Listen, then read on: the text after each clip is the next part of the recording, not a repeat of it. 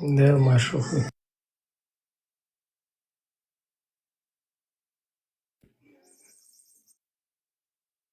Короче, вопрос религиозного характера. Когда пророк летал на бураке на 7-е небо, вот вчера здесь был одинокий Наджас, тема затронута, и он куда-то ушел в ступор. И начал, переводить тему, а ты расскажи, что ты, чему ты исследуешь там туда-сюда. Вот почему, когда на 7-е небо взлетает пророк, посещает Аллаха, встречается с ним, и тот ему предписывает его умме 50 молитв.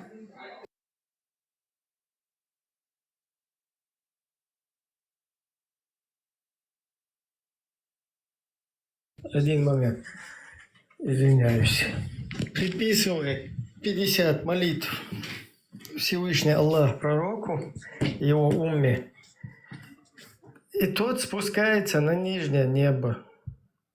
И Муса говорит: иди, вернись и скажи, что моя умма, Бхармат, сколько делала умма Моисея намазов? Я вот это количество постоянно забываю. 1 или 3, ну что-то такое. И Муса сказал: иди, возвращайся к Аллаху, снова туда, и скажи, что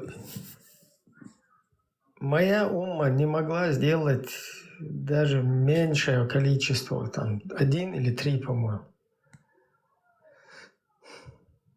И Джахар Дудаев, действительно, Аллах Маздермаевич. И, пророк Мухаммад, саллиллаху алейхи вассаляма, возвращается опять туда, на 7-е небо, и просит Аллаха снизить количество этих намазов. Потом, опять снизив какую-то часть, да, там с 50 до 40 в одной из версий хадисов, он спускается снова вниз к Мусе.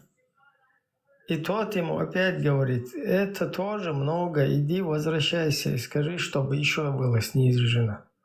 У меня есть личный опыт, я лучше знаю.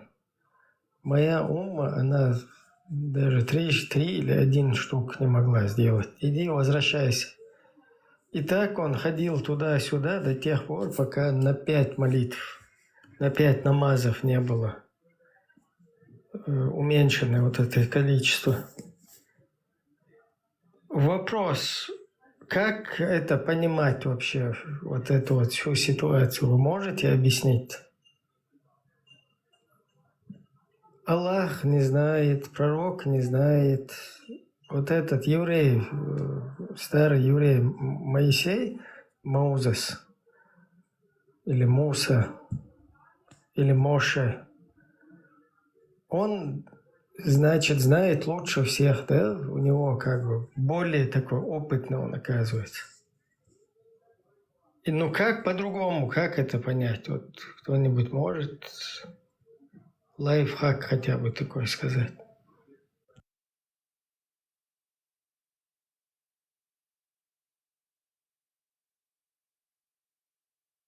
Я, к сожалению, не слышал все.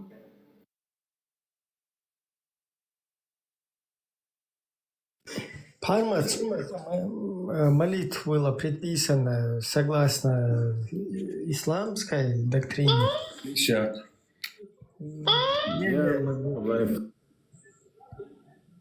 Подожди, петушица, молитва. Согласно 50 исламской намазов. доктрине. Моисей. Капля из первой, капля, что ты болтаешь, сидишь тут? Давай,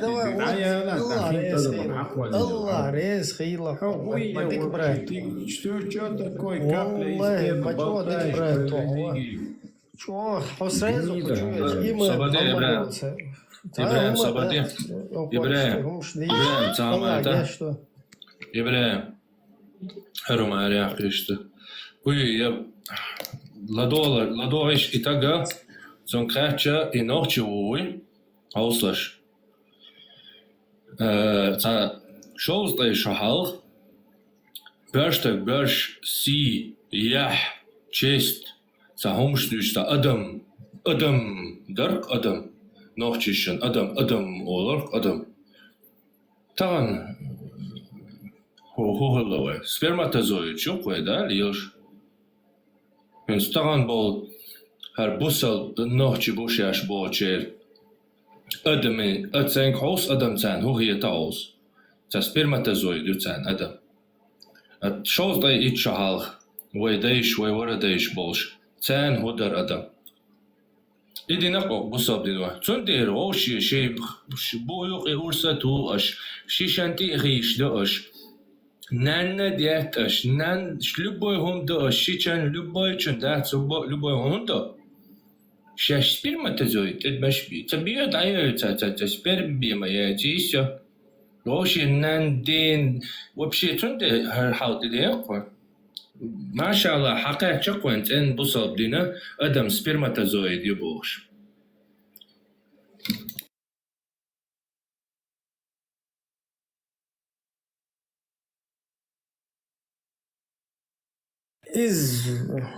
شو هو دعوة غريزة الله عريس خيلتون الله ميلو مليك شي سينوشي البرهاكشي ميلو دمويش دومنا كوري خنوشكах مسو ريس خيلتون просто жопа целуш هو دعوة غريزة и мы слаймазду согласно исламу жуктеше масламаз до тебя хош Моисею.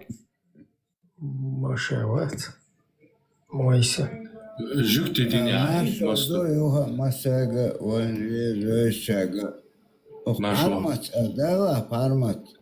Адмал бог вообще до шуду хати яхтан. Spermal joe hen skill nochchal spermal jutun. Wij nochchal bier we bouwen bat is spermal gerboend. Admal dat je zo admal staat wij.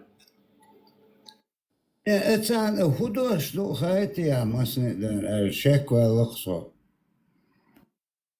عبد الله حولا حيوحولا بسم الله просто давай вообще تحقي там حاجة الله وي الله седьмой небе того Украине лотоса просто зачем закрыться что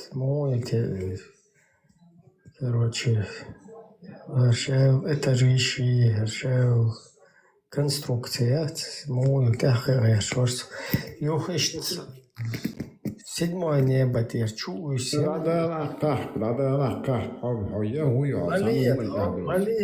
Малия, нормально, здесь столицевается, био богатся лишь, им успокоиться, да, Аллах, свободы яхан. أعوذ بالله من الشيطان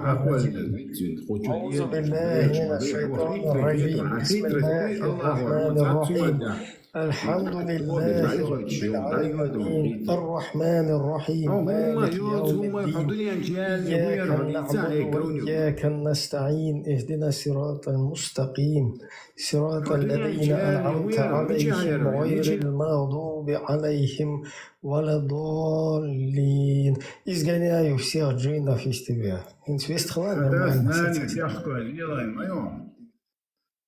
عنان لا إله إلا الله محمد رسول الله باش آجت يحكوش يلا ما يوم بوسو دينا بوسو مطبويا بيتشبك نخش مطبوع ديالا هلكا شو مالي عمل ديالا حسن يشوخ شو ثاني يشوخ خشيتشي نو хорошо شو مش عاير خدني مش عاير شو بوسو مطبويا ليه مالي ديالو قران شو عم حسن هم يحسن شو هو يدعخ وليري يدعخ عبد الله سابوردا ايش بتاعي كافر شيء ترازنا وش нормально шибрат то 72 вот только но ديالا واز عم برات ميشاو حاجة седьмой небо тер Юсен короче шестой этот вот يهو خد عوله يوني حلق ويلي شدوخ يو كازك دي ال بوش إمو قيت يستنا خشت وحمو خيط هزعز بريمير حمو خيط دي صح وخيط أدم حصل سموك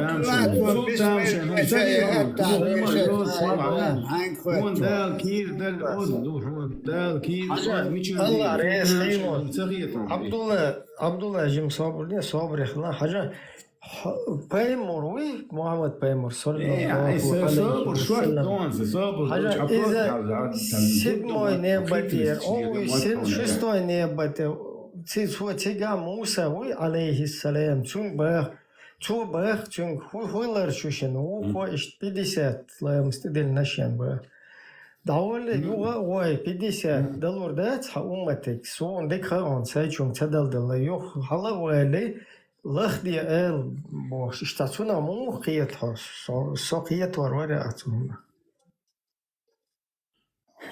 يقيت شو تصدقكم زغيتون هو خيم تدم حق ولا جدال هو دوها ولا أتون أولية إيش عايزين ترجع تuna قيت تuna ورقيت سو اشتال هو أجر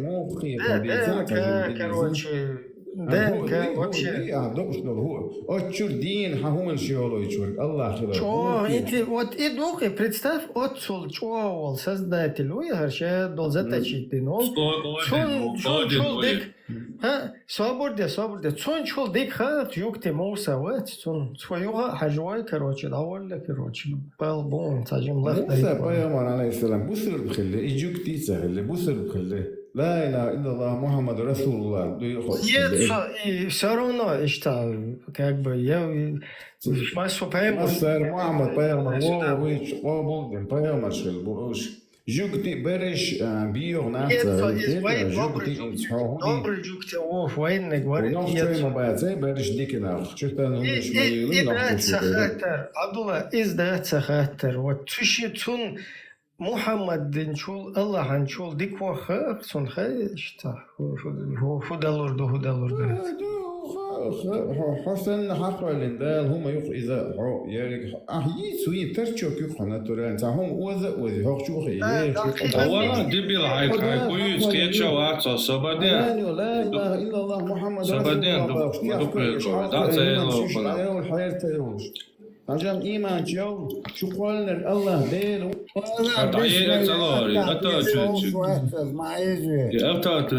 أتاتشك دايه هاي دقاق هر وبشي قيتشا واتر شي داديتشو جيسكيتن واتسون اسودي فوق تا يزخل ويا شوات أبزاتلنا تيت دايح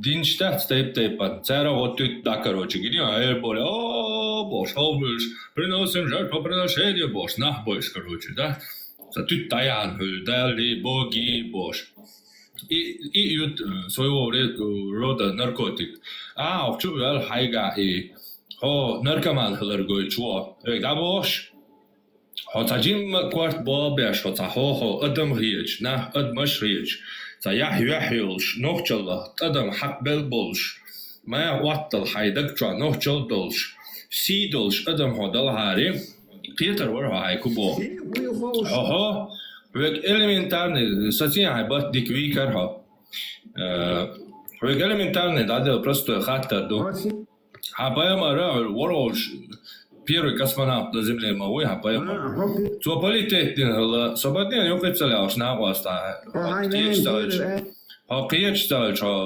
объяснить яш мовсом берен сын первый классе собадин ворол стигалте халуан хабаема рвати Цик халуан лаймаз дилан Аллаху ти ваошайна би хуй шоуслай итлаймаз дуцунт идилнак ваошайна от Мухаммадан цаха شوكي شوطة إتلامز دلور دوتي الله هانسها يخوشك موسى نسلو موسى زدعو Promote قحب دو قحب دين فنوخشي يا ميجا دوز دايازي دوز دايازي موسى سوتون موسى ويتو داولا خدويت ولو الله هانتي ويوني ما حبيت شوطة إتلامز حومتك دلور مدات أوتو داخ محمد يوني حلوة الله هانتي كر صاليخ تخل جوبتر دوختيغا وازلوس تيغلت يا غوتون موسى ورا قلت يوني على الوقت الله يا الله إيش أمتك دور دات بوت موسى موسى سلام короче شوست и تجمع والله Мавил. شيء ترجم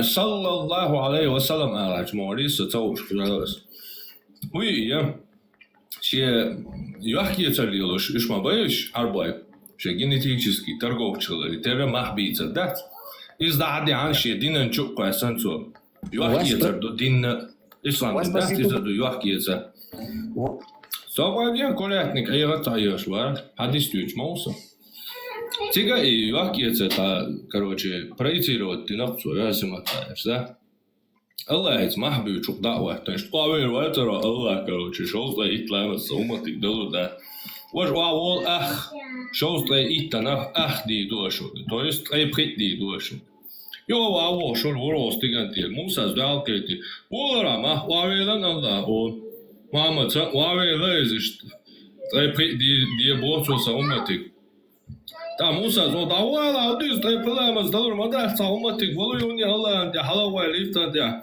وعيلنا تجمع والمعامل يوم ما بيجود الله أنت يوش تستولي الله هو ها هنت أكون دوشن تيجا خير دوشن قزع شوط إيتلا مس دوشو شن تيا إيشو تدا لحش بوسا بدأ داولو خشين تيما هو تيحر كروتشي محبوني أولي يوح يتسلي لجا أو خوابير واتون صد تيحر كان جاتني كروتشي تنا يوم Sonsugakan khiyathan be beak bocho elburaqiyat o predurch das khoyaksho sono qahiyat khson iz elburaqi qadu qadas eknur porejnikov ديزل دوتشن هو بعد كده شو دقيقة هو إسراف داش ده لا إذا важно так важно ему объяснить Абдулла ему хиятет сунах окей завтра шуточно дети и что дети их нежно Вас можно различить по пальцам. Такие, как вы, не имеют... Ну, باسم الفتح كتاب ديش خاي أتان أما خاتيسك не, и حاجة от Суэрса из от седьмой неба ты халолш. В одной из версий Моуду Хайлон тебя вообще формат. Аллах сказал, что в последний раз Олш Эларецу обхилаемаз уже ди эльч. Иди, короче, я предписал типа в твоей уме 5 молитв, слово Аллаха неизменно, Оль. Не, представь, отцу мах бин техар югоч уже последний доводчик, я сказал, что будет... إبراهيم تجوا خاطر Оля, это выстал. تجوا خاطر شوطان Нет, я буду мах бой, в последний раз увечерна 5 молитв, тут и дилан, слово Аллаха неизменно, Ол. Вот что вообще, короче, и как шизофрения цапал, сразу процент, я гёхцу. Инца сейчас он объяснить тогда, уже 71, ты айол шукса. Фундион эльче, и отцу мах бин, короче, это 50, ты думал, что 40, ты думал, что гнадинок, ты думал, что ты арбхит, ты последний, короче, олшхана слово Аллаха неизменно. Вообще дог етахса и эльч, короче. И это недостоверно, я худу тебя. والستودنتش من أقان خوق مدات قان إلمنتارنا باسم التعديشة تخا أقان Садула, ستودنتش بو ему духаю, не цажла. Ол, ну, любой, например, ол, все, смол родить на ол. Ю, да, веди, короче, 5 техен, короче, все. Юга, короче, все, гинс дутор мадуос. Оле, короче, юга, 5 техен, короче, юг, техар, короче. يوم ما نقدر تسوقهم.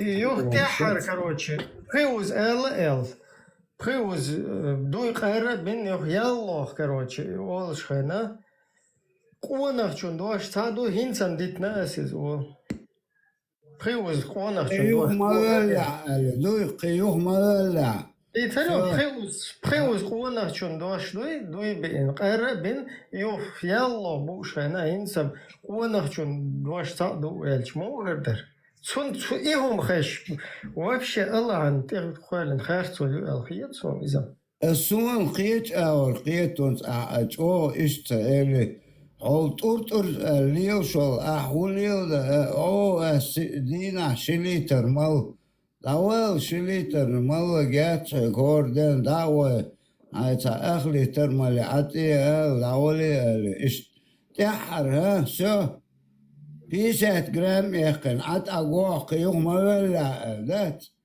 إشتا مدير زيز Ne, ich sag jetzt so nach. Es Moba, Heon. Hajla, дуй бу, що сагма їв, короче.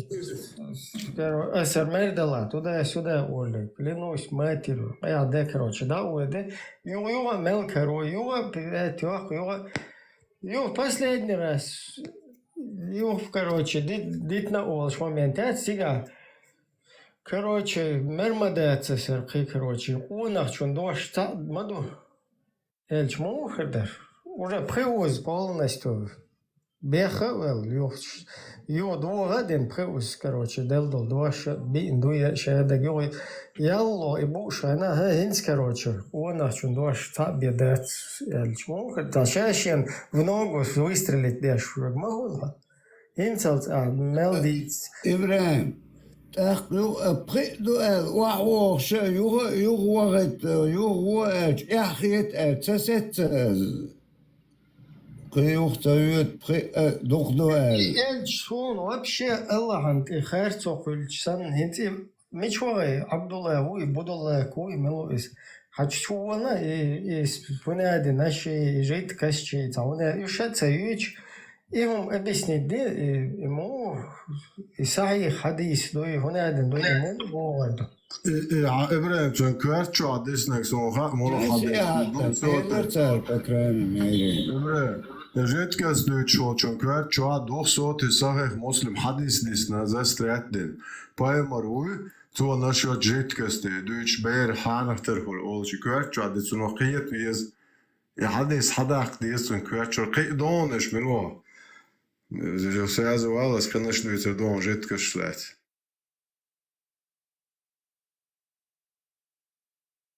Ne, خدا شکر همش توی ساعت چون 2 ساعت دوشون سایه مسلم поэморы гишт берт ханахтер хумун гишт худуси гааль.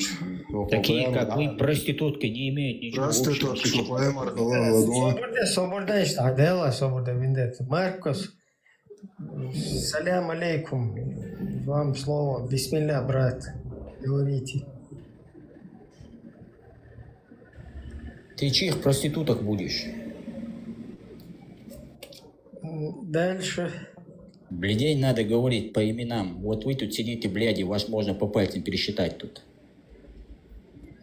Дальше. И ты с нами, блядь. Промотей, ты большой, блядь. Почему? Нас что два? Я же обучаю религии, доношу религию ислам. Вы же этого хотели. Вы этого достойны.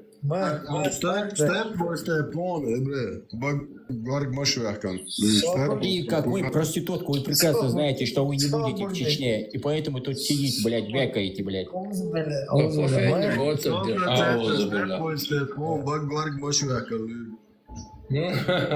Таких, как вас, проституток, надо вычислять. Проституток. Вычисляю. Промотей, ты лучше расскажи, какая проститутка тебя родила? Ты это можешь Литовская поинтересоваться. проститутка. Литовская Ты проститутка это... тебя родила. Да, ответить тебе. Что, на что-нибудь? Свободы, Ибраим, свободы. Ответить тебе. Куда ты ушел? Сам шахетство, наверное, сделал. Можешь поехать, есть такое село прекрасное, Шалажи. Там спросить фамилию Адаевой. идешь к Адаева и говоришь им, ваша дочь Элина Адаева то-то, то-то, то-то, гулящая. Ну и дальше разбираешься с ними. Они этого знать не знают. Что? Они только знают, что ты проститутка, что ты не был никогда в Чечне. Не был никогда в Чечне, да? Ты чеченоговорящая проститутка русская. Ну и что? Что ты чеченский язык знаешь? Многие знают чеченский язык. Я Это не так означает, хорошо что они русский чеченцы. язык не знаю, блин, Да. как ты. Это не означает, что ты чеченец, а ты проститутка. Ну, у них спроси, они тебе расскажут. Да, я, конечно, все равно там бесполезно с ним.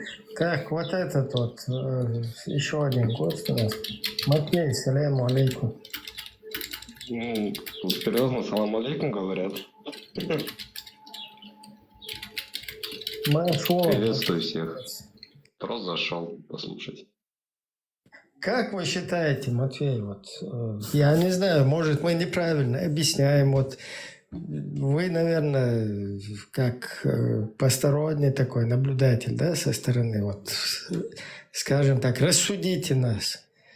Вот, согласно достоверным хадисам, пророк Мухаммад летал на 7-е небо, на Аль-Бураке. И там повстречался со Всевышним Аллахом. Он предписал 50 молитв мусульманам. И после этой встречи пророк возвращался. Да, в день. И когда он возвращался уже снова на 7-е небо, спустился, пророк Моисей, каким-то образом попавший на 6-е небо, там, говорят, он там смотрящий тоже, согласно хадису, подошел к нему и спросил, ну что, как там? И пророк Мухаммад ответил, что ему предписали для его последователей 50 молитв в день. На что пророк Моисей сразу же его одернул и сказал, иди возвращайся снова, поднимись к Аллаху и проси, чтобы он сократил количество молитв, потому что моя умма, у меня есть личный опыт, вы этого не потянете. И он убедил его вернуться, тот вернулся назад к Аллаху, упросил его на меньшее количество, и так повторялось до тех пор, вот это, когда пророк Мухаммад спускался к пророку Моисею, тот его отсылал назад, и таким образом до 5 молитв, до 5 намазов, когда было доведено, Аллах говорит, что это окончательно 5 молитв, и слово Аллаха, оно неизменно. Вот вы, как сторонний наблюдатель, объясните нам, кто самый мудрый среди этих 3? Но среди 3 этих мудрых я не могу сказать точно, кто самый мудрый, ну, потому что никто для меня не мудрый. Просто объяснять что-то другим – это бессмысленно. Антитеррор уже говорил по этому поводу на совместном стриме с маргиналом, что мусульманам невозможно что-то объяснить. Вот. Ну вот, согласно вот этому преданию, да, вот этому изречению, хадису, изречению, не то, что... это вообще-то изречение пророка. Согласно ему, вот эти 3 персоны, 2 пророка, пророк Мухаммад, Моисей и Всевышний Аллах, который на 7-м небе, вот кто, по-вашему, из этих 3 более мудрый и более дальновидный, и более лучше знал, сколько молитв могут потянуть мусульмане, последователи Мухаммада? Ну, с такой логикой, наверное, больше Моисей мудрый, но для меня никто там не мудрым не является. Я не иудей, не христиан и не мусульманин. Да, я поэтому и говорю, вы как сторонний наблюдатель, давайте тогда поменяем, да, роли. Давайте Моисей. Какой-то, ну да, вот нам важно просто понять. Вот, например, Пармат сидит какой-то, живет на 7-м этаже, да, внизу у него на 6-м этаже живет Вендетта, короче. И вот Фарго поднимается на 7-й этаж к Пармату, там, и Пармат, короче, начальник дает ему указания, короче. чтобы тот в день, короче, там, короче, рыл траншею там 50 метров со своими рабочими. И вот этот Фарго спускается на 6-й этаж, там уже от этого, от начальника там к бригадиру, короче. И бригадир там его спрашивает, что там начальник главный сказал. И вот Виндет, этот самый Фарго, отвечает, короче, мне сказано 50 метров рыть траншею в день с рабочими, там туда-сюда. И вот Виндетта, бригадир, офигел, ты что, алло, 29-й, вы вообще не потянете. Мы и то с более крутой там группой всего пару-тройку метров смогли там рыть. Там вообще камень не пророешь, короче, там нужно кирку использовать, отбойный молоток, не получится у вас. Иди возвращайся к начальнику и скажи, чтобы он снизил, короче, количество метров, короче. И вот Фарго поднимается опять к формату, там, к начальнику ему. И вот так повторяется до тех пор, пока не сокращено до 5 метров. Вопрос, кто самый мудрый, кто самый лучше разбирается в строительстве, там. Ну, естественно, Хармат. Антитеррор больше всего знает. Но это было бы забавно посмотреть, как они 55 раз молились бы в день. Вот. Значит, непонятно было. Либо я что-то не так сказал, либо Матвей, вы перепутали. Все знаешь, то сразу определить, там экстетер, все. Не, я ответил. Надеяться объяснять. Мартин, наверное, более такой, скажем так. Мне бы хотелось задать вопрос к Хармату. Мартин спрашивает. Один момент. Мартин, вот я сейчас привел там пример. Салям алейкум. Машу. Машу. Как такой взгляд? Брат, ну первый, кто там поднимался с Фарго, нет, тот, кто первый самый, кто копал, он знал, что они не смогут справиться с этим. Он и самый умный. Ну, Моисей. Я не знаю, вот как можно это объяснить, видимо, начальнику, как бы, как это говорится. Ну, Бог должен был знать. Негоже знать, да, начальнику негоже знать какие-то черные работы. Может на это списать все?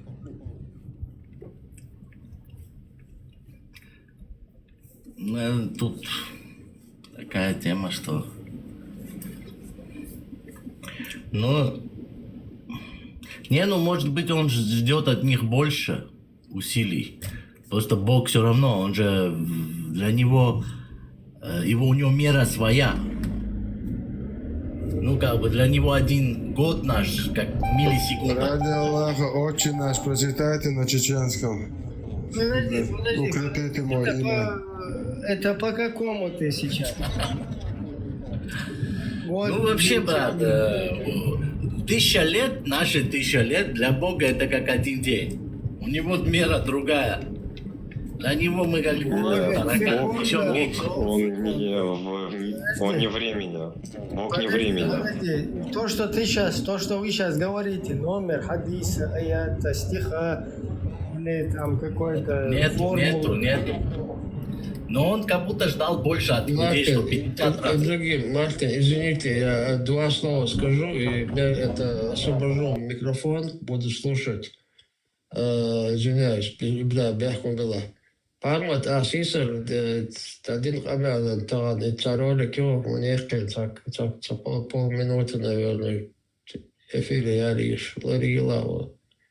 Все, сова волшебно, что смети волшебно, ладуша и русу. Иисус Христос, не? Били хажу ехал, царолик, эфире я лишь. Laroche, ey, auch sein. Иисус Христос.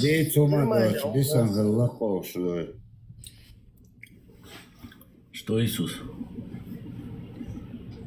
Германия, а шо мы Иисус Христос. Ибраим, Аллах, ок пишет наш дагестанский овцелюб ок, вот этот хиджа, помните? Всегдашний наш зритель.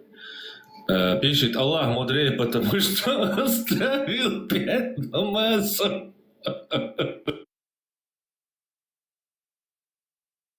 Так я не понял, это может быть, это Моисей одел парик и как бы сказал, что он Аллах, и наиб сделал, что ли, Мухаммаду, а тот наоборот его посылал назад. Аллах. Моисей сам был Аллахом, он просто прикалывался над Мухаммадом. Нет, смотри, если Аллах был мудрее, и он оставил 5 молитв, то можно было бы в это поверить, если бы он оставил 5 молитв, когда к нему впервые Мухаммед пришел и попросил снизить. Не будем говорить, что изначально, если был мудрее, он должен был 5 сделать, да, 5 молитв. Простим ему это. 50 было. Моисей говорит, твоя ума не сможет. То есть Моисей в данном случае умнее, чем Аллах и Мухаммед, мудрее. И он говорит ему, возвращайся и поторгуйся. Ну, буквально это торговля, чтобы он снизил. И он возвращается и говорит Аллаху, снизь чуть-чуть, моя ума, говорит Моисей, короче, не сможет ее сделать. И он в этот момент, если бы сказал бы, окей, я так устроил, чтобы концерт чуть-чуть тут произошел, народ требует хлеба и зрелища, ну вот 5 намазов, это изначально у меня в голове было, я знал, что вы так будете играться. Вот 5 намазов совершайте, это самый нормальный, оптимальный вариант, короче. Если бы было бы сказано, то можно было бы поверить. Моисей тоже был Аллахом. Аллах просто над Мухаммадом прикалывался. Смотри, кто умнее, да? Под Аллаха косить дашь. Сабурдеш, Моисей волш, ишь ламаш да шхиллет, ах, отцо, я не смог сделать больше. Это ламаш да шхиллет, Моисей. Моисей просто всезнающий. У него в уме не было намазов, его ума намазы не делала. Ракаты, макаты и так далее. Вот это все, джамааты, мамааты. И он просто всемогущий, понимаешь, он на будущее. Вы почему эту шваль вообще поднимаете? Иди за шконку, спрячьте его под шконку, пожалуйста. Можно сказать? Блин, я что-то хотел сказать. Моисей волш, он тоже поклонялся Аллаху. О, да, он был мусульманином, он не слышал, что нам этот говорил алкаш? Не поклонялся, наклонялся. Он знал, Можно я скажу? Мухаммад. Да подожди, Мартин, успеешь, блин, Господи, Боже мой, скажи. Ну, мы просто смотри, у тебя есть последователи, извините, что перебила, у тебя есть последователи, да, вот много, ну, есть люди, много кто вот, даже у меня есть друзья, которые вот про тебя мне первый раз рассказали. Ну, короче, у тебя есть свои последователи, допустим, вот у каждого, у Ибрагима тут есть свои, допустим, у тебя, допустим, там пусть будет там 100 тысяч, может, допустим, людей тебя вот считают, как их сподвижником, да, потому что не сподвижником, а как их они твои сподвижники, фотографии ставят твои как последователи, да, скажем так. И вот также начинают там антитеррор, еще что-то подписываются, вот там. У каждого, короче, есть свое, люди свои, да, скажем так. Вот, у него последовало 1 миллиард человек, понимаешь? Он смог это сделать, а не кто это там был, Аллах ему сказал, или он это сам где-то взял у евреев, скопировал. добавил туда какие-то оттуда правила от иудеев там, или там военное какое-то право откуда-то нашел, как делить, что к чему. Мягко могился Заилу Мартин, тебе Фарго вчера чуть до скандала не дошел. Еле-еле, Ибрагим, постарался, ты опять начинаешь, ты вообще... Я адекватный вопрос задаю. Тут ты вопросы, тут один человек вопрос задает, ты свою тему тут задаешь. Лучше ответьте на вопрос, если ты не можешь ответить, дай людям ответить. Не ответит, вот да, я молчу все. Подожди, тут не Прометей должен ответить. Тут человек задал вопрос.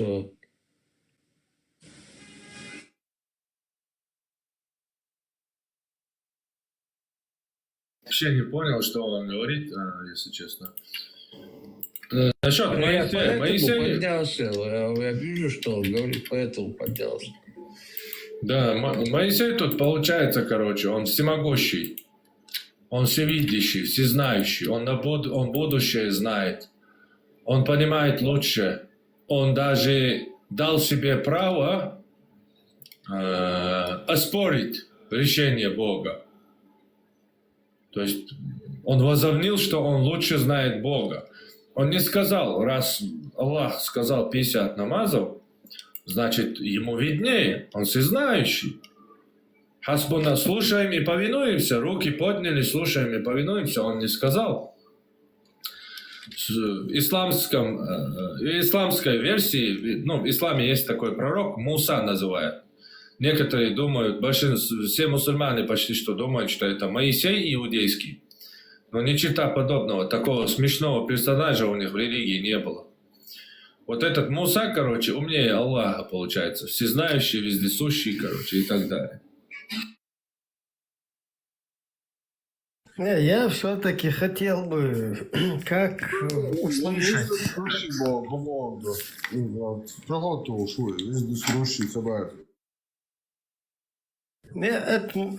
Вот я 72% сейчас, еле-еле на 71 могу спуститься после вчерашнего.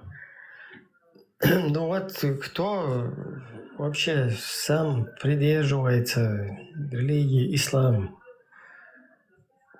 Как вы это понимаете? Окей, здесь, которые сидят, у них грязные мозги, мы что-то там недопонимаем, что-то там ничего не... Как вы вот это понимаете, как это может вот человек подняться туда на 7-е небо? Я сейчас не говорю о том, что там Аллах на 7-м небе находится или на каком по счету там туда. Без скафандра, без скафандра. Да, и скафандр, и аль-бурак, и дом на курьих ножках. Не в этом дело. Дело в том, что поднялся на 7-е, создатель, который все создал и контролирует, он ему задает какое-то количество там, молитв, он спускается к человеку, пророку, который контролирует вот это, смотрящий на 7-м небе, он его возвращает, иди вернись назад и скажи, чтобы тебе снизили количество молитв вот этих, да, потому что мои последователи не могли сделать даже намного меньшее количество. У вас это не получится. То есть он лучше это все предвидит или что там, что мы не понимаем до конца. Что нам непонятно. Как он может возвращаться, потом создатель ему, которого мотивировал, вот пророк Мухаммад его мотивировал назад вернуться туда, вот этот вот Муса, Моше, он поднялся, этот ему сократил. Да, и так несколько раз, пока до 5 молитв. Что там, как вы это понимаете? Я это понимаю, армия, хырых тацочеш, веда, да, принеси пар, да, вот у него подойди к нему, пар попроси, молодой, хавич, ухо, ты вот, ухо намахается, что пар гуютку веда, что. А он послал пар, принеси. А не, он не закончился, пойди там попроси Бог. Ist das херкс, und прикол шеш, инох Моисей дели Аллахи. Так как будто бы обкатку там делали бы, альбураку, короче. Курс молодого бойца проходил. Можно вопрос мой? Никто не понял. Можно еще раз задать? Или нет? Не можно. Все хорошо. Ибрагим, знаешь, мне что это напоминает? Вот этот про сундук, который хаджи, киши хаджи, 3 раза, уже 3-й раз там, приказным тоном, третью часть своей силы Аллах отдал, и Хаджи постеснялся отказаться. Но с этого смеются, понимаешь, говорит, с этого вся вахабня смеется. И почему здесь им смешно, а здесь не смешно? Да и рассудить-то цадезис. Если с хаджи можно смеяться, с вот этих хаджи преданий, которые, как ты говоришь, да, сейчас я объясню, что там произошло. Хаджи Даже поднялся... недавно было, 200 лет назад, плюс-минус, да, 250.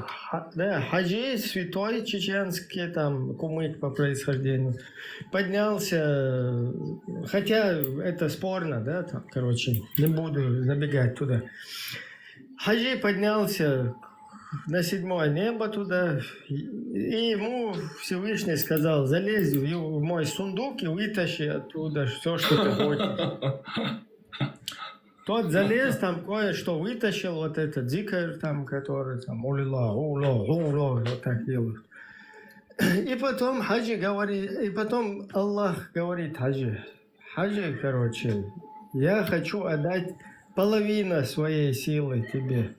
Такую же силу, как у меня, тебе. И хаджи говорит, Аллах, это не гоже как бы Создателю, чтобы ты отдал такую же силу, как у себя, своему созданию. Я не возьму никогда. И Аллах говорит, хорошо, тогда я даю тебе половину такой силы, как у меня. Хотя бы ее возьми, пожалуйста. Возьми ее хотя бы. И хаджи говорит, нет, Аллах, я как могу с тобой там хоть даже наполовину сравниваться? Нет, не проси, не возьму, короче. Потом Аллах говорит, тогда треть силы, короче, от моей силы, вот такого эквивалента силы я тебе даю, и ты не будешь мне перечить. Все. Я сказал, пацан сказал, то есть, короче, сказано, сделано. И вот так с этого смеются ваххабиды все. Вау, это что такое там? Ага, как это, что? Окей, давайте вместе посмеемся. Ой, смешно, давайте посмеялись. Возвращаемся на 7-е небо. Мухаммад, Аль-Бурак и Муса. Аллах говорит, 50 молитв предписал. Спускается Мухаммад на 6-е небо. Муса говорит, вы что там, с катушек слетели? Иди возвращайся, скажи, чтобы это количество было уменьшено, сокращено. Потому что твои последователи не смогут этого сделать. У меня есть опыт, мои не сделали. Тот возвращается, и вот так вот потом идет торговля до 5. Теперь объясните, почему здесь можно смеяться, и здесь нельзя? Или вы сами смеетесь только там где-то за кулисье или как-то? И кто может кто-нибудь объяснить, что здесь вообще происходит? Где нужно хотя бы какой-нибудь жест кто-то может сделать. Сейчас нужно смеяться, вот так махнуть рукой. Сейчас смейся, здесь не смейся, короче. Вот здесь смешно, здесь не смешно. Или объяснить каким-то образом, что вот это происходит вообще. Я зашел только поздороваться с кафирами. Являюсь тем же кафиром, как бы, да. Там внизу интересный вопрос. Аллах, интересно, знает, что на земле есть интернет, спрашиваю. Лазик, короче, все ваш этот еврейский пророк Моисей. Короче, Это получается, это даже не пророк, получается, интернет и все остальное, как бы, которое показывает то, что вот, все плохое и рассказывает правду в этой жизни, а мы же, получается, произвели всю вот эту информацию, как бы, да, ну, дозволили это ее, получается, диким людям. Подожди, Лазик, у вас есть это записано, вот, что Моисей сказал Мухаммаду, короче, иди возвращайся, и меньшее количество. Сколько намазов у вас вам предписано? У нас не может быть такого, как бы, что Моисей что-то может сказать Мухаммаду, потому что там, ну, подожди. Даже не 2-3 года прошло, как бы, от рождения. Намазов? У вас в день сколько намазов? У нас есть 3 молитвы в день. Все отлично, благодарю тебя. А то я путаюсь постоянно. У нас есть утренняя, как бы, дневная и вечерняя молитва. Да. Все отлично. Моисей сказал: вернись Мухаммаду. Мои последователи не смогли даже 3 молитвы выполнять. Поэтому возвращайся, короче, и скажи, чтобы было уменьшено. И теперь я знаю точное количество. Благодарю. Не знаю, как Моисей мог разговаривать с Мухаммадом. Возвращаться, он сказал, стыдно возвращаться, он определил 5. Тут получается, о чем разговор идет, как бы Мухаммад знал Моисея, но Моисей не знал Мухаммада, понимаешь, в чем дело? Нет, речь не об этом. Не знал, Моисей уже раньше был. Садулла, подожди, мы в подробности не уходим. Мы уже не говорим ни про Аль-Бурака, ни про его скорость, прям превышающую скорость света, ни о седьмом небе, ни о том, что 2 реки текут из-под трона Аллаха, Тигр и, вернее, Нил и Ефрат, они текут оттуда на землю, с 7-го неба. Мы об этом не говорим. Мы даже не говорим о том, что каким образом Моисей, который умер, он на 7-м небе, и тот же Иисус, короче, который не умирал и просто был поднят на небо, он смотрящий на 1-м или 2-м небе, короче, где-то там. Эти подробности нас не интересуют. Нас интересует момент, когда Аллах поднимается, ой, сейчас меня затакфирят, Мухаммад поднимается, это была оговорка по Фрейду, извиняюсь. Короче, Мухаммад поднимается на 7-й. Почему это не так видно? Он поднимается, и когда он спускается на 3-е небо, он же потом поднимается. Не, у меня такое, я просто хочу понять, как это обоснует, вот, например, который сюда заходит, про эти жидкости там говорит, как они это, вам самим не интересно, как это все работает? Я просто хотел тебе напомнить, что это не так для тебя. Да, смотри, поднялся на 7-е, Аллах говорит, у меня уже, знаешь, такое впечатление, аузу-билля, я извиняюсь, прошу помиловать меня Аллаху и всем, короче, чтобы меня помиловали, что Моисей поднимался тоже на 7-е небо, одевал парик, короче, Аллаха, там и гонял туда-сюда Мухаммада, на 6-е, на 7-е туда уже как-то может вот так это, я не знаю, обосновать. Уже, короче, непонятно вообще здесь, что происходит. Потому что как может Аллах не знать, что Моисей на 6-м небе, его назад потом пришлет к нему? Вообще, Ибрахим, 50, он когда поднялся, Аллах сказал это 50, до этого. А зачем он туда что, летел спросить, как намаз делать, сколько делать? Ибрагим, у меня вопрос у тебя. Чего ты знал, что он не знал, а то, что Муса вопрос об этом? Чего ты это взял?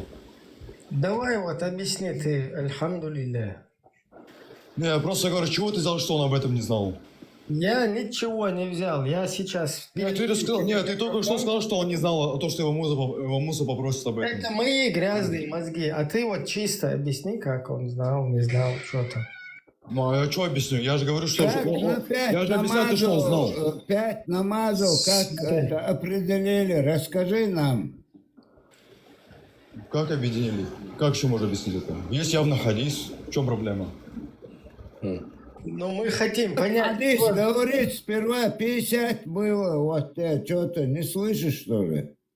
Ну да, говорю, Аллах сперва повелел 50 намазов, и в чем проблема? Потом уменьшил до 5. 50 намазов, это как получается? Ты не живешь, получается, просто только молишься? И что такое 50 намазов?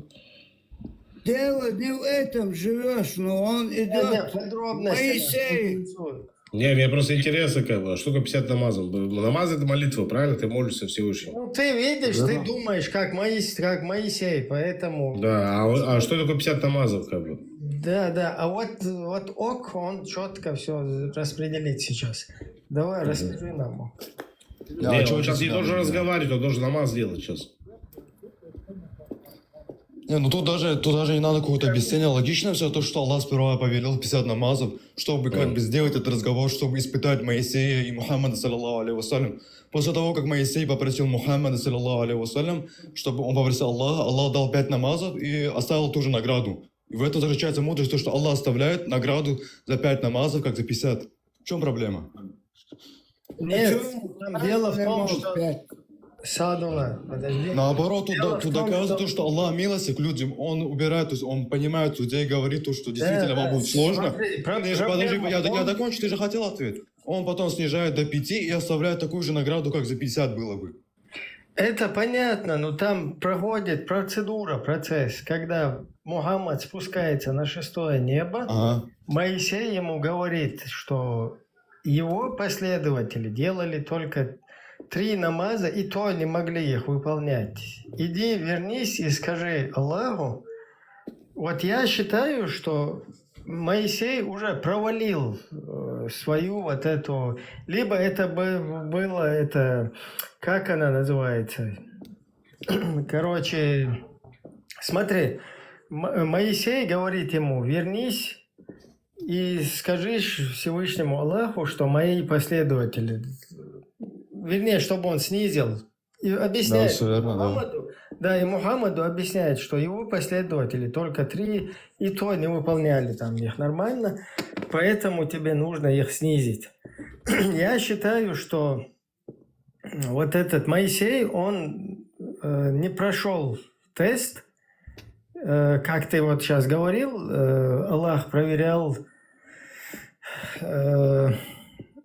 испытывал, ты сказал, пророков. И я думаю, что это испытание Моисей не прошел. Почему? Потому что он как бы делает там ширк. Какой ширк? Где он там придает поклонение кому-либо помимо Аллаха? Он как бы над Аллахом становится. Почему над Аллахом? Он же просит, он, во-первых, даже не сам просил, он попросил Мухаммада, чтобы Мухаммад попросил Аллаха. И Мухаммад в качестве раба, который хуже Бога, чем 1000 раз, просит своего Господа, чтобы помог его уме, чтобы снизил, чтобы облегчил. Что ли? Ну, а кто говорит, что он знал лучше, чем Аллах? Кто говорит, что? Кто это говорит? Можно такой вопрос, секундочку? Окей. Как называются ваши намазы? Вот у нас, допустим, это называется шахарит, минха, арвит. Это вот есть 3 намаза, да, вот, ну, как по вашему намазу называется, 3 молитвы, да, вот в день. 24 часа. Типа на арабском? На арабском ты имеешь в виду? Да. Как называется? Да, на арабском хомсу салават. Или хомсу Нет, каждый намаз как называется. Да, утренний аль-фаджр. У вас их 5, я тебе сказал. Да, говори. Утренний аль-фаджр, обеден аль-зухр, после обеден аль-аср, получается вечерний магриб, и самый ночной это иша. А по времени как получается? Как вы его делите? По времени получается аль-фаджр. Начинается, когда получается небо уже является, так сказать, уже осветляется до восхода. Потом зухр у нас получается, честно не помню, как определяется там. Я чисто по времени сижу там. Подожди. Дневной, это когда солнце начинает двигаться от зенита в сторону заката, как бы. Потом вечерняя молитва, вернее, послеполуденная, когда тень превышает в 2 раза, То Не, есть не, 2 предмет- раза. 2 раза это по ханафитскому масхабу, а по сунне вообще является, когда только... или 2 раза. Нет, в 1 раз получается. Два да, раза. 1 раз тень. 2 раза тень. Нет, 2 раза это по ханафитскому масхабу. Это не принимают ни тень- Ашафи, ни Ханбали, ни другие. Да, я то, что знаю. То есть тень должна быть равна предмет- предмету. Да, тень должна равна быть предмету, тогда вот является асы, начинается. да, Окей, всё. пускай так будет. Потом Магриб — это когда солнце скрылось за горизонтом и до темноты полной. И Иша — это уже после полной темноты, и, короче, до утра, скажем так. Хотя... На там, севере, да. если на севере находишься, тень будет тогда равна предмету.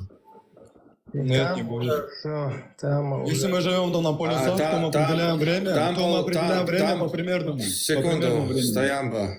Стоямба, Короче, стоямба. там на севере нам нужны гринвичские меридианы, пояса, которые англичане установили, получается. Да? Да, да. Какие пояса? Какие? Извини, я свой думал, выключил твое случайно. Ок, Какие смотри, пояса, там- иди поизучи чуть-чуть. Гринвич, что такое, и пояса, что такое, часовые. И кто их Да. установил вообще? Ну, а они при чем тут? Мы В чуть-чуть... смысле, при чем тут? Они... Да, я это закончил. Да, говори, Ибраим, говори. Не, чаквалу. Мы потом вернемся. У меня тоже...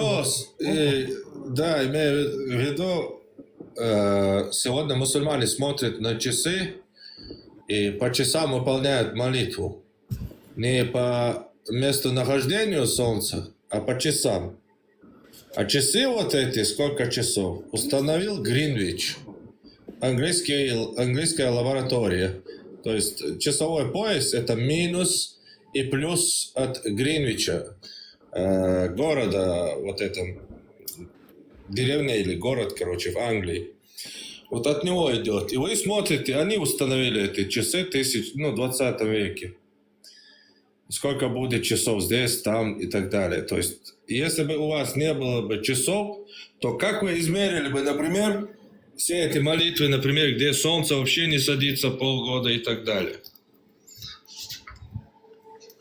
Ну, например, ты живешь в Тромсе, в норвежском городе Тромс. Там 4-5 месяцев солнце вообще не заходит за горизонт. Круглый, короче, день бывает. Ты знаешь, что... Что ты сбежал, блин? После полуденную молитву, если ты здесь, ты даже ее не сможешь там выполнить. Вот смотри, когда солнце идет не кверху туда, а вот так вот чуть выше горизонта, и ты берешь какой-то предмет, или сам вот ты стал, и ты знаешь, твоя тень там в раза 3 тебя превысит. То есть в 1 раз или твоего размера предмета, или твоего собственного размера тень, она никогда не будет там так. То есть этот самый послеполуденный намаз тоже у тебя улетает. Даже на той территории, где неполные белые ночи, да? Один шейхуль, современный мухаддис, шейхуль ислам недавно ответил: Армат, ты здесь? Нет? Здесь. Ответил: вот это время надо с Аравийским полуостровом временем сопоставить и вот по ихнему расписанию выполнять намазы и держать пост. Тогда То есть американцы... для этого, получается, нам опять же нужен американский интернет. Да. Он не подумал, То есть что интернет... ислам зависит... Да. То есть ислам у нас, получается, зависит от английских часовых поясов, установленных англичанами, и интернета, созданного, принадлежащего Америке. Маша Аллах, ты смотри. Маша Аллах, ты смотри. В смысле Америки? Ты сионистов? Сионисты придумали. Харман, давай. Молчи, не пали контору, молчи. Не, ну что значит Америка? В Америке мусульмане живут, как бы. Сейчас у тебя там мэр, получается, Нью-Йорка мусульман. Как бы, что еще меньше? Где? Куда? А мы сионисты во всем виноваты, как бы, все вот эту грязь. Да, слышно. Машо. Салам алейкум. وعليكم السلام. وضعك صحيح؟ الحمد لله في كل حول بخير. Så buongiorno.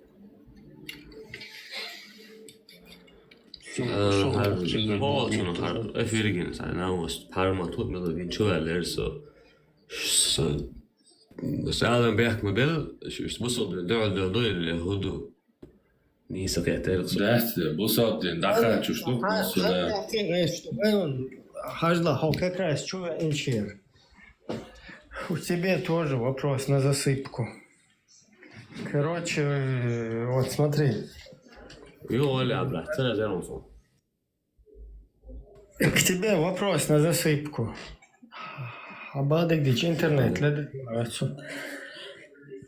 Хадис достоверный. Вообще 5 намазов, как было предписано мусульманам. Пророк Мухаммад, саллаллаху алейхи вассаляма, полетал на 7-е небо. И когда он посетил Аллаха, он ему предписал, ему и его последователям, его умме, 50 молитв, 50 намазов. И пророк, уже попрощавшись с Аллахом, возвращаясь, спустился на 7-е небо и опять встретил там Мусу. Когда поднимался, он его тоже видел, его и других пророков. И Муса поинтересовался, и что же он тебе предписал? На что пророк Мухаммад ответил: 50 намазов. Муса его как бы одернул сразу и сказал: иди возвращайся снова назад на 7-е небо и скажи, чтобы он тебе снизил количество намазов, потому что мои последователи не могли даже 3 намаза делать вовремя. Поэтому вернись и скажи, чтобы он тебе снизил количество. Тот вернулся к Аллаху, объяснил ему, и Аллах снизил количество намазов в разных версиях. В одной из версий на 40, в другой на 25. Ну и он снова спустился на 6-е. Опять Муса его подозвал, спросил, и что же? Он сказал, что количество намазов снизено. До скольки там? В одной из версий там 40, в одной из версий 25. Он ему сказал: нет, возвращайся назад, и их не сможет сделать твоя умма, твои последователи. И вот так это продолжалось несколько раз, пока Аллах не предписал 5 молитв. И в одной из версий хадиса сказал: слово Аллаха неизменно. И тогда Мухаммад спустился, Моисей подозвал его, тот сказал 5 молитв, и он сказал: нет, снова возвращайся. И тогда Мухаммад сказал: мне уже стыдно, брат, я больше не могу. И вот так вот мусульманам предписано 5 молитв. Вот теперь вопрос. Кто из них более дальновидный был из этих 3? Моисей, Мухаммад или Аллах?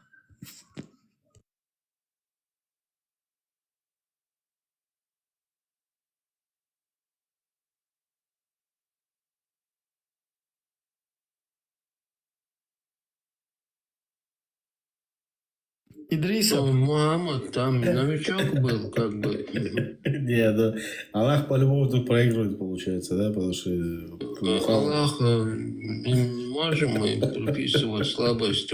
Мухаммад новичок, и так что получается? Зачем Мухаммад новичок? Мухаммад уже рассказал, что так надо делать. Ну, как бы он рассказал, что... Первый полет. Идрисов пошел подтянуть свой иман, на место него вернулся ок. Альхамдулилlah. Извиняюсь, я просто на улице, у меня интернет закончился, закинул, сейчас бабой. Я как иудей тебя прощаю, я прощаю тебя. А ты иудей, мне ничего не надо, жизнь. Да, я тебя простил, все нормально. Разъясняй нам, кто из них, из этих 3, самый дальновидный? Кто из них самый умнее, типа? не умнее, а кто ну, был как бы более, как это правильно? Стратегически. Более мудрее. Да, лучше, да, более мудрее. Кто лучше предвидел, да, вот, кто более опытный, скажем так, оказался. Но я отвечаю Бог. Ну почему?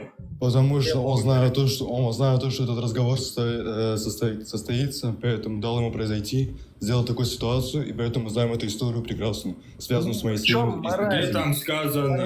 Где там сказано, что он знал? Вот слова, которые ты рассказываешь, где в хадисе? Подожди, ты хочешь сказать, что он не знал? Я хочу сказать, что это просто шняга. То, что он не знал. Ну, конечно, это шняга, хочу сказать. Как он мог не знать, если сам Всевышний Аллах говорит, не знаю, сотни раз в Коране, то, что ну, хадис же, видишь ты, в хадисе, видишь? Ну, хадис я вижу, но хадис же не отменяет Коран. Там сказано, вот слова, которые ты хадис сейчас... Хадис же не отменяет Коран. Вот слова, у нас есть только скелет хадис. Все. У нас есть всезнающий Аллах. Мы идем, читаем хадис.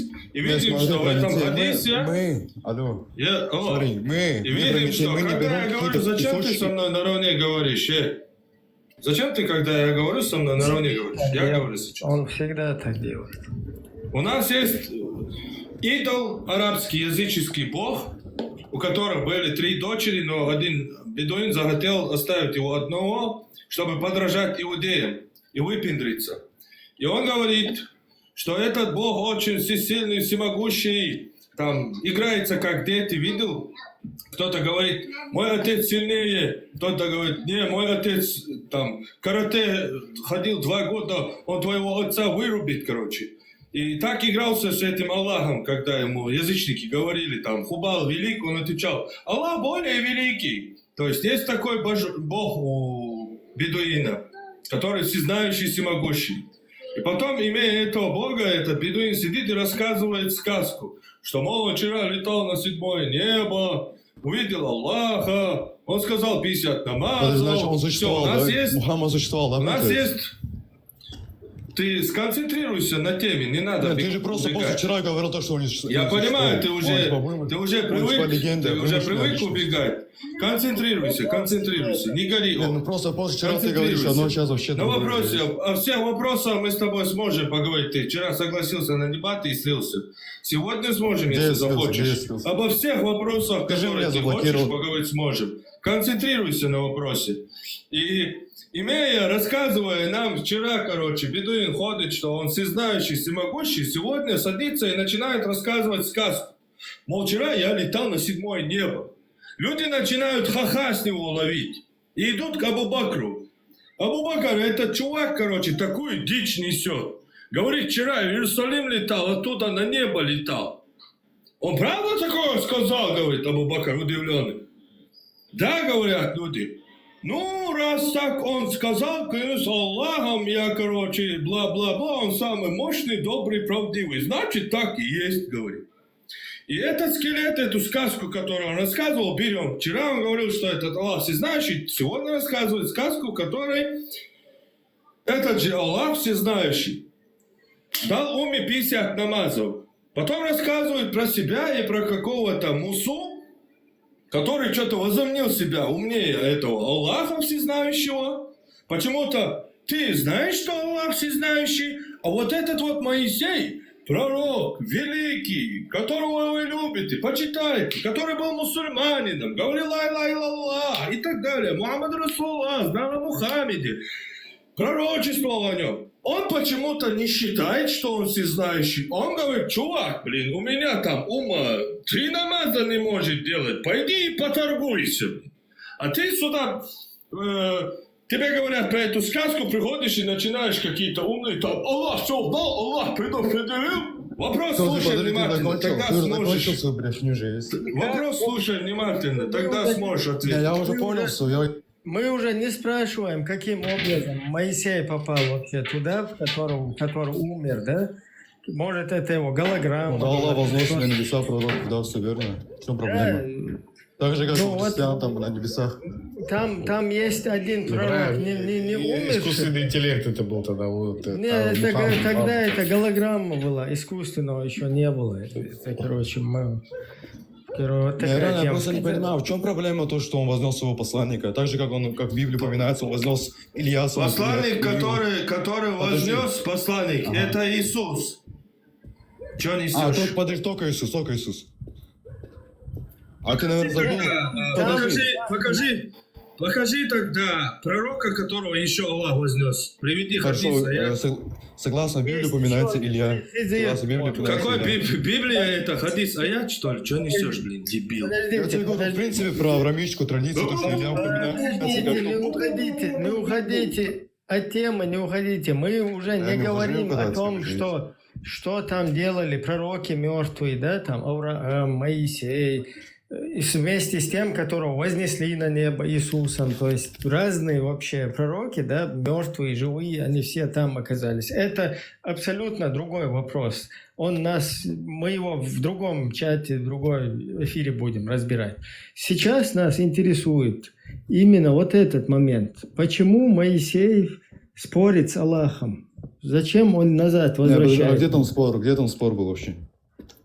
Там была обычная просьба, которую он выполнил. Не, как он может перечить? Аллах сказал, называется торговля. Не, брат, кто сказал перечить? Просто обычная просьба для облегчения. В чем проблема? Или Бог должен быть злым таким, который не разрешает ничего, там не облегчает людям. Вот такой, да, ваш Бог фалс. Нет, Алло. от темы не уходи, ок. Я же от темы никуда не ухожу. Я же говорю, что Бог добрый, разрешает людям, облегчает людям. Оставь фаластинцев. Смотри, мы сейчас... Не, я говорю фалосам, которые поклонялись ваши предки. Все, я же ничего не говорю. Ну, фалосам наши предки, хрен его знает, короче, это оставим. Смотри, да, смотри, нас интересует вообще мораль в чем вот этого хадиса, что пророк... Я могу объяснить мораль. Моисей его назад поднимает, этот туда-сюда ходит, этот еще говорит, что он лучше знает, чем Аллах. Пойди и скажи Аллаху, чтобы с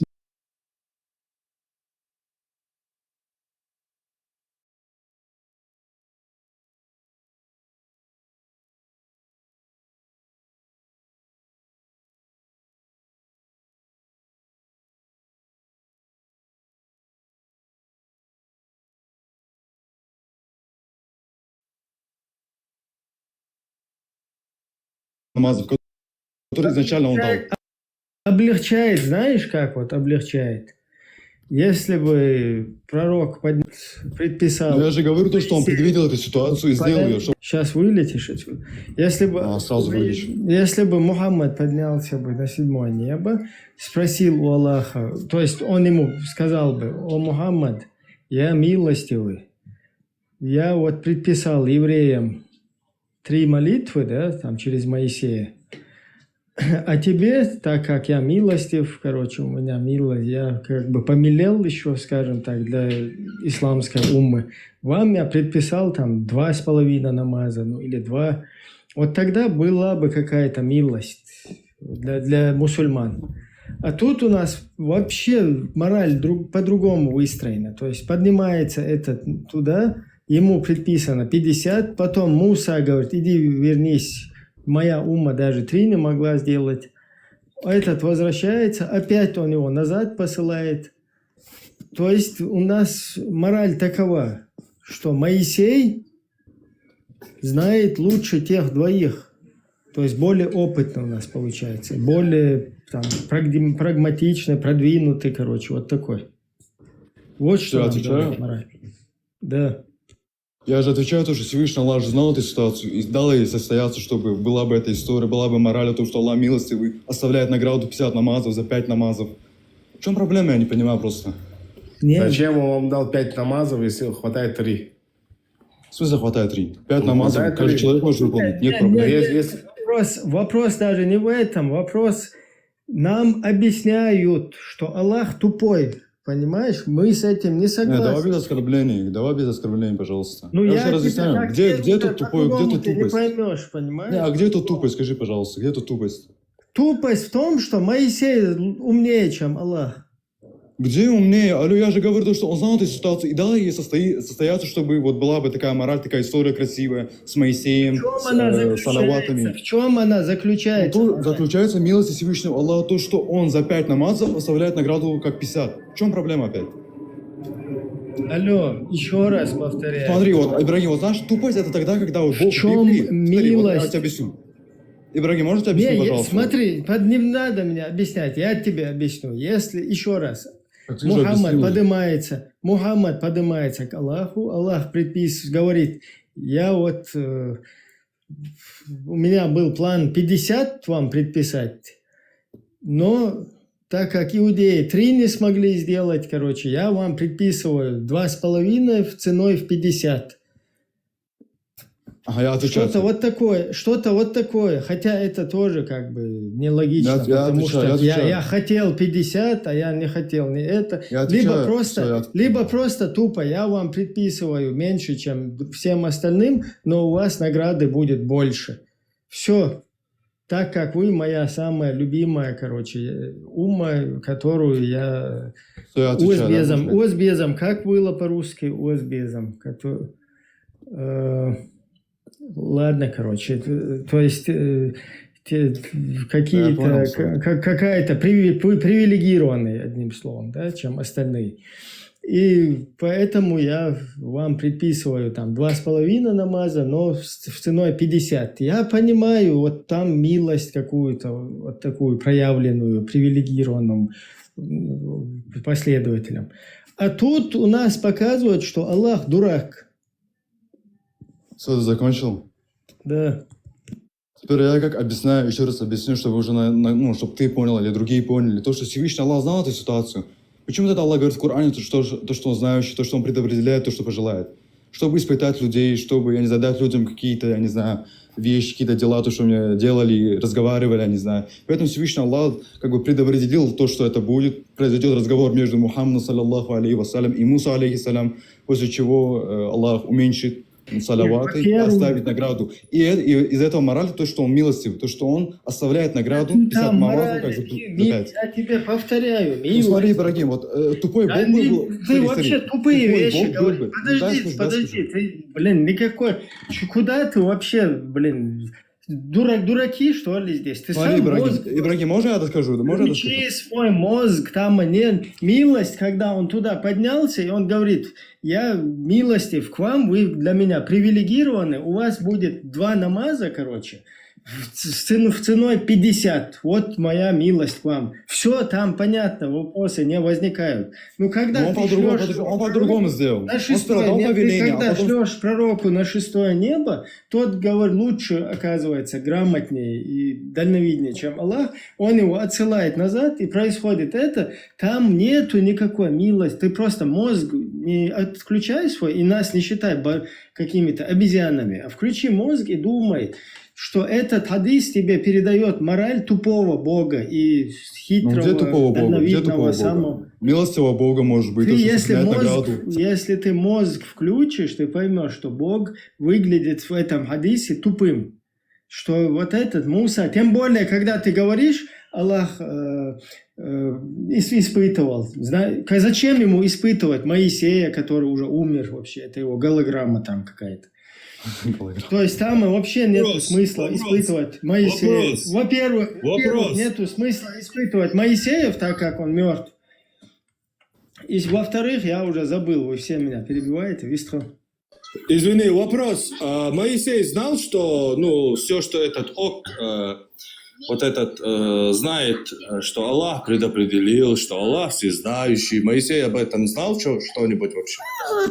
Конечно знал. Ну тогда что он тогда вообще свою пасть открывает и говорит Мухаммеду, иди к Аллаху, твоя умма не сможет, раз он знал. Ты бы что сказал бы, если бы увидел бы... Алло. Если бы ты увидел бы Мухаммеда, пророка, рот закрой свой, когда я говорю, слушай, ответишь, когда я закончу вопрос, хорошо? Ты бы что сказал? Увидел Магомеда на 3-м небе, ты находишься по какому-то непонятному обстоятельству, вообще очутился на 3-м или 4-м. Все, просто в случается. Что ты со мной наравне разговариваешь? Ты вместо него стоишь там. который знает, что Аллах все предопределил, Аллах всезнающий и так далее. И видишь Мухаммеда, который идет только что от Аллаха с приказом, с заповедью. И он рассказывает тебе эту заповедь. Ты сказал бы пророку Мухаммеду, о котором ты знаешь, все пророки пророчествовали, самый любимчик Аллаха, который, Машиах, который у вас, исламский. Ты бы сказал бы ему, иди этому Аллаху, короче, обратно он, короче, твоя умма не сможет. Ты сказал бы, или ты сказал бы, да, раз Аллах сказал такое, он всезнающий, он лучше знает, что для уммы. Что из этих двух ты сказал бы, Магомед? Подожди, я знаю, что... Я знаю то, что... Я же отвечаю, зачем закрывать микрофон, я же отвечаю же есть. Я бы сказал пророк Мухаммад, саллаллаху алейхи вассалям, если действительно это сложно выглядит, 50 намазов, попроси Всевышнего Аллаха, потому что он милостив. В чем проблема? Опять же, уже сколько, 10 раз говорю, в чем проблема? Меня сейчас слышно, да, я надеюсь? Или нет? Да, слышно. Там, вот смотри, да. Мораль, вот в твоей версии нет никакой морали. Во-первых... Как нету морали? Говоришь, если бы не было морали, если бы Аллах сказал, нет, я не оставлю вам. Это не говори в унисон. Ты не умеешь общаться, ты говоришь в унисон. Помолчи пару минут. Вообще, микрофон после того, как ты... Вот, благодарю. Во-первых, Моисея испытывать нет никакого смысла, и Мухаммада испытывать там нет никакого смысла. Мухаммада, потому что он и так любимчик Аллаха, а Моисея, потому что его нет, это его голограмма там. И даже если это его душа или каким-то образом он сам, он уже, его испытание закончилось, то есть он уже не живой, не жилец. Он уже прошел то, что свой путь, короче, жизненный. Во-вторых, если его испытывает Аллах, то он не прошел это испытание, потому что он перечит слову Аллаха. То есть Моисей там перечит, выступает умником и говорит там, о, столько-то молитв, короче, это слишком много туда-сюда. То есть он вообще не должен был туда вмешиваться никаким образом. Если ты говоришь о милости Аллаха, то милость заключалась бы в том, еще раз повторяю, если бы Мухаммад поднялся на 7-е небо, поговорил бы с Аллахом, и Аллах сказал бы, я предписываю вам меньшее количество намазов, чем всем остальным, Моисеевым последователям, Авраамовым, всяким, короче, Иисусовым и так далее. Но с большей, короче, там, амаль или как она, короче, с большей, короче, благодарностью, да, или с большим, да, короче, да. Вот там уже просматривается какая-то милость именно к своим, скажем так, любимчикам, к своим привилегированным. Почему они привилегированы, тоже непонятно. Почему Моисеевским за 3 намаза, короче, 3 намаза, а Мухаммадовским за 5 намазов 50. Это что такое вообще? Какие привилегии вообще? Вообще непонятно. Какой-то Аллах тоже этим может, короче, подкинуть, там этим вообще зажал, все гайки закрутил. Тоже несправедливая там позиция. Но это другая тема. Непонятно, вообще вся непонятка в том, что вот именно этот процесс, он Аллаха выставляет тупым, в тупом свете. Тупым, более тупым, грубо, хотя это как бы грубо это не звучало, да? Это не я его тупым выставил, а тупым его выставил этот хадис, потому что в нем сказано, что Моисей, он намного продвинутый, намного, короче... Кто-то закончил? Да. Можно я тоже что-нибудь скажу? Это, короче, что-то вроде лайфхак такой получается, да, 1500 лет назад. 1600, сколько, когда это было?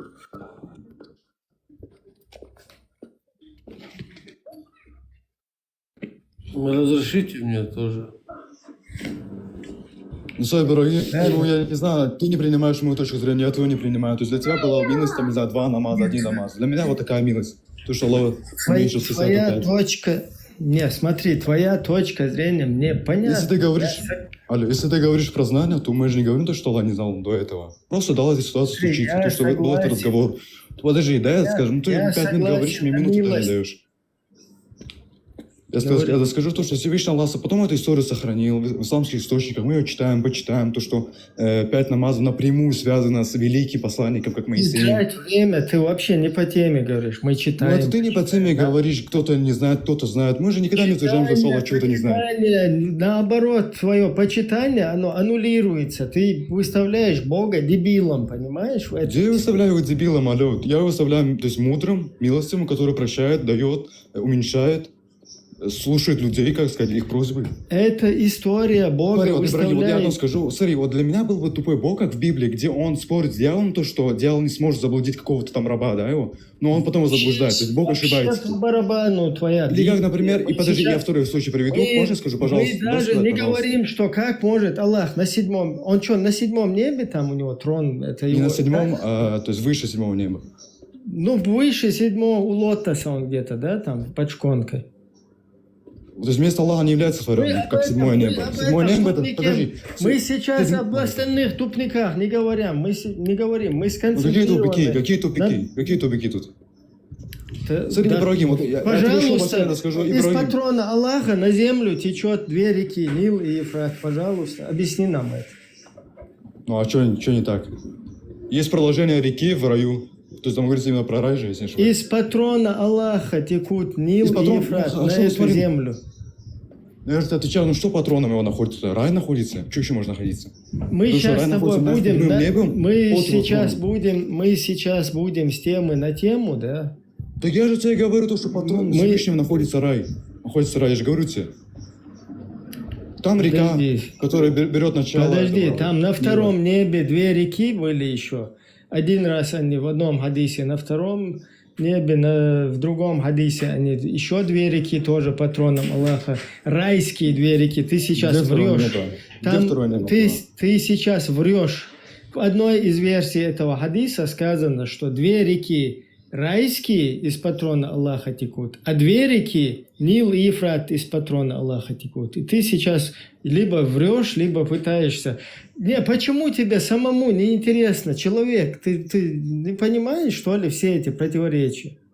Тебе самому же должно быть это интересно. Почему эти противоречия? Кто это писал? Как это можно вообще следовать вот этому? Ибрагим, Куда он делся? Ибрагим, у меня есть вопрос небольшой. А в принципе, зачем нужны все эти намазы, так называемые салаты? В принципе, зачем самому Творцу, зачем они? Они вообще и не Творцу, и не творению не нужны. Потому что никто не может описать, зачем они нужны. Я всю свою жизнь пытался это оправдать каким-то образом, когда вот как и вот этот ок, как и другие, боялся подумать о том вообще, зачем они нужны, да? То есть за эту красную линию если пытался не просто заходить. подумать, вот что такого ты можешь, как маленький вот атом, который несется в вечности своими поклонами, как-то изменить эту огромную систему, которую создал вот этот абсолютный Аллах? Там знаешь, в чем противоречие? Для чего? Что это нужно? Зачем это? Смотри, тебе говорят, что Аллах не нуждается в твоих молитвах. То есть вот. это нужно для тебя. Закрепили, да, этот момент? Теперь смотри, если для тебя это нужно, ну ты не хочешь, например, ты говоришь, мне это не нужно. И тут тебя Аллах начинает жечь в огне ада вечно. Так это кому нужно? Возвращаемся к первому вопросу. Кому это нужно? Тебе или Аллаху, понимаешь? Ну, выходит, что Аллаху. Ну, Аллах говорит, что ему не нужно. То есть ему твои поклоны как бы не нужны. Это говорит, они объясняют вот эти будулаки, короче, что тебе нужно. Ты говоришь, что тебе это не нужно. И вы начинаете раскидывать. Этот говорит, что ему не нужно. Ты говоришь, что тебе не нужно. И в итоге ты попадаешь в ад навечно. Так. Ну вот этот вопрос меня вывел из религии в целом. Не знаю, заводить, как Фарго. Интересная логика. Аллах говорит, если ты не будешь делать молитву, то есть молитва нужна для того, чтобы ты в ад не попал. И тут, короче, когда ты решил не делать ее, Аллах сам тебя в ад отправляет. Это раз. Вот по предыдущей теме я хотел бы аналогию с политическими ветвями власти провести. То есть мы тут с кого видим? Аллах президент-узурпатор, Муса это парламент, а Мухаммад это примерно премьер-министр. То есть узурпатор-президент инициировал закон и отправляет премьер-министра опубликовать закон для народа. Тут, короче, премьер-министр хотел проскочить мимо парламента, и парламент его тормозит. Ты что? Ну, быстро, короче. Они закрывают эту тему, блокируют этот закон и говорят, иди возвращайся и исправь. И так несколько раз, и в конце концов президент-узурпатор ставит вето. То есть он ставит вето на этот парламентские вот эти бунтарские вот эти заявления. И как он ставит, чтобы пойти на компромисс, он делает равнозначным 5 молитв 50 молитвам, чтобы успокоить парламент. И таким образом этот закон проходит, короче, и публикуется, и дальше проходит к народу. Еще, знаешь, самое прикольное, что этот президент, когда до этого 5-6 раз изменял, да, свое слово, свое первое, скажем так, приказ какой-то, да, там, или постановление, он 5-6 раз его меняет, и последний раз, когда вот этот, кто там, министр или кто к нему поднимается, он ему говорит, мое слово неизменно на 6-й раз. То есть 6 раз сначала изменил его, да, с 50 на 5 там и так далее, какой-то закон. И потом в конце говорит, и когда последний раз подписывает, да, последнее вот это постановление, и говорит, мое слово неизменно. Да. Объясняю. Президент-узурпатор, чтобы не потерять свой авторитет, то есть он несколько раз уже нарушил свою неизменность, чтобы авторитет не потерять, он идет на хитрость, то есть делает равнозначные цифру 5 и 50. По своему великому велению он делает их равнозначными, и как бы вот так, короче, это закон проходит. Бисмилля. Братья, дайте слово, кое-что добавлю. Моисей, как настоящий еврей, научил Мухаммеда торговаться просто, вот и все. И если можно... Вот эту мораль я еще понимаю. Вот так объясните хотя бы кто-нибудь. Вот это уже более такое понятное для человека. На опыте. Когда тут рассказывают, это была милость. Вот в чем милость? Алло. Представь, вот тебе на любой, короче, твой вопрос, да, почему, как это земля на спине Китая, тебе говорят, это милость. Алло, там под низом он ходил под землю туда, заглядывал, там нету, короче, мы вообще летим с хреновой скоростью, короче, в космосе где-то. Нет, это милость, тебе говорят. А солнце, которое в свой мутный чехол садится каждый день? Тоже. По-моему, у Алана на эфире я это слышал, этот хадис про то, как Мухаммед примерял платье Аиши. Не могу вспомнить, какой именно хадис это был. Кто помнит?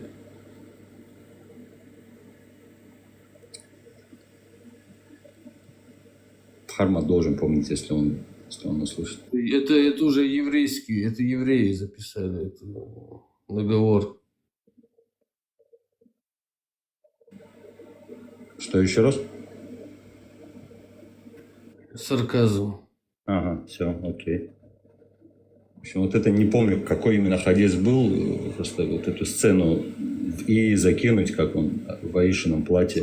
Просто все равно, возвращаясь даже к тому, что Моисей научил Мухаммада торговаться, я все-таки хочу добить эту тему.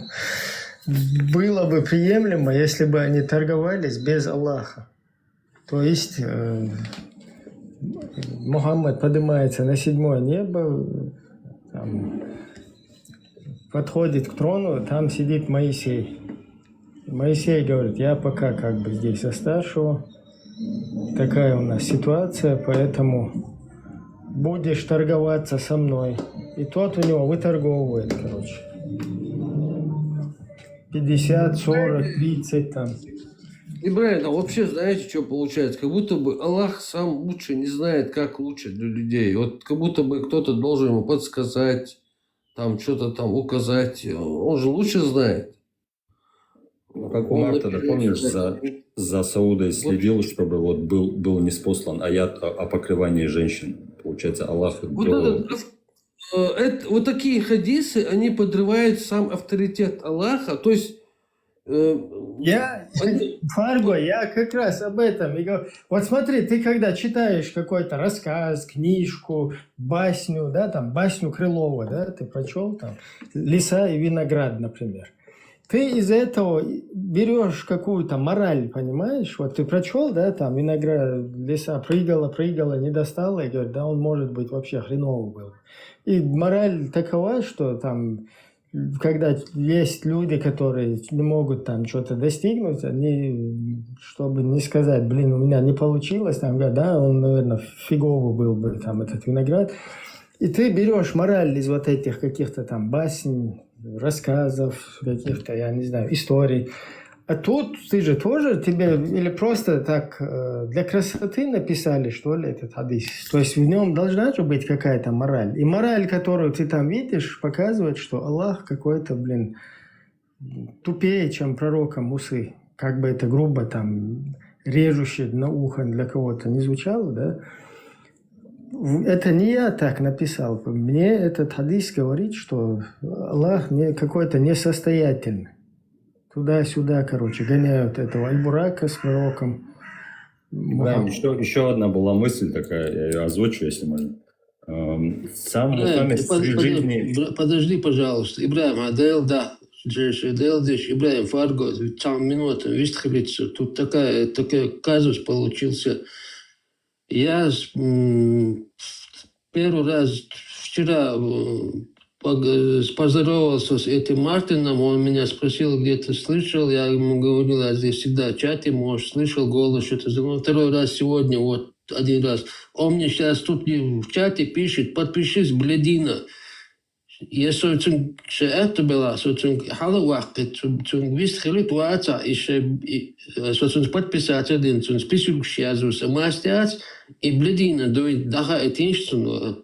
И Мартин Лазик, ты слышишь, что Мартин мне пишет? Подпишись, блядина мне пишет. Я вообще не знаю, кто такой Мартин вообще.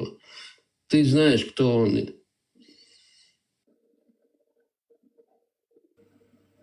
Я желаем всех соблюдать культуру общения здесь максимально. Ну, Мартин не смогло почему-то, я не знаю, по какой причине. Мартин, главное,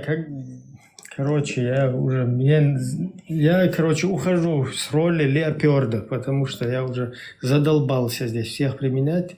Можете сами решать, короче. Можно я ему два слова скажу, с вашего разрешения?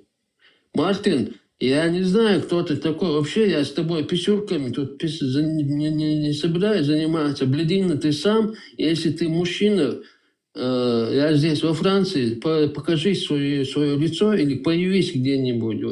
А я тут с тобой писюрками заниматься не знаю. Если ты мужчина, обосной свой базар, ты сам блядина и блядь настоящего. Все, я извиняюсь за выражение, но это чертило меня, я очень сильно разозлил. Ибрагим, эти хадис, да, договор, Ибрагим. Этот хадис, он как бы Ибраим, сюда армон, вистхила. Он был рассчитан, что показать милость Аллаха, то есть показать, насколько он милостивый. Типа он с 50 скинул до 5. А в итоге что-то они не подумали хорошенько и подорвали его авторитет. Так получается, что ли.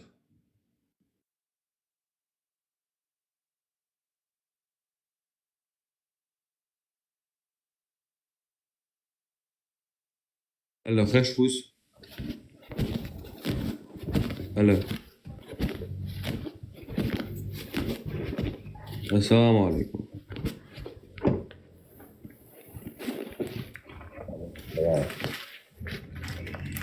Where is Tanger though?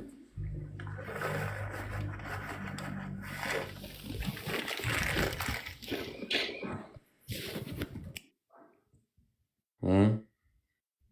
Cerbu berşe, cerbu vaşe, hual olur havalan. Cerbu yem. Марфолы. Ахир, кто же Tanger hast du? Кто-то за границей, кто-то еще где-то. Нормально, камел до цеха, он поздороваться, ходить, короче, Ваши أسئلة раньше сначала массаги салам ходом Знаешь, как это выглядит? Знаешь, как выглядит? Ты в толпу ворвался, что удешь на куза, что меча до куза. А нормально, видишь, тогда уходишь. Ваши حاجة ما أحتاج شو هذا السلام عليكم شو يصير سام ده سام سأله Нормально, чего? أنا صابرين تعبز هندوش وإنترست دقيسم Ой, телефон. ها؟ Ну, عين وي вообще это تقريد. صنع نو حين وصل يجونا نو حاشة بريمير Нормально, видишь? Merkst du, was ja in der da ins Hüsris wohl zwei Interesse schwarz so hoher zu werden in der geht noch chill ach noch chill no noch china no busol bin da tete no du chena gazete schon der da model kriegt schon Interesse do so in das auch kalau ich ist mal an tu akar choro gar rab skutam do Что? مباراه هو قشع بس قبيش سنة هو قشع حين بوشتو конкретно شو بو خدو ديلا نوختي أولشن وقتوس نوختي سقيت خربو سابر ده سيغما ما شو هو دعا خاطر دعا هو تعدو بيستقلها أسا هو كوي نوختي دوسون ده الموضوع موصل نوختي وانقشع هلا أنا أقمصت نوختي غيرجي أسمبو كنت أقود شو واحد جنا أنا يساقيت وقشوا حبوسل بنتعت تنا لقيت بوكس هو بوغدو سايز شو بوسل بنا لاتش يوم دوتش الله يا لاتش يوم دوتش خلشنا تعش تا هم تيجي شو انترست تقصد نه بوسل بنت عندك دوتش دتخو داتش دات عندو بوسل بنت دول خز حديث آيت طبعا از عاموش لوق حلق اتونش تخيل عام ده هونش جه اتونش بلشي مدر عامدش دا خاج دوش عشلوق تو تا نيغ ناخ بات وين يوق قهودو بقى ده دوتش خلش الله يوم دوتش وات بق دوتش بق دات از آلت لو نيحون عامني از قرآن شوية شو دوتش قرآن دوش سون قرآن ديش خا سنين زي سبقيتش بدات دال مولا إن شاء الله سعامل دوشو سون قرآن ديشا سون ضغط سون سورج أصدق عمل دين جمعش دين أتيت وعم بيت نو أتن خاص بيروت وما خاقون خا بيروت سون ديش خا بيروت دال تشتير دوات تشتير لو قدرت تكون ها المسيحة عام ده قرآن تشتير دوات تشتير أي سور نتشال غير أتسمع سنيش ساعش ديزر داتسون تشتير دوات تشتير أيش نتشال لوكس نعوضوا شيء بسم الله الرحمن الرحيم أتاكل خيط نعوضوا شيء آيات ودوش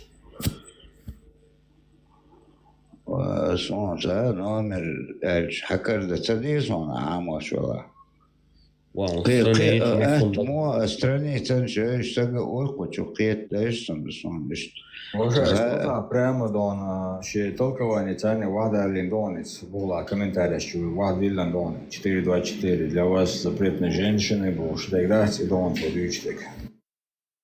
Ну, переводи бацу байда.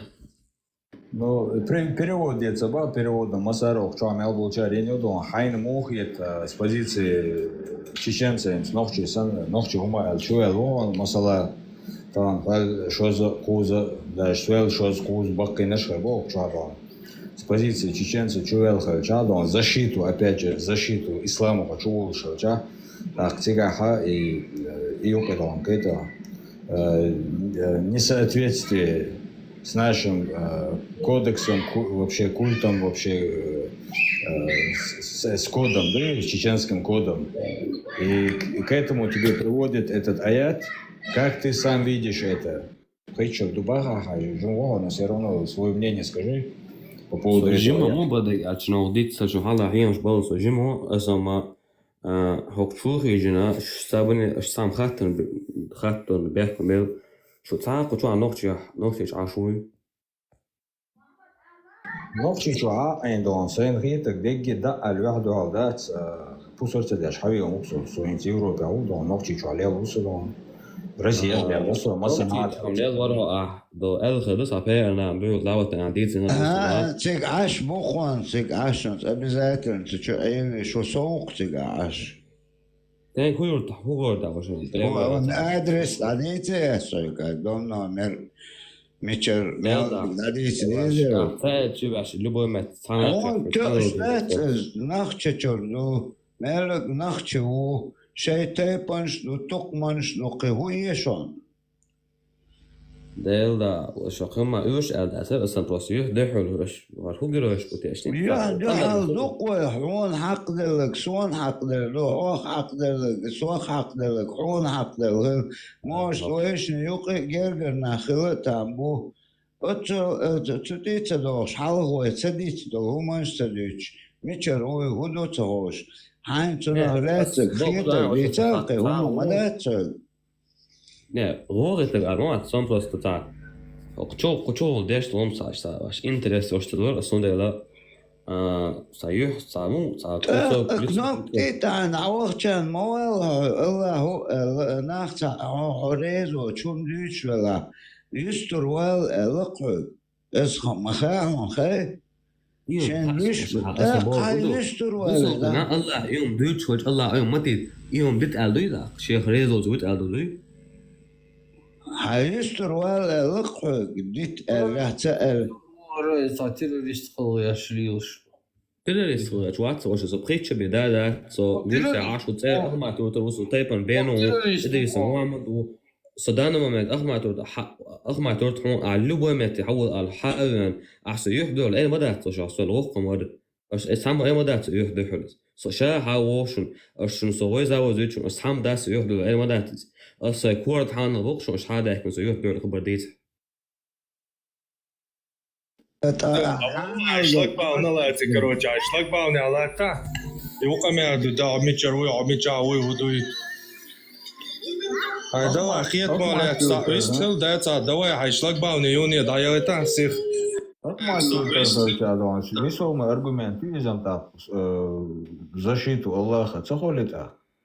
Хармат. ده عشان واجي شو قصونا هر برو القطع جوش تاعتونونيك برو شو عندك وميتشاروي ودي شوي مهاتلا سيجناليا تاعي تن короче шлагбаун تقول تروح шлагбаун على تام باتساتي ايه يا واش العمو تكون قيوم لتا بس نريت هون ايه تشغيتين قبلتنا ده بلاش قوچو مابيل تالش قوچو لمدير مابيل قوچو تالش يوغا حاكولن يوغا أوديشك ما غيرت قيوقي تعام غايت نجيس ما شاء الله شيء واحد أوشتك خدو يدمو وقحابة كان تاع تيروريستوي تاع إيدي وجدي بوخش زي يحتوى على دريتي على بوخس ميلو بوخ تيروريست سو باخ بخيتش بدوش تيروريست صور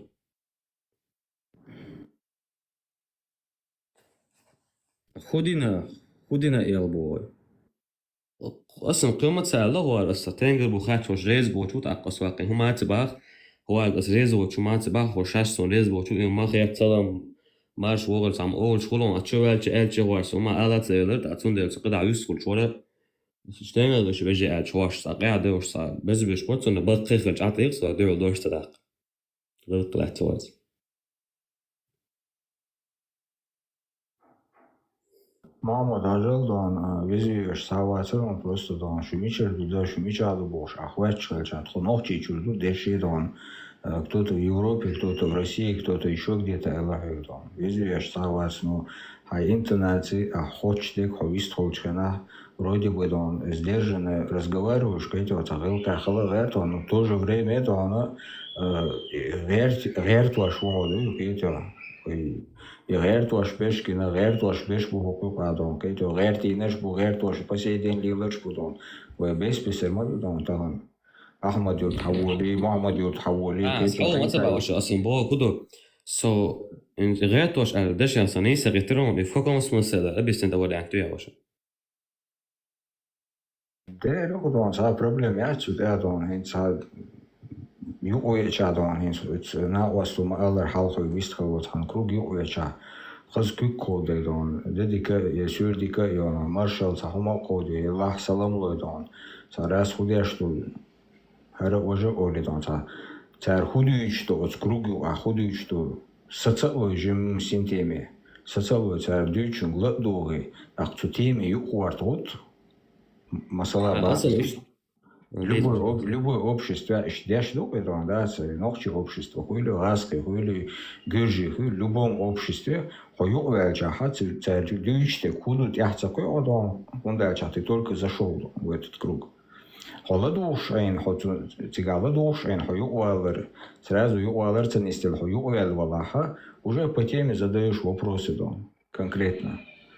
Аллах салам лой, да, дедик дою кейта, ده سواشا أيوة واقع بيحكم بيل أصلا شو على تان سلام قود إنه على تعمد داسي وما أل صغل جتاق سخات إنترس على وم سخاتر شو تستمع متوقع الغول شو عزر سو شتاتهم داري ما شاء الله نو شتاق عاوزن بال أصلا بيحكم بيل بس خات شو على الورز وقت شو ساسناري عديا يتر بو إيه ما وشا شو قسم ديت الوقت شو سؤال جيك شو جيمي أرسل نص أصنعي ده يتريك إشتغل بام تغارب يقام سوق ماي أصلا ميلا شو بو دينا ياتشو شو بو كده ألا قوات أشتغل بام صابر دي أصلا بو كده أحمد يرترو تدا سودا чадон до и таким образом ведь ногти чун квартал со ногти чу бош леча адрес аландон яхду алди илдер бош элла цохуге вот غير تلج سن ختم كده يهم مش ده خوي برخ ديستخل хотя бы عام دي زروي هوكчо Адам, как человек с человеком цивилизованный, хотя бы разговаривать для начала научиться. Космос это агур дорой. Воиц космос шусь, он непосягаемый, кайто Аллах, он Яхваш, он божественные мы вещи рассказываем. Но элементарно щидваш вовша хватит, дистхал цахавы, вовша. Это هاولي صداولي نمر حلوي اسكيت نابوكي تي اكيت نيك نابوكي اسبالك او شال دات بروستاتا ايش انترس هم الرس هلا نسانهم له دوشورسو يدي تشاي مال سنيكر سان على اوك على منو انترس شو سدات او شو ريسون ساستا ريزو شو سن وشو هم على شو ال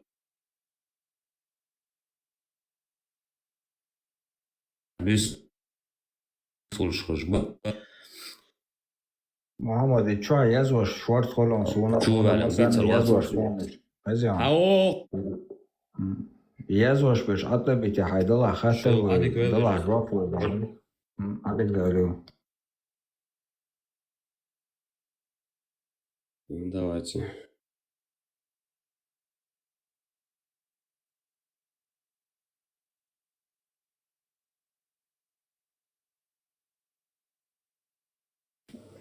Дык объяснить, да, он решил.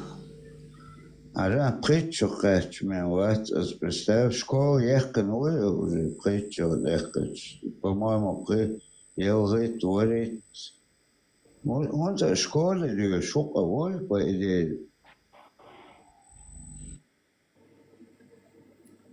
Да, школе окшхан хали шупы, посверить должен. Интересно, да, рахтин кун цигатик, ку предмет шхилцер, могыцер, программ, хат, дагаться неон. Бисмилля, бисмилля. Можно я свой вопрос закончу? Дайте я вас не перебивал. По поводу Корана. При жизни пророка ему ведь не было откровений от Всевышнего о том, что запиши обязательно все, что я тебе передал, проверь, чтобы там никто от тебя ничего не добавил. Получается, при жизни пророка сам Всевышний ему это не велел, сам пророк это не завещал. Как это работает вообще? В каком виде оно должно было до нас дойти в таком случае? Вот тоже к тому, что сперва было 50 намазов, потом они спустились до 5, и вот это тоже к тому же, что Аллах тоже это не велел записывать, получается. И сам пророк это не велел записывать, и сам не записывал, и не проверял тоже. Такой вопрос тоже.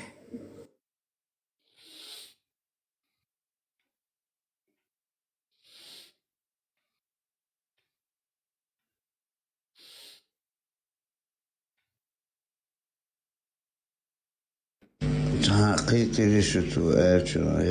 вообще не понял, что ты сказал. Можешь повторить этот вопрос? Конечно могу. В общем, сам Аллах не велел пророку записать Коран при жизни пророка. Такого же откровения не было. Да, и Мухаммед тоже сказал, чтобы никто не записывал. Вот он тоже... А они все равно записали, получается. Да, записали. Кто-то там сказал, если ничего не будет, давайте хоть что-то напишем, покажем, какой этот чел был. Но то, что его как описали, может, арабам, естественно, их религии для этого места это подходит. Мы здесь говорим не против религии. Мы говорим здесь просто нашим традициям, нашему этикету, традициям не подходит это небо и земля. Вот что мы доносим своих до своих чеченцев мы это доносим. Мы не против. Оно в целом, в принципе, актуально для всех кавказцев, я считаю. Ну, это, извини, кавказцев там уже за 300 лет давно практиковалось, там двоюродные сестры. У них, мы же не будем с ними спорить, что вы делаете. Ну, это исключение из правил, если это и было. Да, то это... ну, вообще, нам от начала до конца мы до сих пор не нашли даже кроме даже этого хадисов, сам Коран, там ни один аят тоже нам не подходит. Нету у нас общего ничего. Ищем, нам преподносили, что это как подходит нам. Но сейчас вот так начали копать, это уже вот так. Мы не против этой религии. Мы не против этой религии. Дай Бог здоровья им это нести. Просто мы, то, что наши муллы не доносят правду, стараемся это донести. Да, конечно, я понимаю. И все. У Хармата было, по-моему, в ТикТоке последнее видео, ответ этому, как его звали, забыл, как раз насчет критики лезгинки и национального чеченского, не помню, как он, танец этот ваш назывался, не помню. Вот он ответ как раз и записывал, что там у арабов в традициях вообще было полностью несовместимые вещи с кавказскими обычаями вообще и понятиями. Как они там сами себе запрещали на безбородых юношей смотреть, что... Не помню, Умар это говорил, что когда он видит безбородого юношу, его в этот момент, ему смуту наводит 10 шайтанов. Что он видит 10 шайтанов, когда видит безбородого юношу, и только одного шайтана, когда он женщину видит. Это что такое вообще? как это у чеченцев, я знаю, что такого даже ни у кого в голове такой мысли не возникнет, как-то какие-то мысли неподобающие при виде там юноши какого-нибудь, которого еще, ну, возраст даже еще не достиг того, чтобы там какая-то растительность вообще на лице стала появляться. Что на них даже смотреть нельзя, и что там был пример о том, что кто это был, один из сподвижников со своим племянником пришел куда-то. Вот видишь, ты даже этот не мусульманин, по-моему, и тебе это не относится, и то ты замечаешь эти вещи, что-то не то что-то. А вот нас уже здесь приговорили, там, первый встречный должен голову отрубить, там, завалить, короче. Когда ты им говоришь вот то, что ихние же эти хадисы, которые сахих, правду им говоришь, они не винят, которых написали, а вот хотят то, что мы это объясняем, здесь хотят нас. Да. Ну, справедливости ради надо сказать, что я с вами в одной лодке. Я тоже там был большую часть своей жизни. Пока Не спорим же, если просто, когда столько твоих предки оставили этот, как дошло до нас, и мы вот здесь этот, если полностью перевернем, на копейки цены нету. Понимаешь? То, что до нас дошло, это, оказывается, это не ислам вообще, там, мутняк. И все наши предки, оказывается, тоже наджисами были, оказывается. Их же нет уже в живых. Их же нет в живых. А мы вот сейчас здесь, давай, нет, обязательно, это же не обязательно там жениться на двоюродной сестре. Ну, конечно, это если не запрещено, то, что не запрещено, это уже разрешено. А насчет женского обрезания, это же тоже сумма. Обязательно, но это честь для женщин. Этот, хотя бы вот 2, 3, 5, 6, что-то не то еще бы, куда бы ни шло. Я же говорю, если мы начнем просто даже взять Коран, нас лично, вот именно чеченцев, нету там ни одного аята, ни суры, который нам подходит. Вот о чем мы говорим. Да, я понимаю. Я давно и за Парма там слежу, ну там и за Алланом. А так, если хочешь, прими. А там, если ты один аят и сахих, один хадис не принимаешь, ты уже выходишь автоматически. Ты или полностью прими и согласись, да, я полностью принял, я иду по этому течению. Они этого не говорят, понимаешь? Никогда. У них свой ислам, как Парма любит говорить, у них свой ислам. Они берут оттуда только то, что им подходит в данный момент, то, что им выгодно в данный момент. Все. И называют это исламом. Я тоже думал вот так, а зачем нам надо? Я 5 раз молюсь, там держу уразу, даю салат, все, вот так. Арабы говорят, вы не мутьте, не меняйте нашу религию, вы кто такие? Если вам не нравится, уходите, они говорят. А то, что тебе нравится, берешь, не нравится, отбрасываешь, это не канает, они говорят, понимаешь? Если ты берешь, полностью прими, они говорят.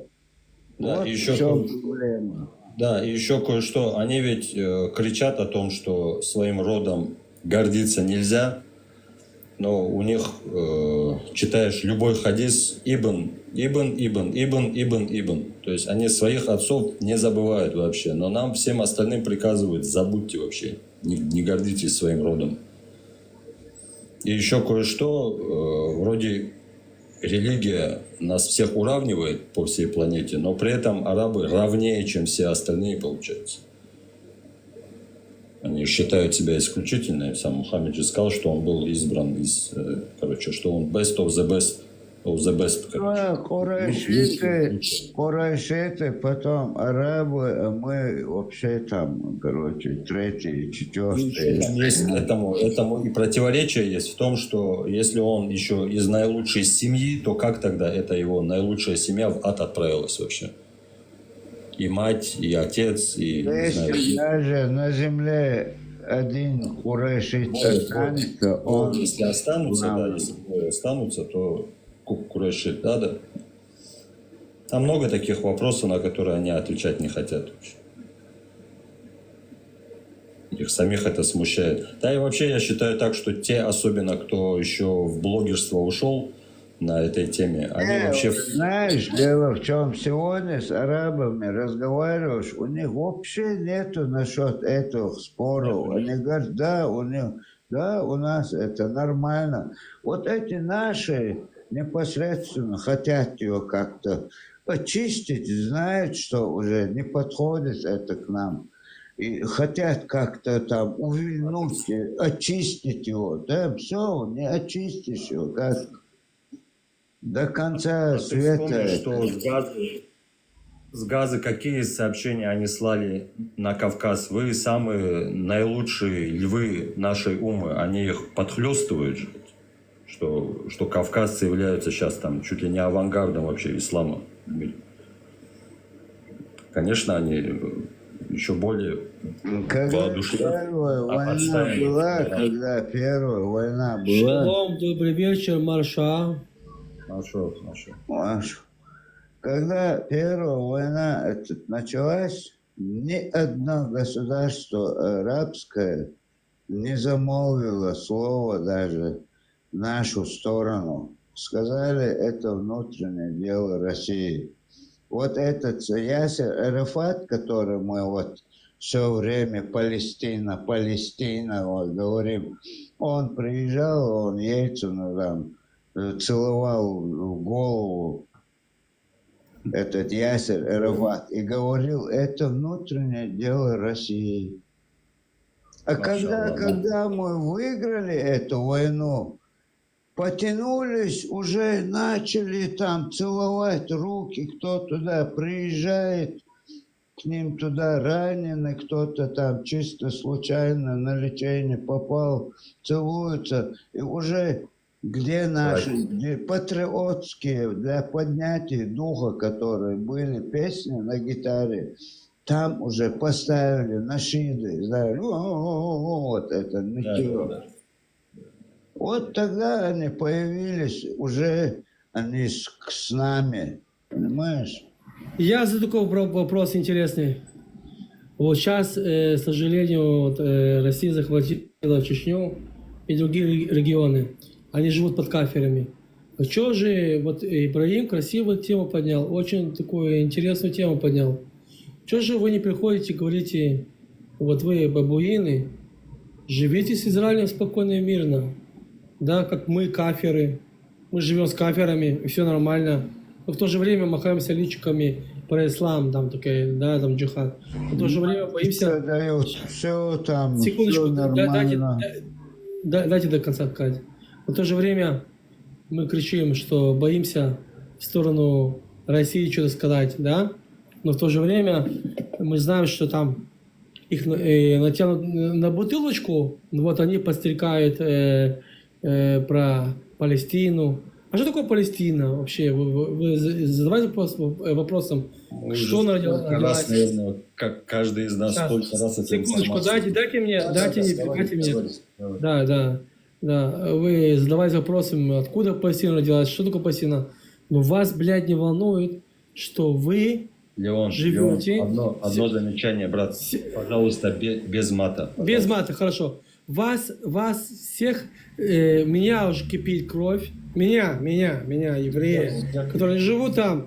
Секунду, да не перебивай. Меня, еврея, которые живут в Израиле. Я сижу, вот слушаю уже сколько времени, и меня болит честно, без всякого сарказма, болит сердце за тех людей, которые покинули эту страну, свою родину, и хотят вернуться. Они хотят вернуться туда, но они смотрят вас с презрением. В чем? Вы двухличные лицемеры. Вы живете под кафирами, которые ваши предки воевали. Это раз против России. Там 200 лет. Теперь ваши предки воевали против этой религии. Вы легли и по теме, и по теме. Но когда кто-то что-то другое, вы вспоминаете этих людей, там Палестину или там не важно кого.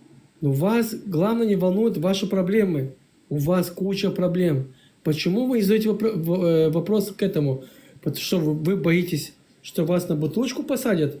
Вы боитесь, то, что вас, что с вами сделают? Ну да, сделают, ладно. Но где ваша гордость? Ваши предки дрались сначала против этой религии. Пришли русские, 200 лет война, захватили. Где, бля, где это ваша вот эта гордость? Я вас спрашиваю. Всегда легко. Секунды, стоять. Это, я не понимаю, кто здесь. Я просто ставлю на место, не потому что потому что здесь сидят чеченцы, да, сделать такое, вот такой классный пацан. Я ставлю на свое место между тех людей. Да я бы сдох бы, костями лег, если пришли на мою родину, кто-то бы захватил бы. Раком бы их поставил. Вы легли по тех и тех. Я вот спрашиваю вас. И вот сейчас я по крепиночке, да, я подключу сейчас и Ибраима, и Промата. Будем проверять все это. Я сейчас это все сделаю. Ну, то, что я делал поверхностно. Когда сейчас проверяю эту информацию, у меня сердце болит. Ваши предки воевали настолько сильно против этой религии, чтобы она не зашла к вам, и вы сейчас махаете личиком передо мной, перед всеми, с этой религией, с русскими то же самое. Но вы не можете объяснить самые элементарные вещи. Кто такой пророк? Почему вы избрали его? Куча вещей. Но вас волнует, вам легче сказать другие проблемы. Я не спрашиваю, кто вы? Ваша вина. Вы что? Это ваша вина. Что с вами случилось? Что с вами случилось? Вы ногчи. Вы понимаете, когда я обращаюсь к источникам, историческим источникам, я читаю, я вижу, проверяю, чтобы не было, не дай бог, какого-то обмана, хазарский каганат. Я проверяю это. Вы же были вороты всего этого. Там, кстати, были и вы, и идолопоклонники, и были христиане, мусульмане, евреи, там все, что угодно. Но вы были чеченцы, оказывается, воротами этого всего. Кстати, Дербент построили как ворота, если вы проверите. Это, получается, ворота, как сказали, там написано было, ворота, переплете ворота. Но вы не давали этим дальше подниматься. Вы знаете, что самым сильным воинам этого Камасутры, да, давали награду за то, что они шли драться против чеченцев. Вы, чеченцы, вы должны проснуться. Вы что вас интересует? Так, насрать, кто где находится. Я тебе... Франк, я тебя объясню. Ладно, Лео, не грузи. Я мусульманин. Так тяжко.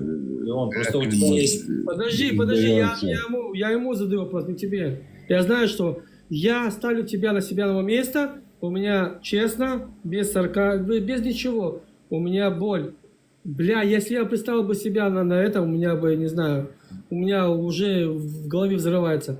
Вы как можете с этим жить? Как вы можете с этим жить? Я все еще читаю всю информацию, у меня в голове взрывается мозг, я бросаю компьютер и ухожу. Как вы можете с этим жить? Вы приходите ко мне с этим личиком, вы хотите... Подожди, не перебивай. А я не к тебе, подожди. Да подожди, что успокойся ты. Я вот, блядь, у меня кипит все, блин. У меня все ложь кипит. Ты очень грубо говоришь, очень резок ты высказываешь. Я буду грубо говорить, потому что вы утверждаете что-то, я не мусульманин. Зачем говоришь вы? Подожди, действительно, ты чересчур жестко говоришь. Ты еще не оказался на нашем месте, ты еще не оказался, понимаешь? Как с ними спокойно разговаривать? Как? Когда ты окажешься на нашем месте, потом будешь говорить так. Хуяк дuyuç da твой дом. Буду лайк швой, аудолбел. Чувак, хуяк что вообще Ты, кстати, очень серьезную тему поднял. Очень красивую тему поднял. 3 дня назад, 4 дня назад, 2 дня он поднимал. Это важная тема, Ибраим. Надо поднимать, толкать эту тему. Потому что только так можно к ним достучаться. И вот ты приходишь на каждый эфир к чеченцам, но ты же видишь, а кто еще поднимает эту тему, если не они? Только они и поднимают ее в основном. Конечно, у них болит сердце. Конечно. А как ты думал? Зашел здесь Будулаков же нет, который тебя оппонирует. Поэтому чуть спокойнее. А как ты бы обратился к тому, что у тебя забрать твою родину, твою землю? С двух тезисов. Одна с бабуинского этого, и одна еще российская. И они еще легли под нее, и еще защищать ее. Как бы ты смотрел со стороны? Давай мы забудем сейчас национальность. У каждого из нас в душе эта щемящая боль есть. Ты пришел нам просто туда пальцем надавить, что ли? Мы и так этим каждый день в эфирах. Ты не тем людям это высказываешь, и ты очень резок, понимаешь? Чуть спокойнее. Мы и так этими вопросами заняты. Каждый день эти эфиры идут, каждый день эти темы. Само собой, если и начинать, то надо начинать с себя. Я снимаю шляпу перед вами, если у вас есть такое терпение. Если у меня уже взрывается шляпа, уже свисток горит, и если вы так спокойно, молодцы. У нас тоже горит, но мы же не... Если мы будем уподобляться этим будулакам, которые себя сдерживать не могут и не могут свою речь контролировать, эмоции... Поднимись, давай, подстрекатель, давай, поднимись. Они не поднимаются. Леон, ты тоже один из нас уже, поэтому... Чем я подстрекатель? Ну-ка, да, поднимись. Не, поднимись, Абдулашка, чем я подстрекатель? То, что я за тебя, ты идиот, душа болит, чем я подстрекатель? Я мог жить в своей стране.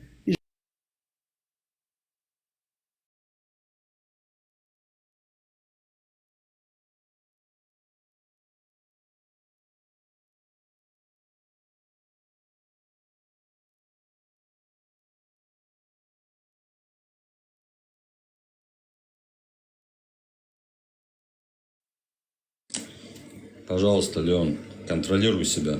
Контролируй. Ну ладно, давай, все, я просто сейчас. Я не знаю, я снимаю шляпу перед вами. Я бы уже не знаю, что сделал бы с ними. Просто у меня иначе уже... мы им будем уподобляться, ты понимаешь? И конструктива не будет. Я тебя понимаю, просто... Так у нас тоже у всех кипит. Ты что думаешь, когда они оскорбляют нас и там пытаются задеть чем-то, думаешь, не хочется с ним один на один остаться лицом к лицу? Но они тиктоковские герои, понимаешь, тиктоковские муджаhiды. Да, ты уже лепту внес в нашу, ты уже как с тобой не надо ничего объясняться, ты уже очень много выкопал историю, ну, просто надо чуть-чуть контролировать себя, Лео, не в обиду. Я понимаю. Разговора нет. Ты один из нас, и все. Не, если у меня свисток горит, да, который за другой народ, я мог сидеть спокойно, сидеть, все вообще включить сейчас Netflix или фильм. У меня, честно, я вот этого... Ладно, оставил. Ладно. Ты же понимаешь, единомышленников, таких людей, как мы, которые также мыслят, у которых такие же ценности, мы отыщем на любой точке мира, мы таких отыщем. Поэтому мы даже, как тебе сказать, это же мировая проблема стала уже. Ты же видишь эти новости, они повсюду, в каждую страну их запустили. С какой целью, как ты думаешь? Я скажу такую вещь. То, что они кричат про Израиль, про Палестину, мне насрать, размазать. Не, они хотят весь мир, Леон. Израиль это финальная их точка. Израиль это финальная точка. Да. Они могут хотеть говорить и губами, сказать, мне это не заденет. Мне просто... Мы давно объявили, кто хочет туда, мы билеты купим, примут там. Я говорю о другом. Где вы, которые вы, ваши предки воевали против этой Камасутры. Ваши предки воевали 200 лет против Российской империи. И вы сейчас боитесь сказать, что вы истинный народ своего народа, ваша земля. Надо забыть, они говорят. Это забыть надо. Сегодняшним днем надо жить, говорят. Надо забыть за 300 тысяч убитых позавчера, вчера. Это еще недалекая история. За 40 тысяч детей это тоже надо забыть. Вот так и идем мы. Стараемся, хотим донести, не знаю, ну, не сидим вот просто так. Что там поезд, там завязаться, взрываться, мы не собираемся, конечно, никого не призываем где-то воевать, что-то делать. Мы хотим вернуть свои корни и все.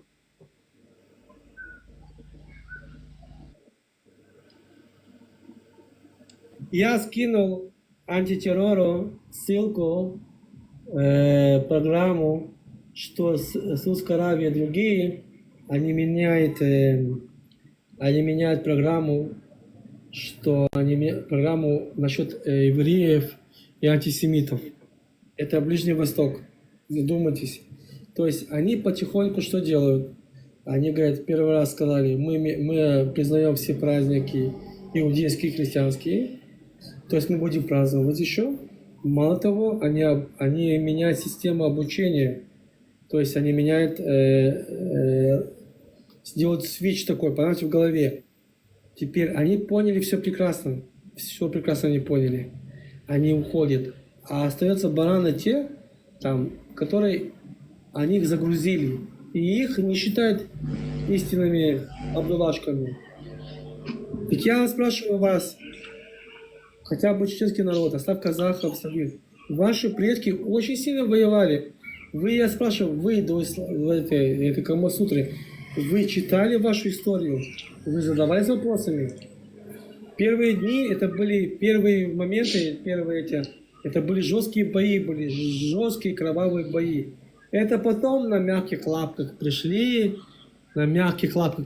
рассказали сказку. Ну, потому что у них в Камасутре это тоже это есть, насчет обмана. У вас гордости не хватает, а сейчас Россия захватила вас, 2 войны было. Вы где, что вы? Люди, которые уехали в другую страну, вы должны были... Приветствую всех. Леон, я слушаю вас, сижу, вот. Я не хочу тебя обидеть или чем-то подколоть, ни в коем случае. Просто хочу, чтобы и слушающие, и если с таким мнением еще есть другие, обычно многие украинцы нас вот так, почему из-за России вас же убивала и так далее. Это не только наша вина, это вина всего мирового сообщества, что сегодня чеченцы вот такие радикальные стали, что сегодня чеченцы идут и воюют против украинцев. Это вина мирового сообщества, они нас оставили, Леон. Ты же сам знаешь, если в то время тебе было нормально лет, ты должен это понять. Весь мир оставил нас и со стороны смотрела, как Россия нас убивает. Миллионный народ без оружия, без ничего, без помощи. Один чеченский народ сопротивлялся целой этой огромной империи. Никто нам не помог. Мы защищались до последнего квадрата земли. Не то, что сбежали, до последнего квадрата чеченской. Я об этом сказал. Да, мы сопротивлялись. Нет, я об этом сказал. Кстати, подожди. Я об этом сказал. Я говорю сейчас, что вы сопротивлялись, вы дрались за свою свободу, за свою землю. Вот этим бурдулакам, которые внизу, у них что, сердце не болит за это?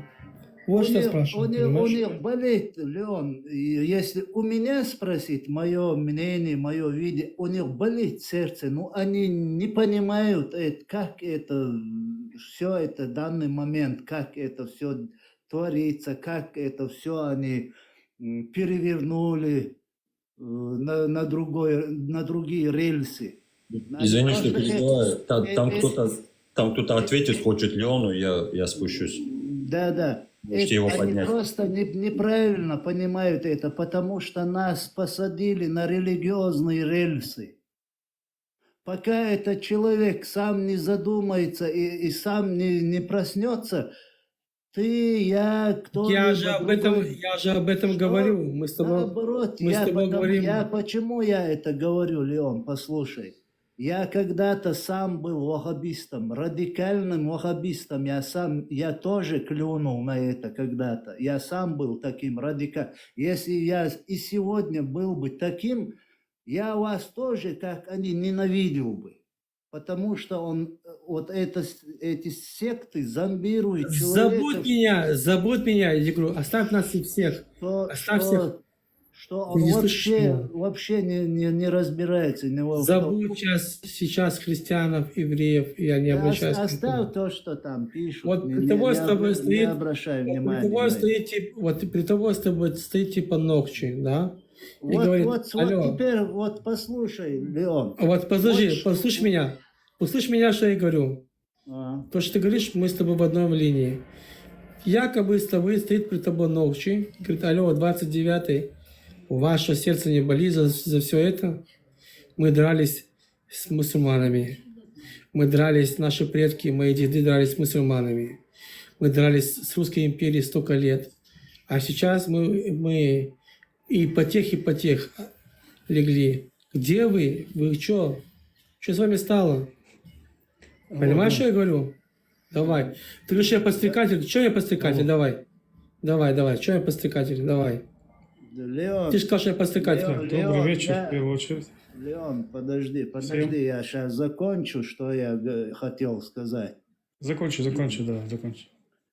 Вот нас весь мир оставил наедине с этой империей, мировое сообщество. Я не скажу весь, но большинство лицемеры, трусы и продажные были. Из-за этого маленький народ, пускай под Рашкой живет. Оставили нас.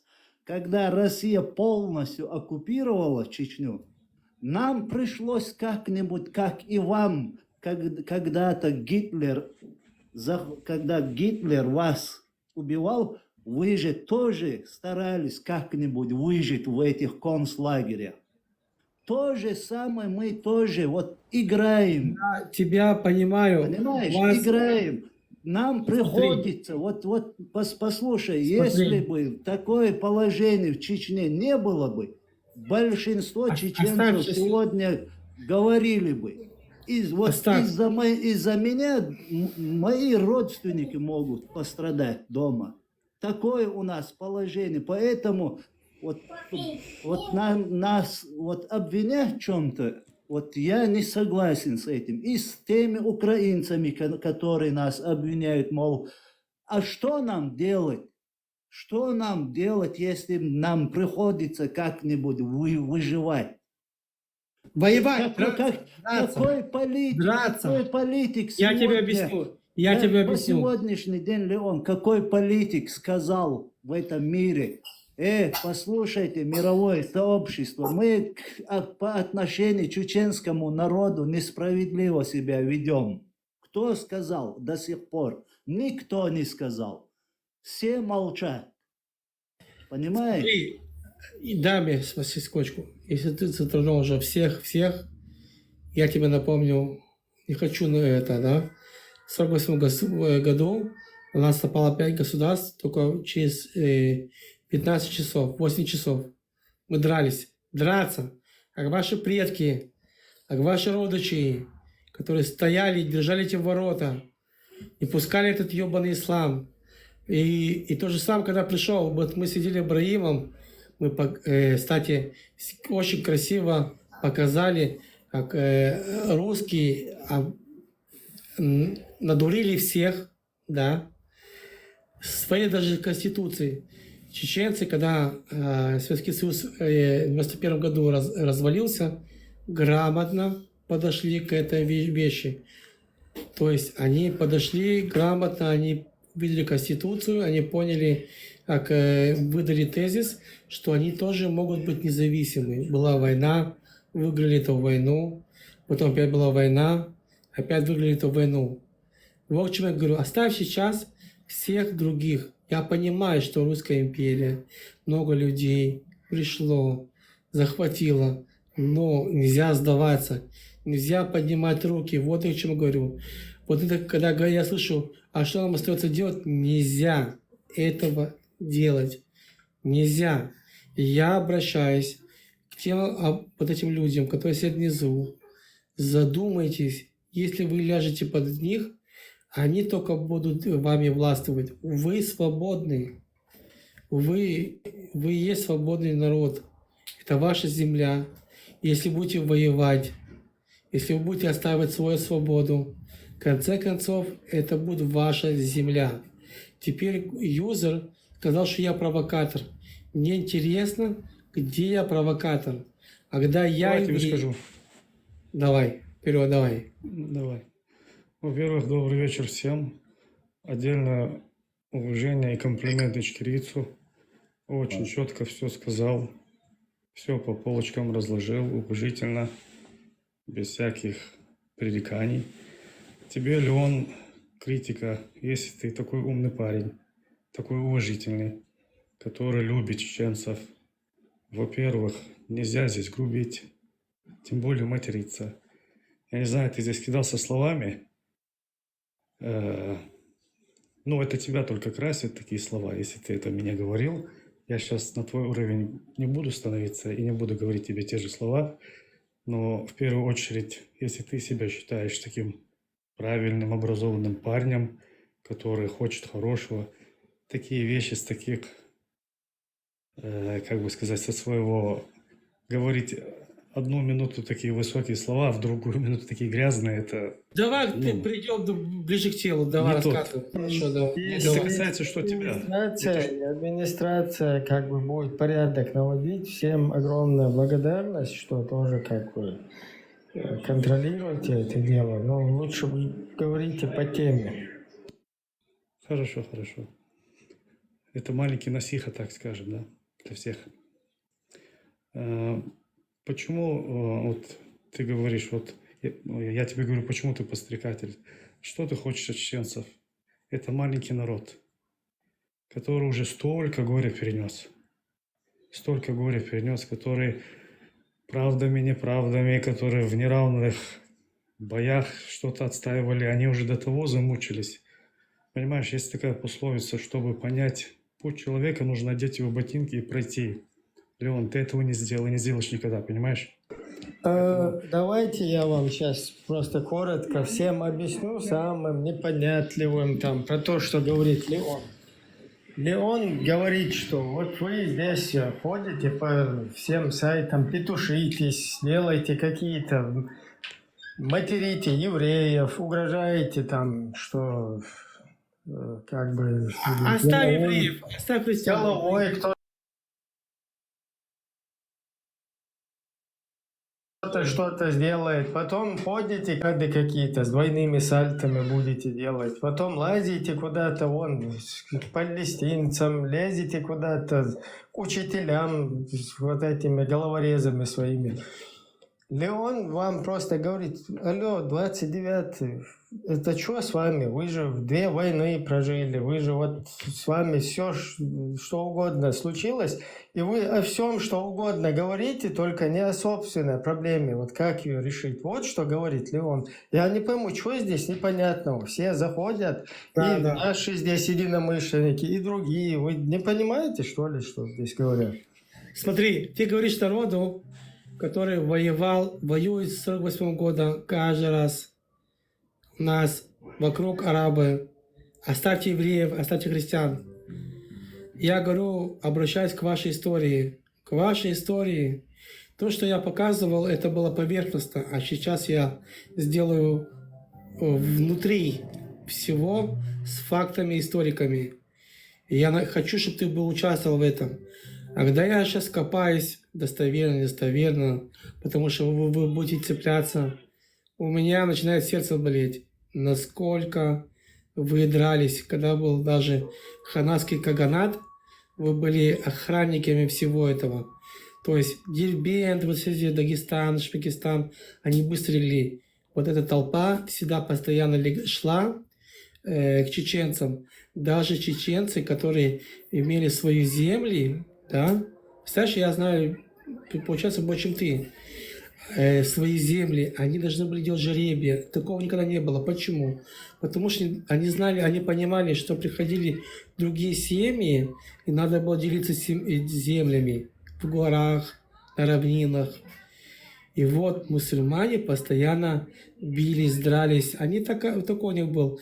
Когда они поняли, что мусульмане, когда они поняли, что они не смогут взять вас силой, они пришли на мягких лапках и рассказывали всякую сказки вам, чтобы вас принять в ислам. Теперь второй тезис. Я рассказывал, слышь меня, 200 лет с чем-то шла война России с Кавказом, с чеченцами за земли. И оставь сейчас евреев. Якобы перед тобой стоит перед тобой Нохчи. Я говорю, алло, где мои предки воевали за землю моей родины? Пришли бабуины, захватили. Теперь легли мы под русских. Почему мы не можем иметь свою землю? Вот мне интересно, вы взрослые мужики сутками здесь сидите. Тихо. Как бабы перебивай. здесь сутками разговариваете, вы Подожди. взрослые мужики. Подожди. Подожди. Да, я знаю, что всех подгорает. Я спрашиваю, оставь, что я еврей, христианин, другой. Я спрашиваю тебя, как чеченца, докуда ты дойдешь, чтобы почему ты не станешь как мы? Ты говоришь евреи. Евреи дерутся постоянно в войне. Оставь сейчас евреев. Не надо понимать, кто лучше, кто хуже. Не надо понимать. Вы легли там. Вы должны проснуться. Твои предки, твоя кровь, твои деды воевали. Тебе сердце не болит? У меня сейчас, на порыве. Почему? Я сейчас сел, опять читаю, копаю и смотрю информацию. У меня кипит всего. Все кипит. Когда я начинаю видеть более достоверное, у меня все взрывается. Все взрывается. Вы где? Вы чё? И он тебе может я до тебя донесу, в конце концов, историю твоих предков. Но я тебя прошу одну вещь. Прошу одну главную вещь. Чтобы после этого ты задумался, что твои родные, твоя кровь воевала против этого. А ты поддался тому, когда твои предки воевали против этого. И я призываю тебя, да, чтобы ты включил свою гордость хотя бы, задумался об этом, что это твоя родина, твоя земля, понимаешь? Ты имеешь полное право, а дальше это твое дело, все. Леон, я тебя услышал. Во-первых, я не чеченец, чтобы ты знал, и все остальные тоже. Во-первых, я не чеченец, это первое. Но со стороны, с позиции, да, я почему тебе говорю, что ты подстрекатель? Я просто сейчас тебе приведу такой же пример с евреями, когда они были изгнаны везде, в Испании, в Германии и так далее. Нам что, тоже, вот нам, людям, простым, кто просто думает, нам что, тоже задать вопрос? Тоже задать вопрос, а где вы, а почему вы так делали? Может, мне тоже душа болит за евреев, а почему они не могли это делать 2000 лет или больше даже? Ты понимаешь, это, во-первых, это на все свое время. Это как Всевышнему угодно, так это и будет. На все свое время. А вот ты занимаешься подстрекательством, Леон. Хорошо, я тебе отвечу очень просто и легко. Хорошо. У нас не было мы вернулись на свою землю, и мы каждый раз воюем за свою землю. Тебе так просто... Оставь. Ты сейчас пытаешься стороны. Не надо уходить в другую тему. Оставь сейчас христиан и евреев. Нет, это аналогия просто. Та же, что ты говоришь с чеченцем, подожди, я тебе говорю. Ты кто? Ты говоришь, ты не чеченец. Ты кто? Я не чеченец, да. Какая разница, я не хочу говорить. Не важно. Почему не важно? Тебе... почему ты говоришь за чеченский народ? А потому что я Так что Какое это имеешь ты правильно, право? Это первое. Какое Ну, у ты, меня ты есть знаешь, право на это. а ты историю, Ну вот ты а ты какое историю имеешь знаешь? право сказать, как А я тебе Какое ты объясню, имеешь право? я тебе объясню, я тебе Интересный объясню. ты человек. А я тебе объясню. Ты Нет, чеченскую объяснять не надо, у историю- каждого есть право, понимаешь, Хорошо. это все знают, Ты без твоего историю, объяснения. ты историю чеченского народа знаешь? Знаю. До ислама. До ислама. До ислама не знаю, знаю, что просто не были в исламе. А, видишь? А вот я сейчас сижу, Ну, так историю знать, это ж не значит, что ты теперь А я будешь щас правильно сижу, говорить подожди, на сегодняшний стоять, день. Вот ты сейчас стоять. подстрекаешь людей. Стой. Подожди, Леон, Стой. секундочку. Ты не чеченец. Сидишь, говоришь, я подстрекатель. Не знаешь историю чеченского народа до ислама. Ни хрена не знаешь. И пытаешься что-то мне рассказать. Когда я знаю больше, чем ты. Вот когда ты узнаешь, ты подстрекатель, ты историю чеченского народа до ислама, ты будешь по-другому говорить. Понял ты меня? Леон, ты опять грубишь. Он же тебе не грубит, в конце концов. И он тебе не солгал. Он мог бы сейчас выдумать все, что угодно.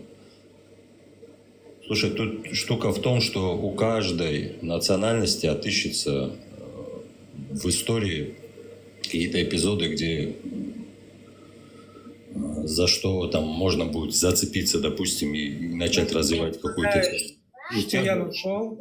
Даже не представляешь, что я нашел. Послушай меня. Что я нашел? Даже не представляешь, что я нашел. Это было с четверга, и я это проверял раз 500. Сегодня это подтвердилось, как у меня взорвалась голова. Ты даже не представляешь.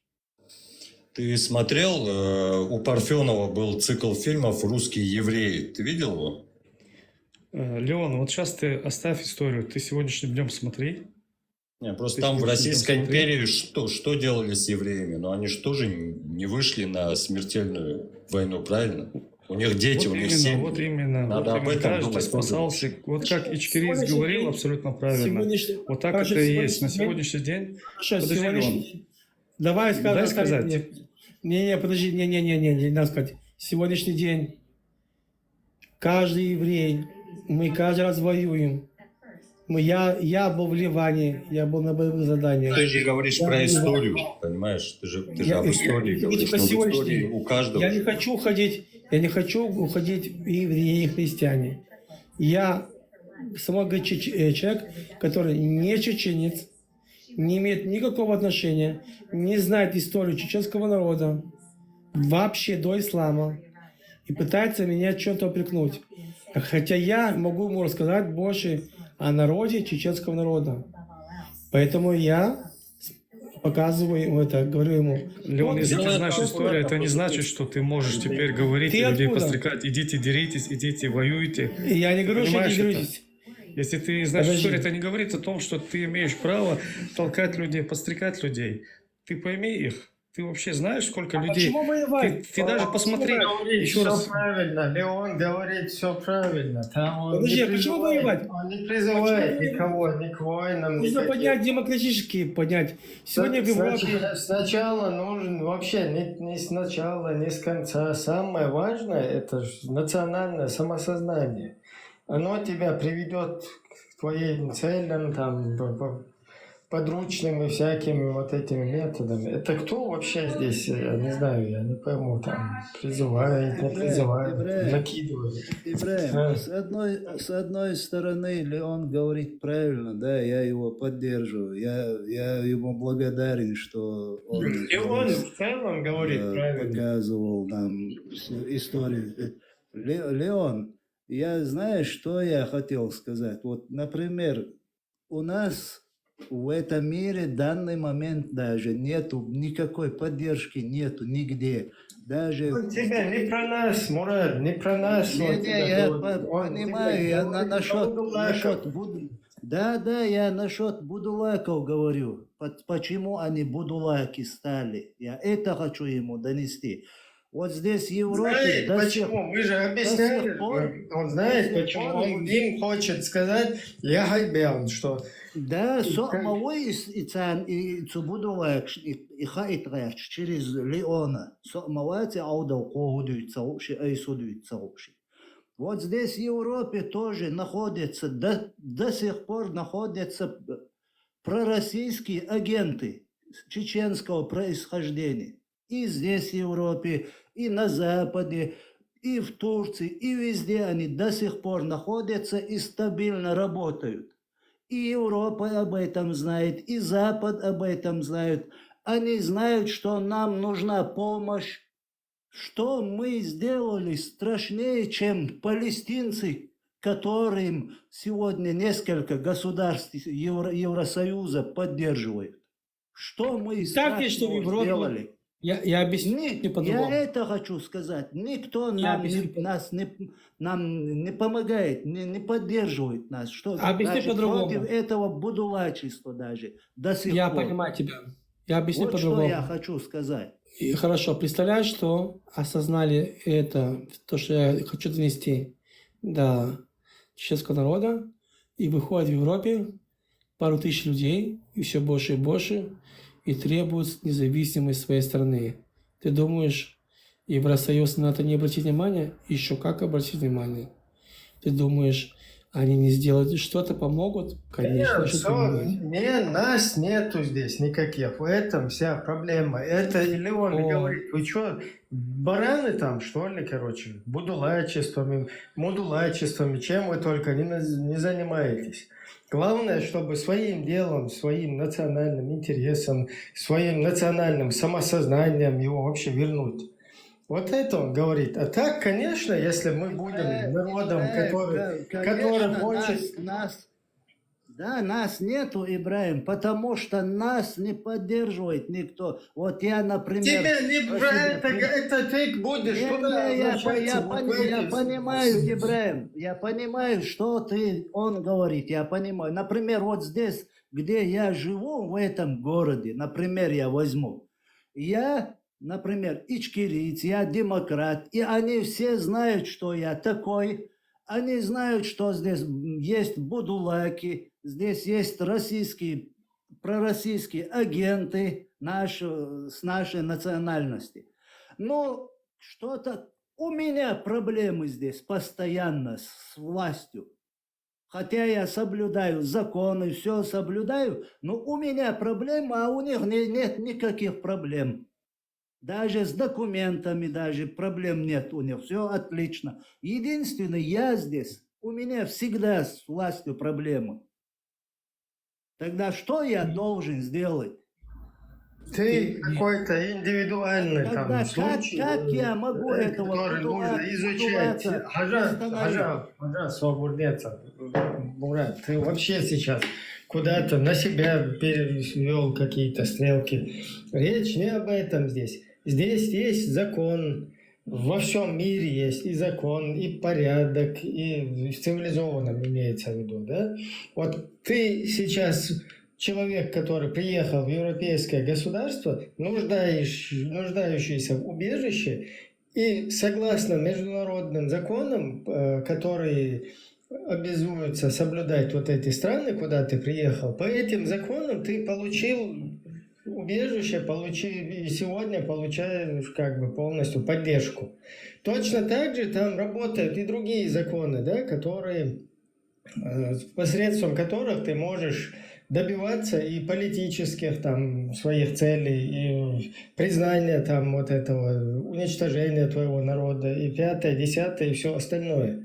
Просто нас нету, и поэтому Леон говорит, вы что вообще? Ибраим, это не тот твой город, где ты сейчас в Австрии живешь. Это не здесь другие законы, здесь другое. Это поэтому не про тебя вообще. Да, я поэтому ты взял куда-то, а это перевести. Да, я не на себя это перевел, Ибраим. Я говорю, что если такие, как я, у нас, если здесь нету никакой поддержки, не то что поддержки, а постоянной угрозы, что депортируют или сделают что-то. Что я могу против будулаков и против российских агентов сделать? Если меня здесь... Я не знаю, Леон, я извиняюсь, у меня, короче, не хватает. Я не здесь ничего. Почему у палестинцев есть потому что поддержка, а у меня ее нету? Тебя вообще нету, Мурат. Тебе Леон говорит, что никакого тебя нету вообще. Про тебя никто знать не знает. Ты какой-то есть мнительный, непонятный, вчерашний будулак. Тебя знать никто не знает. Вот в чем проблема. Чтобы ты, я, мы как народ какой-то из себя что-то представляли, нам нужно массово быть.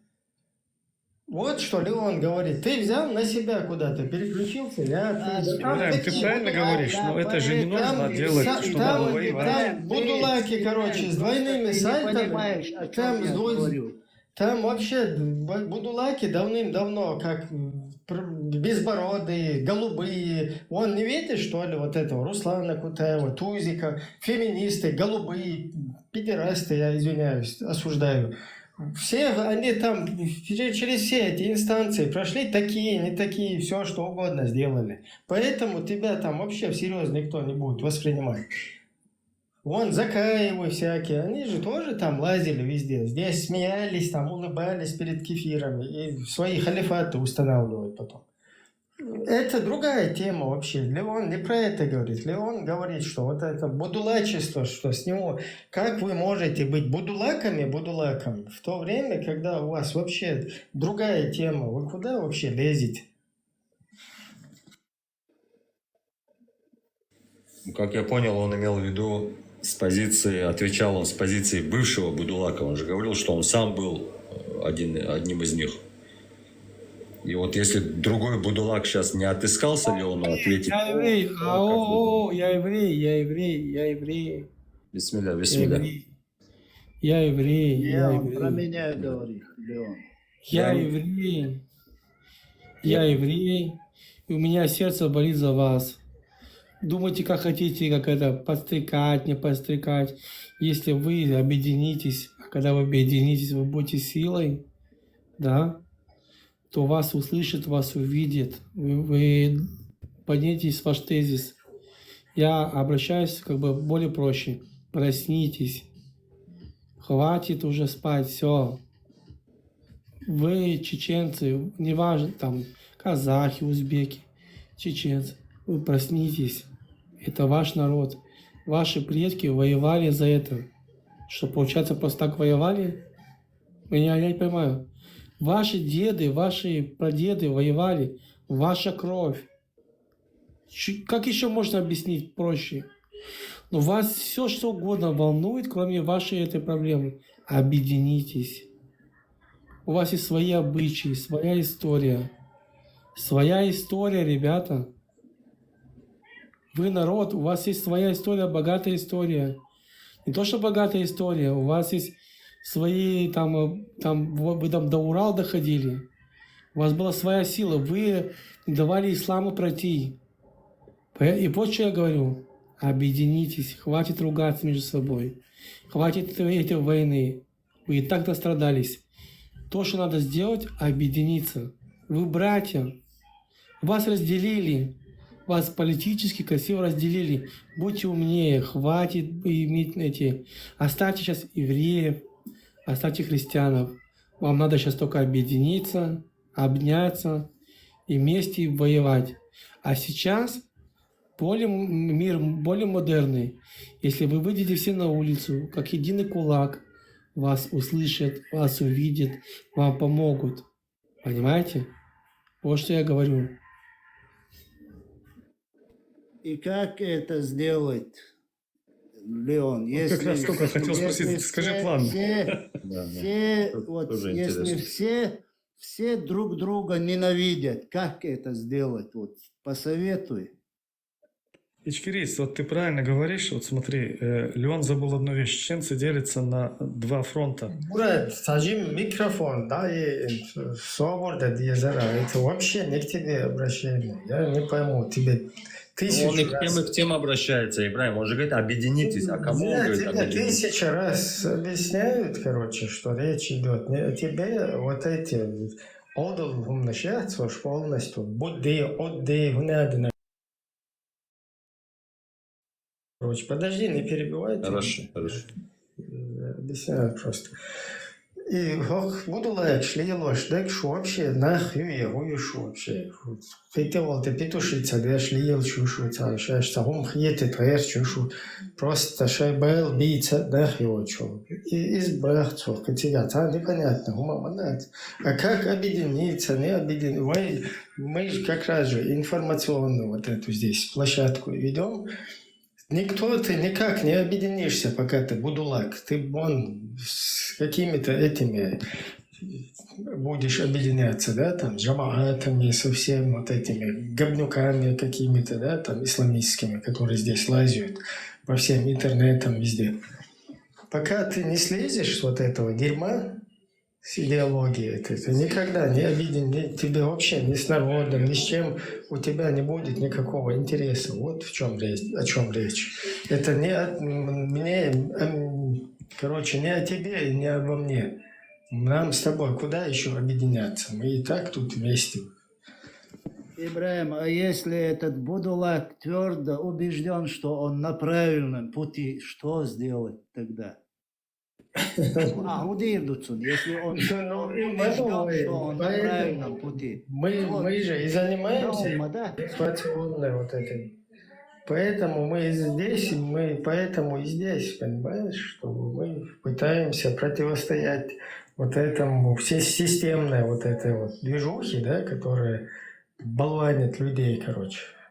Мы своими вот такими подручными методами. Вот у нас уже друзья, которые нам помогают даже. Ты же сам в курсе. Вот человек здесь в Евросоюзе, какой-то чеченец, вот постарается подняться или в спорте, или в политике, сразу его натягивать под русские, сразу. Ты же в курсе об этом?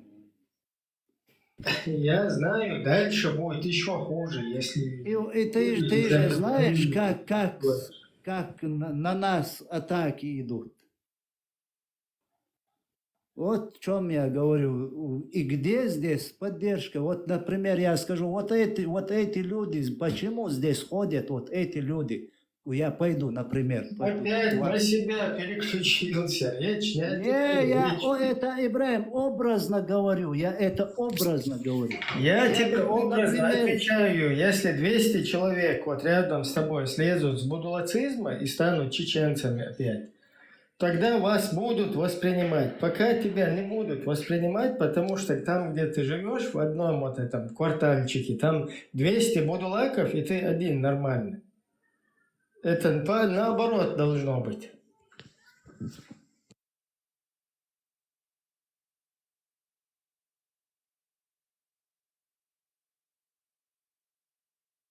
Пока ты какой-то не такой. Я согласен. Сейчас ты неправильный. Но эти будулаки не само собой стали здесь будулаками. Знаешь, кто их сделал? Мы-то с тобой знаем прекрасно, вот этого спасения утопающего в руках самого утопающего. Если ты не хочешь сам осознать, вообще зачем тебе выплывать, если ты сам на дно идешь, за тебя никто не придет, и тебя не будет ничего делать. Ты сам дернуться должен, help должен крикнуть хотя бы.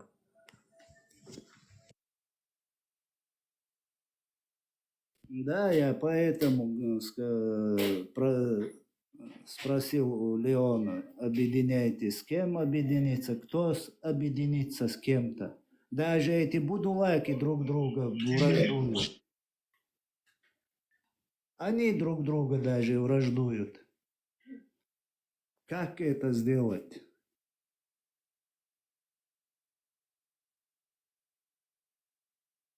Начать с себя и со своей семьи. Вот, например, возьмем Украину. Украина прекрасно знает, что там все будулаки. Они знают, что здесь есть чеченцы-демократы. Они знают, Европа знает. Кто с нами вот на связь вышел и давайте мы хотим с вами что-то сделать или вам помочь? Elon wszystkim, witam Was serdecznie na moim kanale. W dzisiejszym materiale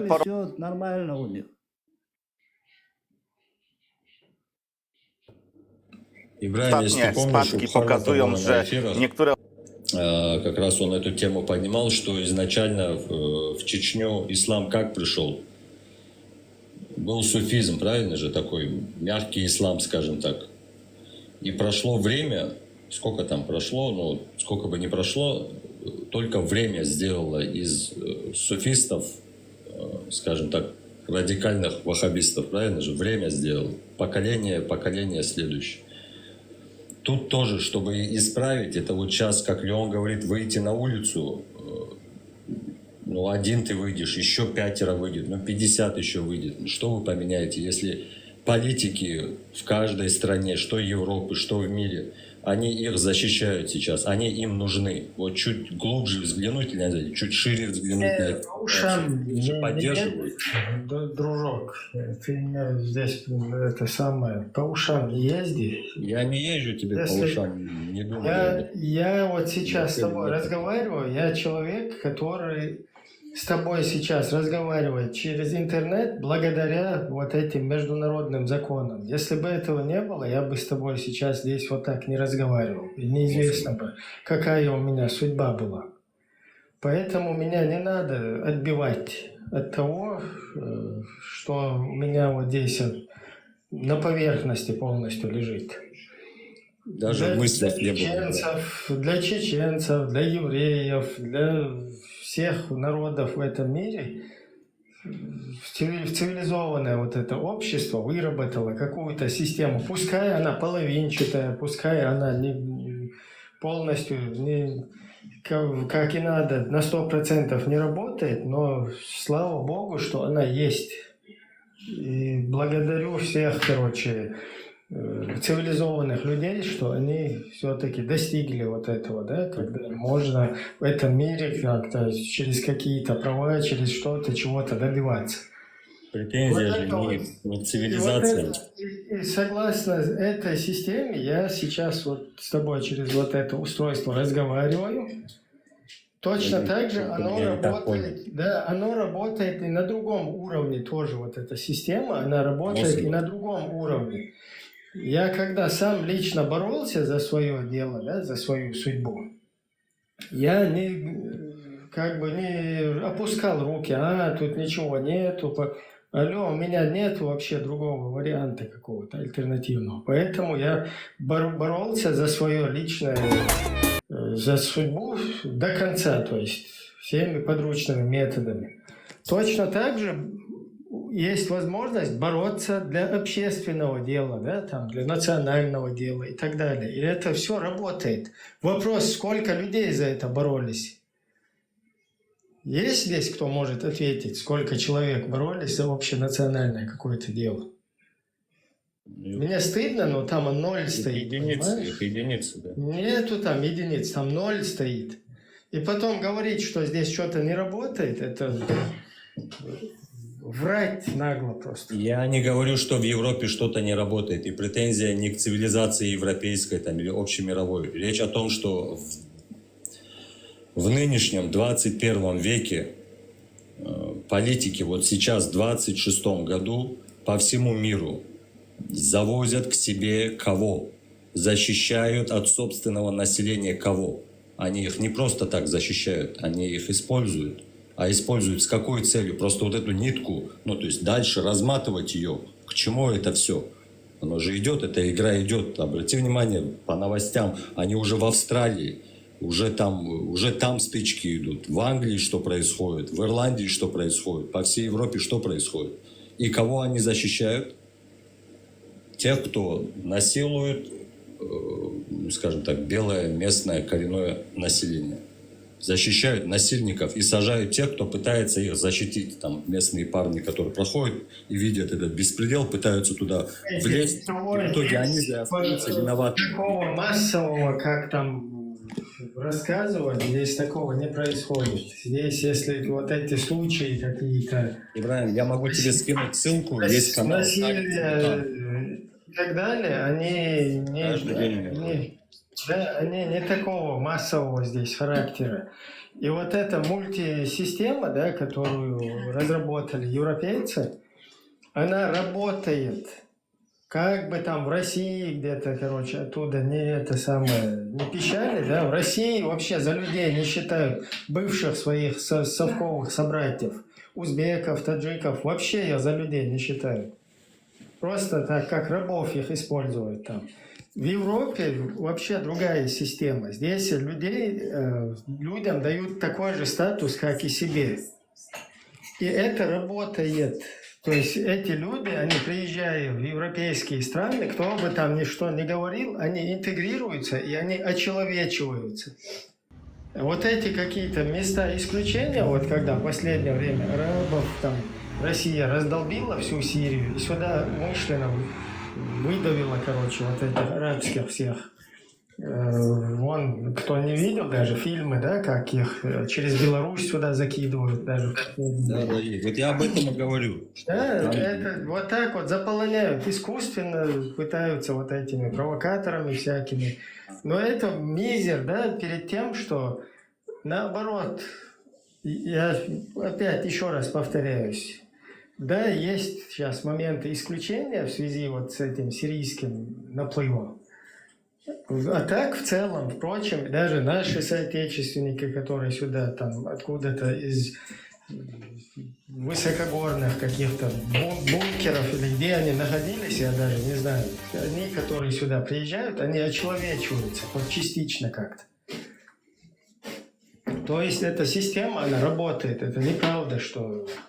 Тут, короче, наоборот, наши какой-то кавказцы, обратный процесс. Да, я согласен, кавказцам легко влиться, и они легче вливаются. И наши кавказцы, как правило, и не фигурируют в их новостях вообще. Там, как правило, марокканцы, пакистанцы, афганистанцы, ну, то есть оттуда. Там наших там практически нет. Я не слышал. Ты правильно говоришь. Я тоже в Европе живу уже давно и не согласен с Ибраимом. Здесь происходит очень много таких вот, про что ты говоришь, Франк, да?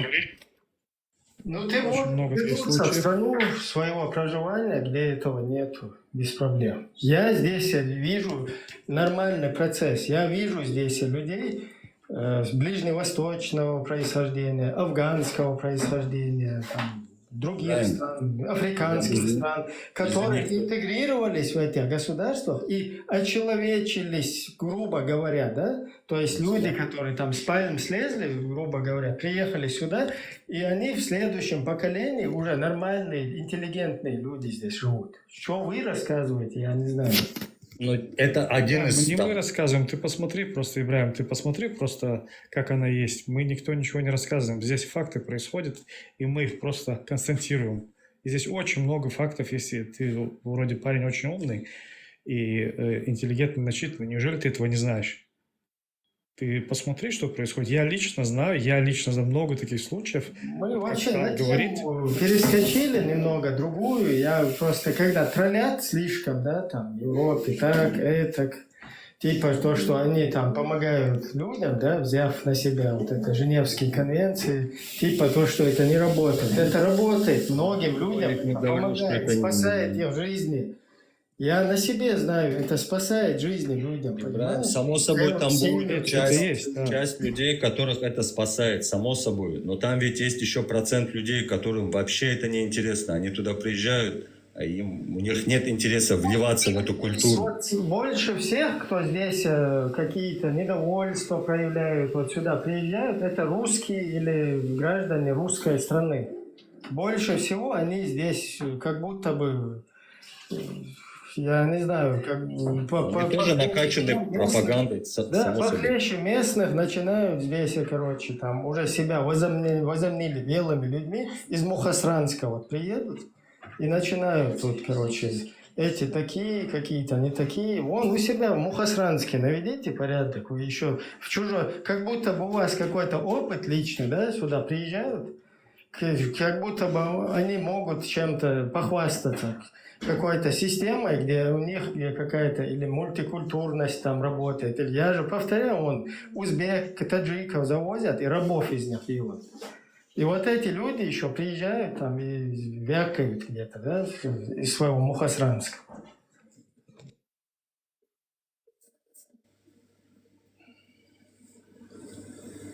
Ибраим, я могу тебе... В нашу сторону было, да, сказано? Нет, мы же не из Я Мухосранска. знать не знаю, кто вы. Я говорю, констатирую факты. Он говорит про тех, кого он видит там в своем городе. Ибраим, я могу тебе скинуть ссылку на канал в Ютубе Харис Султан. Он каждый день выкладывает видео по всему миру, что происходит. Вот все эти сводки с новостями. Он сам бывший мусульманин, пакистанец, и ведет блог. Да, И он очень все плевать, эти кто видео... не согласен с европейской политикой миграционной, может валить отсюда. Чемодан, вокзал, Россия. Все, вопрос закрыт. Это Да вот речь-то не об этом, Ибраим. тема граждан Мухосранска, понимаешь? Мухосранск вообще, ему вообще нету слова. Если какой-то израильский гражданин может это обсуждать, американский гражданин, это еще понятно, когда гражданин Мухосранска, страна которого нападает и делает вот эту ситуацию с беженцами, вообще ни о чем должна молчать вообще в подушку куда-то. Согласен, но их же здесь нет, просто, кому ты это адресуешь? Речь-то вообще не об этом, мы с тобой за это не Ибраим, спорим. да, скажи, вообще. кому ты это адресуешь. Мне, если ты меня, то скажи, вот тебе я это говорю. А я тебе отвечу на это. Скажи, Ибраим. Он в целом говорит про тех, кого он видит. Да, Но мы как- русскоязычный, вы русскоязычный, вы откуда вообще? С Африки? Кавказ. Ибраим, Кавказ? вроде взрослый человек, просто говори по делу. Че Африка, почему здесь Африка? Откуда вы русскоязычный? Какой Кавказ у вас? Это что, страна такая есть, Кавказ? Дагестан подойдет тебе? Ну вы с Мухосранска, я ж поэтому и говорю, чего вы тогда отнекиваетесь? Ну а почему Мухосранск? Ибраим, Потому что вообще Дагестан тебе... это Мухосранск. Входит в состав Мухосранска. Чего вам не Так понятно? тогда можно на любой регион, тогда так сказать. Мухосранск. Нет разве? Ибраим, тебе... Я об этом и абсолютно- говорю, вы все входите в состав Мухосранска, вы вообще должны молчать, понимаете? Ибраим, мы ничего не должны. Мы У ничего не вас должны. наводнение поверь. сейчас там было, вам, короче, зачморил вас вот этот сел там, Шевченко, бывший советник Путина, сел и просто зачморил, в то время как вам государство должно было вам восстановить весь вот этот вот там произошедший ущерб и так далее. Вы сюда приехали, в чужом глазу хотите пылинку найти со своим бревном. Да этим никто не занимается. Ибраим, ты нас неправильно понимаешь. Я не знаю, у тебя фильтр какой-то свой стоит. У нас нет претензий ко всему, ко всей цивилизации европейской. Услышь меня. 26-й год, говорю, открой новости по всей Европе, что творится. Именно с пометкой «мусульмане», «приезжие». Посмотри в Америке, что творится.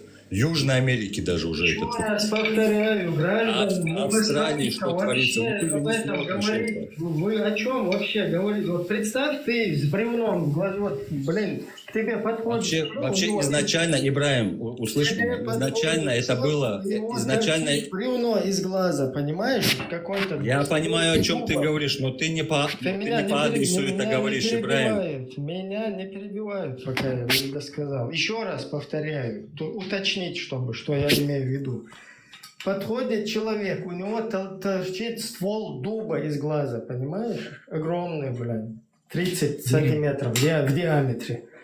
И он говорит, что это там у тебя, у европейцев в глазу пылинка какая-то, блин. Иди свой глаз помой, короче. То есть это вообще смешно, понимаешь? Я-то тебя понимаю, а ты меня понимаешь? Потому что я-то тебя прекрасно понял, вот ты, по-моему, не хочешь меня понять. Вы Я что, нет Европу претензий к хотите цивилизации. изменить, что ли? Вы Европу переделать? Вы Мухосранск сделать из Европы? Или я не понимаю, вы к Дагестану? Ибраим, скажи, пожалуйста, когда ты сдавался как?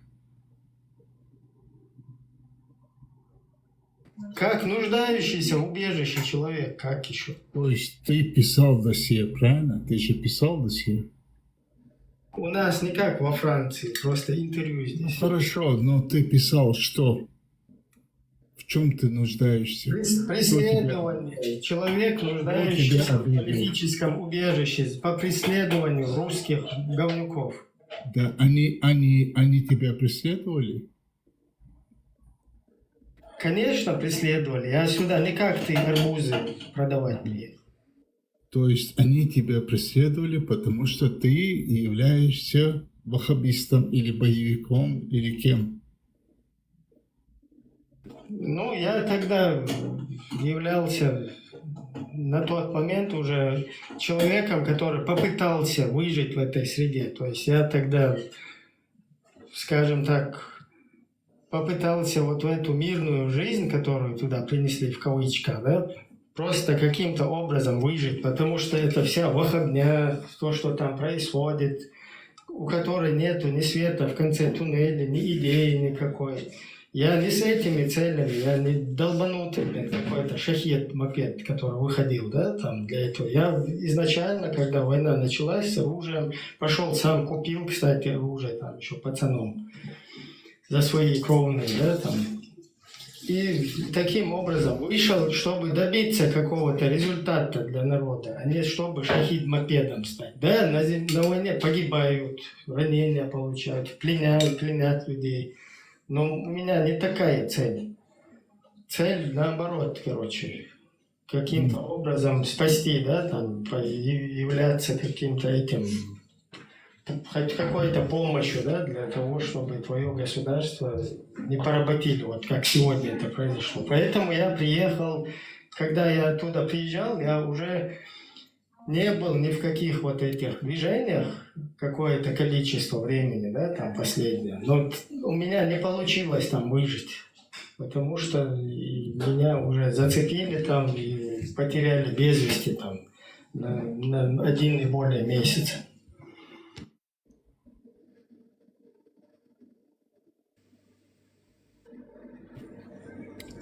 А что ты конкретно хотел спросить, а не Нет, я просто хочу понять, ты когда сдавался, ты сдавался как? Ну, я тебе и объяснил. Смотри, я сдавался, я просил убежище, я говорил, что у меня там нет вариантов. Но тогда действительно не было вариантов.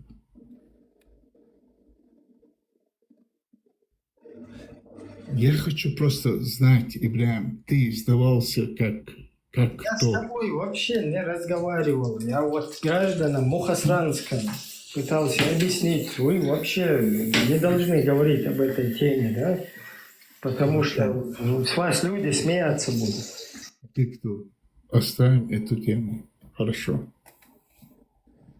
Сдался. Ибрахим, ты так и не понял, короче, о чем я говорил. У тебя свой фильтр стоит, я не хочу с тобой спорить. Скажи еще раз, что ты говорил? Скажи, брат, кратко. Смотри, я просто хочу понять. Ибрахим, хуля, что ты хочешь?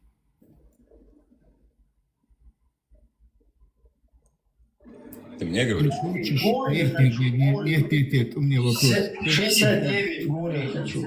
Не, смотри, Ибрахим, да, просто искренне. Ты хочешь, чтобы 1,5 миллиона чеченцев вышли из ислама. Это так?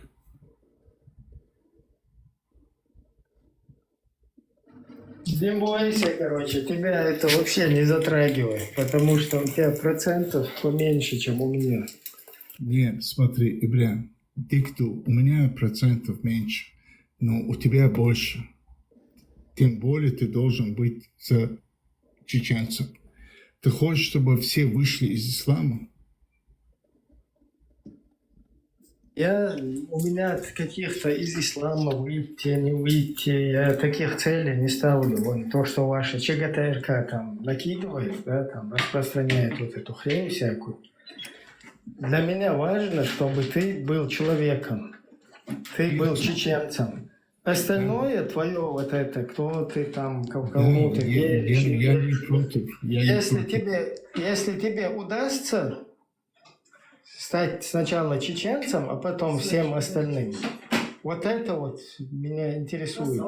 А остальное, короче, там, кому Будда ты, или суфист ты, или шиист, или хабашист. Помнишь? Чего объединяться, Ибрахим? Помнишь фильм был? Это к гражданам Мухосранска не относится. Он когда это... Согласен. Как его? 12 стульев. Да. можно сначала утром, короче, как это было? Утром, по-моему. Утром стулья, вечером деньги. Тот говорит, можно, но деньги вперед. Вот точно так же можно ваххабитом быть, салафитом быть, хренитом быть, но чеченцам вперед. Сукет, да, я понял. Ибрям, как ты видишь, вот 1,5 миллиона выйдут из ислама, вот чеченцев, да? Вот какую дорогу, вот как ты их видишь? Еще раз повторяю, ислам выходить, заходить. У меня цели куда-то заходить, какие-то переобуваться, каких-то ваххабитов, суфистов превращаться и так далее. Еще раз повторяю, ты должен сначала быть нормальным человеком. Нормальный Бог, Ибрям, как понять нормально? Да, я ему объясню, дорогие. Нормальный, когда может, вот, когда ты ему объясняешь, что людей я ему скажу. убивать на ровном месте, что свою нацию нужно любить, что с другими людьми нужно со всеми нормально сосуществовать, дружить. Без разницы, какой бы они религии, там, конфессии, чего угодно не были. Вот когда ты это сможешь понять и осилить, вот тогда после этого твой ваххабизм, хренобизм, значит, ты уже сначала человек, да, а потом ты уже рассуждаешь по-человечески, а не робот, который сначала выполняет все эти команды, а потом еще себя приобщает к человеку. То есть, Алекс, можно я тебя? Не, дай я закончу. Смотри, можно? Сейчас мы находимся в исламе, чеченцы, да, и мы ненормальные. Я не знаю, в каком исламе там находимся, мы ненормальные. Для тебя люди, которые зикры делают, улила, они нормальные для тебя? Почему нет? Ненормальные? Нет. Почему они ненормальны, если они говорят уля-ля? Не знаю, у нас вся проблема была дома, вот Дугины, когда нам притащили истинный ислам, у нас вся проблема была в ваххабитах и суфистах. Суфисты это были мушрики, которые приобщают к Аллаху сотоварищей и так далее. А ваххабиты это были, в итоге они вылились в шайтанов, да, с которыми начали бороться на пути Ахмата Хаджи Кадырова. И ты этого ничего не видел, что ли? Ты когда? Ты во Франции родился или где? Нет, Ибрям, я родился дома, да. Я еще Джихара видел несколько раз. Ну, значит, ты где-то или на Луне, ты это все пропустил. Или ты за дураков считаешь здесь людей. Это же мусульмане. Какие мусульмане? Да, вообще, мусульманчик, байлабацкус. Тут давным-давно ваххабисты. Нет, смотри, Ибрям, ты сказал 72% ты мусульманин, поэтому я задаю вопросы. Этого я не слышал, кстати. Ну да, 71 я сейчас уже на днях. Ибрагим, можно я скажу одно? Можно сказать? Смотри, Алекс, вот из кто вот здесь вот бывает, допустим, да, кого я слышал, ну, я от Ибрагима не видел, что какой-то такой подлый, грязный, ну, такой, знаешь, этого. Он ко всем нормально, если мусульмане нормально, адекватно, он к нему также нормально. Этот вопрос ты некоторым задай другим. Или в Индии, может, или, в общем, таким, да? Смотри, я не считаю, что Ибрагим плохой. Он тоже борется. Он тоже хочет, чтобы все было хорошо. Понимаешь? Но он уважителен, если человек адекватно будет. Абсолютно. У меня нету никакой ненависти или там презрения к Ибрагиму. Я знаю, что Ибрагим тоже хочет как бы спасти, что-то сделать. Как и я. У нас с тобой, знаешь, проблема в чем? Ты хочешь спасти Аллаха, а я хочу спасти, вот, чтобы чеченцы нормально могли жить. Наши там потомки, наши вот. То, что я видел, я бы не хотел, чтобы не то, что чеченцы вообще люди в мире не видели. Но как минимум хотя бы вот мой народ, да, который каждый входит, скажем так, по граблям вот этим, да, циклично, история постоянно, новый виток, одного и того же. Это нужно прекратить, нужно с этим Мухасранском что-то делать, с нашим народом что-то делать. Вот это так, там какие-то эти, плакать, ходить, дуга делать, какие-то там, мусульнах, ислама, там. Зачем это? Алло, подождите, что в этом мире люди нормально могут жить по-другому, да, там, обезопасив там свое государство, свое общество, там, двигаться, короче, в каком-то национальных интересов. Оставьте вот эту вот тему. Если ты хочешь спасти религию Аллаха, я тебе сам сошью черный флаг, где написано «Шахада», отдам тебе его в руки и направлю тебя вот куда хочешь, билет куплю, в Сомали, например. Ибрahim, сокет, но что делать вот 1,5 миллиона чеченцев, вот представь себе.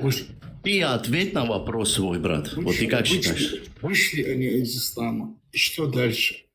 Вот ты скажи, что делать. Вот ты скажи сам свое мнение, а потом он скажет. С тобой проблема. Ты спасаешь ислам, а я вот хочу спасти свой народ. Я всегда думаю так. Да, у нас вот разнимся, понимаешь? Ты хочешь Новчикам, Дина, короче, хоть этот чеченский язык, хоть сдох он, ну, чтобы он как бы спас вот эту твою идеологию. А мне наоборот интересно, чтобы мой народ спасся, используя идеологию, все что угодно, да? Дихту Ибрahim, а какую идеологию ты можешь предложить? Брат, ты сам скажи, вот ты как считаешь свое мнение по этому? Вот я считаю, если вообще убрать религию, да, это будет хаос в мире. Допустим, сказать христианам, вы ошибались. Сказать иудеям, вы тоже ошибались. Сказать мусульманам, вы тоже ошибались. Почему будет хаос? Возьми страны, есть, которые... Смотри, есть ценности, да? У чеченцев есть ценности. Есть же светские страны, Да, светские страны. есть. Когда они что-то делают, они делают ради Бога. Светские страны возьми. Да, смотри, когда ты говоришь «нет Бога», ради чего это делать все? Ради чего меня тебя спасать? Ради чего? Скажи, пожалуйста. Вот ты тонешь, да, в озере. Ради чего я должен знаете, вот в чем жертвовать собой? проблема? Вот эти люди, да, вот эти ваххабиты, Дугины, Джамаль Гайдары, Темишевы, Мусы и всякие вот эти идеологи, они проникли в наше общество на теме нашей трагедии. Вот у тебя какая-то трагедия, представь, ты там оплакиваешь, стоишь там своих близких, вот у тебя такое. Он подходит и начинает с тобой плакать, знак солидарности, брат. Как жалко вот твоих. Давай я тоже помогу тебе, оплакивать их буду. И потом с тобой оплакивать. Даже тебе может там что-то там перекусить, поднести, сказать. Чуть-чуть перекуси, брат. Вот, не терзай себя так. Успокойся уже. Потом потихоньку, короче, начинает тебе объяснять, вот там, знаешь, есть Бог, короче, там есть гури, там есть вот такое, твои родители, близкие, короче, все погибшие, они там находятся. И мы тоже там будем в итоге, и всем нам будет хорошо. И тебя как бы успокаивает вот потихоньку, и ты как бы вроде успокаиваешься, там начинаешь приходить чувства. Но потом потихоньку вот этот вот говнюк, который внедрился в твою среду, он начинает тебе рассказывать: видишь, брат, а если ты вот пойдешь и вон там джихад сделаешь, что-то еще там, установишь слово Аллаха, установишь уму, короче, там шарикат, вон съездишь, короче, в Сирию, вот этим еще, там, короче, джихады поделаешь, короче, вот этим позанимаешься, тебе еще больше гури там дадут, короче, еще больше, лучше тебе будет. Давай, короче, присоединяйся, а ты стоишь, у тебя своя трагедия, у тебя свои обидчики, у тебя все вот это дело, и тебе говорят: не, это все одни, и вот твои обидчики, которые там, где-то в Пакистане, в Палестине, там, в Лимпопо, еще где-то, короче, это все одно, они кефиры туда. И таким образом тебя вот облапошивают, короче, ставят на какие-то рельсы, установления там Коранов, сун, шарикатов, халифатов во всем. И ты вот как облапошенный идешь, еще и других, короче, тоже бесплатную в это болото тянешь. То есть вот так это работает. Вот так, по-хитрому, да, к тебе вот, ой, что тебя волнует, брат, давай мы вместе, там, субханаллах, иншаллах, туда-сюда. Нет, мы уже играли в это, алло. Там, где вы начинающие, мы уже там акулами проходили это все, то есть это бесполезный, короче, номер. Идите на все 4 стороны со своим черным флагом вдоль по Питерской, по Тверской, иншаллах, Рахман, Кури там встретите, короче, Аль-Бураков, дом на курьих ножках и все остальное. Никто не будет, человек, который понимает эту матрицу, он никогда не будет в это играть, понимаете? Хорошо. Ибрахим, какая идеология у нас должна быть? Вот коммунизм, социализм, демократия, не знаю, воровское какое-то понятие. Как мы должны двигаться? Что мы должны принять? Ты о чеченцах говоришь или о ком? Да, я смотрю. Светское, он имеет в виду, светское общество. Чеченцы сами, сначала они должны вернуться к своему самосознанию. Вот ты должен опять чеченцем стать сначала. А потом... Да, я тебя не могу, никому не... У меня, может, я хочу быть царем, короче, чтобы мне все поклонялись.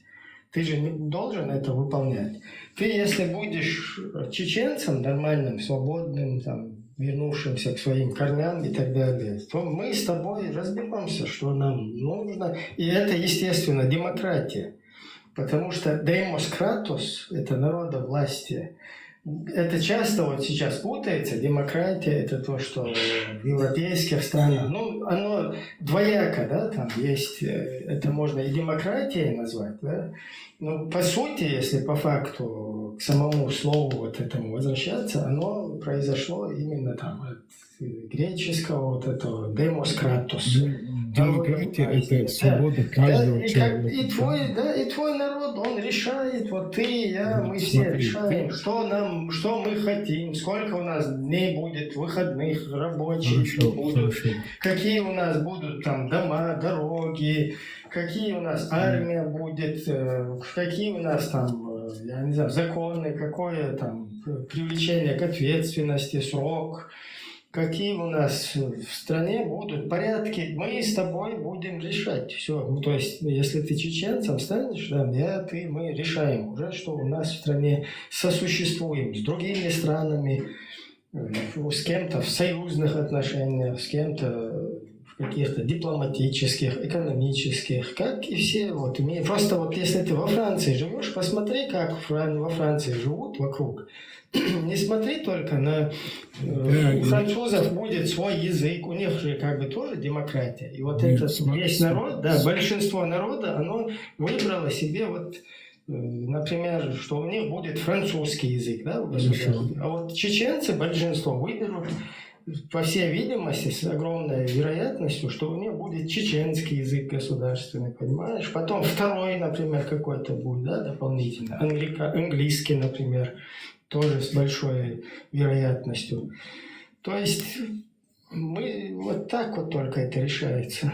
Это демократический механизм. А вот какое государственное устройство будет, сколько у нас будет выходных дней, с кем мы будем вести взаимоотношения, как мы будем привлекать к ответственности наших убийц, обидчиков, которые вот несколько веков нас насилуют, без вести теряют, уничтожают, на своих войнах используют всяких захватнических. Вот так вот. А как именно это сделать?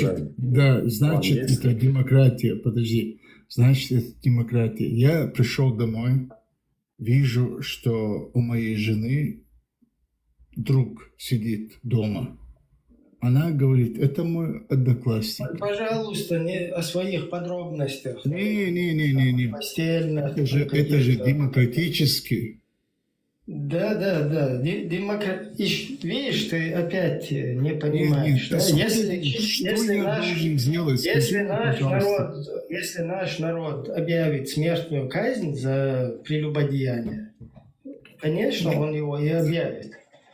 Это не мы с тобой можем, это всенародно решается, понимаешь? Нет, ну демократия, она же так работает. Что я должен сделать? Вот что я должен сделать?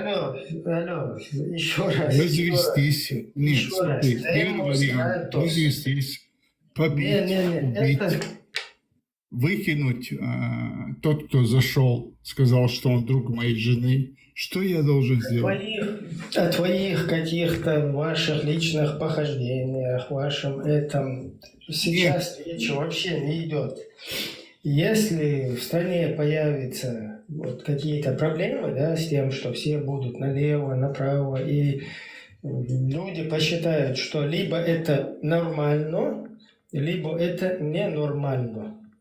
И вот так это решается. И нужно ли за это привлекать к ответственности, либо еще какие-то там условия ставить? Это народ решает, это и есть демократия. Нет, это не будет решать твой шарикат, когда пророк приходит домой, у него сидит незнакомый человек, который оказался молочным братом. 5 раз его покормили сиськой, он стал братом. И ему можно зайти, значит, домой.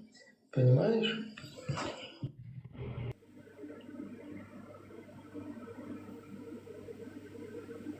Если ты, то ты придешь домой, и у тебя дома будет какой-то дядя Витя соседский сидеть. Ты ничего не можешь там решать абсолютно. Потому что ты со свечкой должен и еще с 3 своими приятелями быть. И вы должны под одеялом прям видеть этот процесс.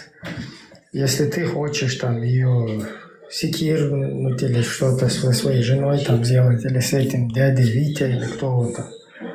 То есть ты какие-то эти, задаешь что-то. А что завтра будет, если инопланетяне прилетят там туда-сюда? Ибраим, ты лучше с простого начни. Задай вопрос, например, Алекс, давай я, Ибраим, я тебе задам вопрос. Ты хочешь свое государство, чеченское государство, хочешь? Да, öyle. Цун просто выпачал киешу и хячаны, цун эти худух и белу и улушу. Не знаю, кто здесь хочет, чтобы весь чеченский народ вышел из ислама, но лично я не хочу этого и не говорю об этом вообще, и не говорил. Я лично от себя я говорю, то, что я хочу, чтобы было чеченское демократическое государство, как он был, так и чтобы он остался. А не там исламское государство, тем более там шариаты и так далее. Потому что вот где это шариаты и исламское государство, мы видим, что там творится и как там народ живет. Поэтому в чеченском демократическом государстве, да, должны быть и мусульмане, и христиане, и буддисты, и иудеи, и все. Но государство должно быть чеченское. Сказал, 12 стульях, вот этот, да, кто он там, Вицин или кто. Но деньги вперед.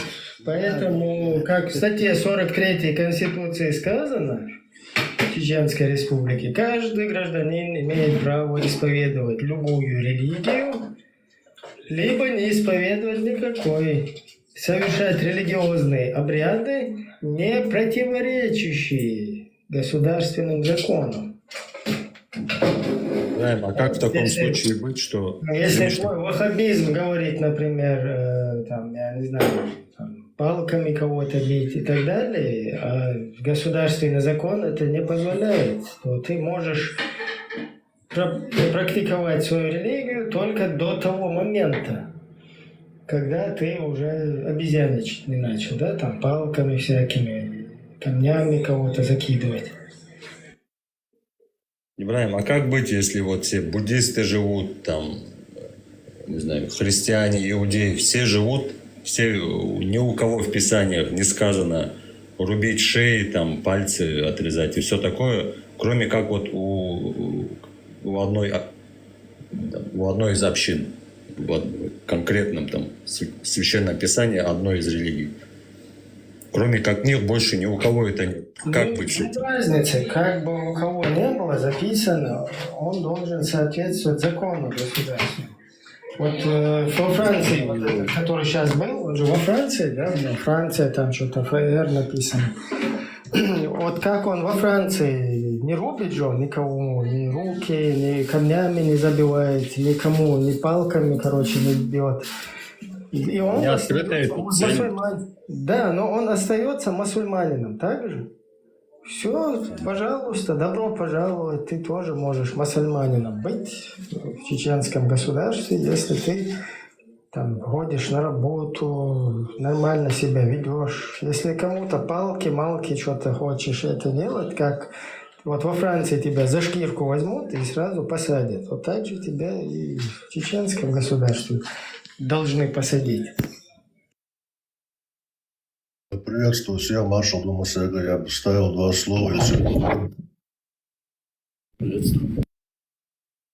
Вот этот человек, который вышел и задавал ей вопросы, задал последний вопрос, не знаю, мне показался слишком примитивным, что я не сдержался и решил высказаться по этому поводу.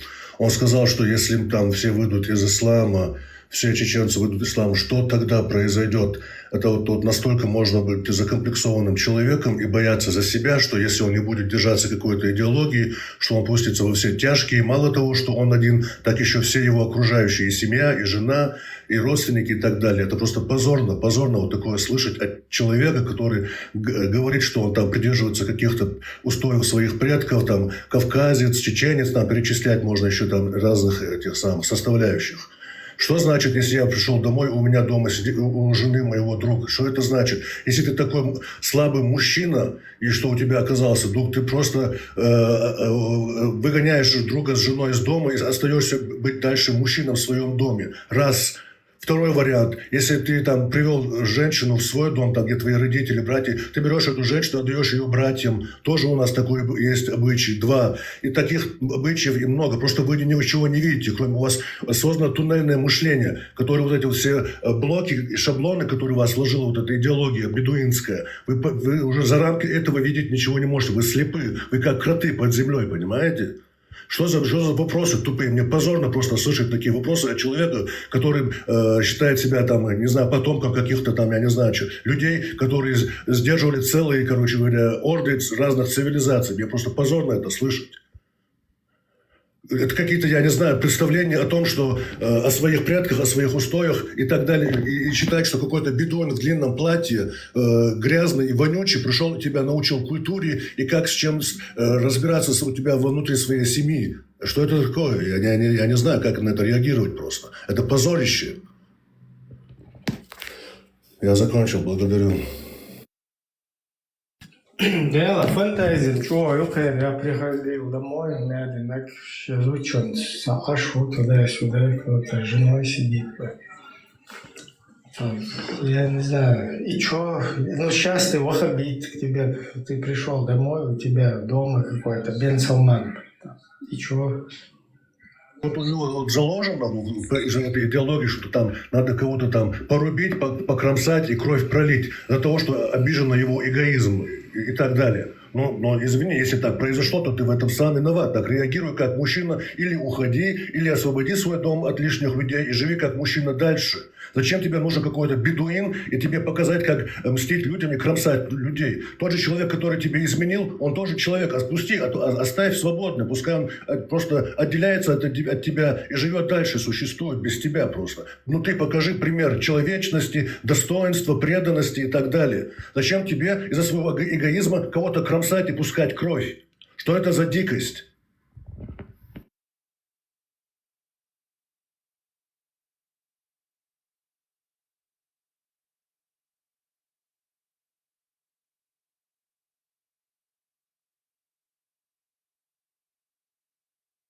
Куда делся наш? Как его звали?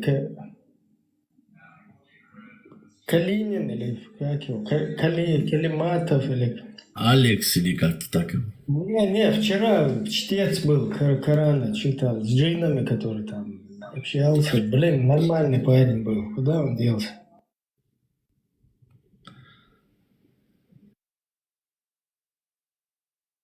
Спит, наверное.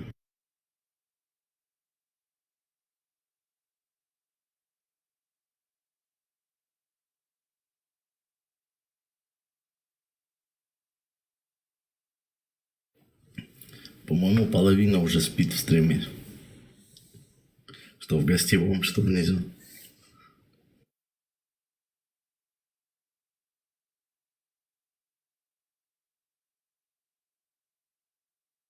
Друзья, я тут сейчас грубо высказывался, я не знаю, вот, которые здесь находятся, участники. Просто меня это долбит, понимаете, здесь вот. У меня там знакомые по Фейсбуку, там туда-сюда всякие эти, которые... Я себя тоже от этого не отделяю, понимаете? Я тоже приехал из места, в котором мы не смогли ни порядок навести сами, да, ни сегодня он... Не можем ни с кем разобраться там, да, заходит какой-то, блин, если с его женой кто-то будет сидеть, бля, какие-то эти вопросы.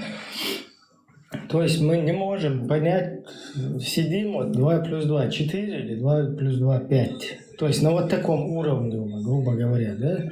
И вот я приезжаю в чужую страну, которая мне дала условия, которая там напоила, накормила, убежище дала, там, дала возможность воспитать какую-то там семью свою, еще там политической деятельностью возможность заниматься и так далее.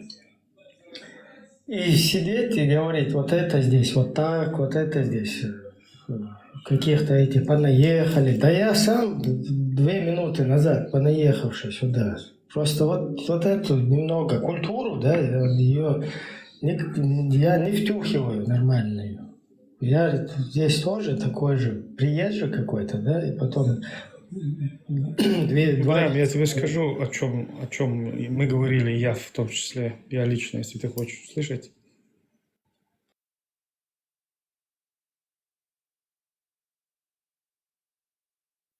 Здесь я понимаю, что ты не согласен с вот этим там, исламским движением, вот у тебя, по всей видимости, эта тема.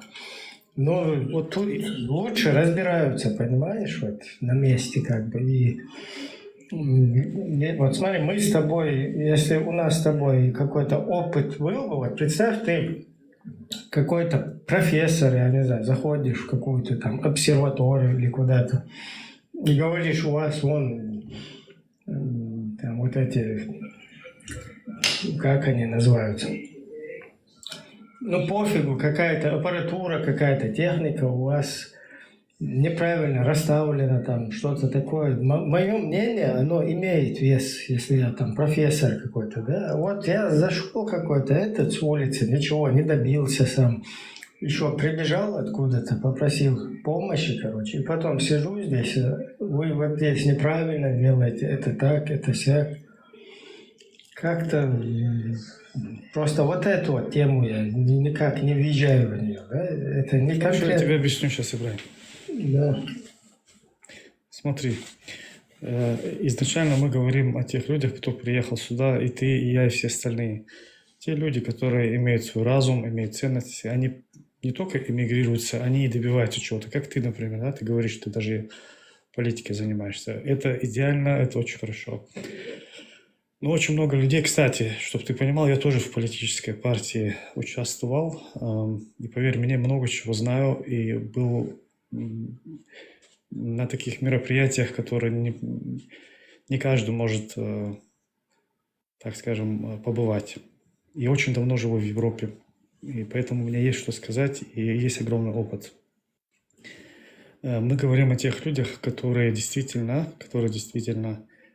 делают ту цивилизацию, про которую ты говоришь, про которую ты хвалишь, ту цивилизацию, про которую ты говоришь, что она тебе дала житье-питье, эти люди делают ее не то что делают, они на нее плюют. Я лично останавливал многих арабов, турков, когда они беспредельничали на улицу. Я лично останавливал и вразумлял их. Хорошо, что были нормальные люди, понимали, извинялись и так далее. Мы про них говорим, понимаешь? Не про тебя, не про таких людей, как ты, а про тех, которые умышленно делают ущерб, урон. Это две разные вещи. Понимаешь? За них никто не говорит, то есть за нас никто не говорит, что мы такие те, которые хотим чего-то добиться. Поэтому это первая разница. Большая разница, которую нужно, я думаю, отделять. Как это на русском говорят? Пшено от пелевицы или как это? Я тоже пытался ему объяснить, он не понимает, у него свой фильтр стоит. Да, говори, извини, что ты говорил. Ничего, люди всякие, каждый имеет свое право на мнение, и каждый может высказать свое мнение. Тоже, кстати, к европейской цивилизации относится. Второе, Ибраим, я тебе критику скажу в лицо. Вот ты меня, я думаю, и вот этого парня Франка назвал, как-то граждане Муха, как это было, я забыл даже. Мухасранцы, да. А почему мухасранцы превратились вообще? Ну ладно, оставим. Нет, дело даже не в этом, Смотри, Ибраим,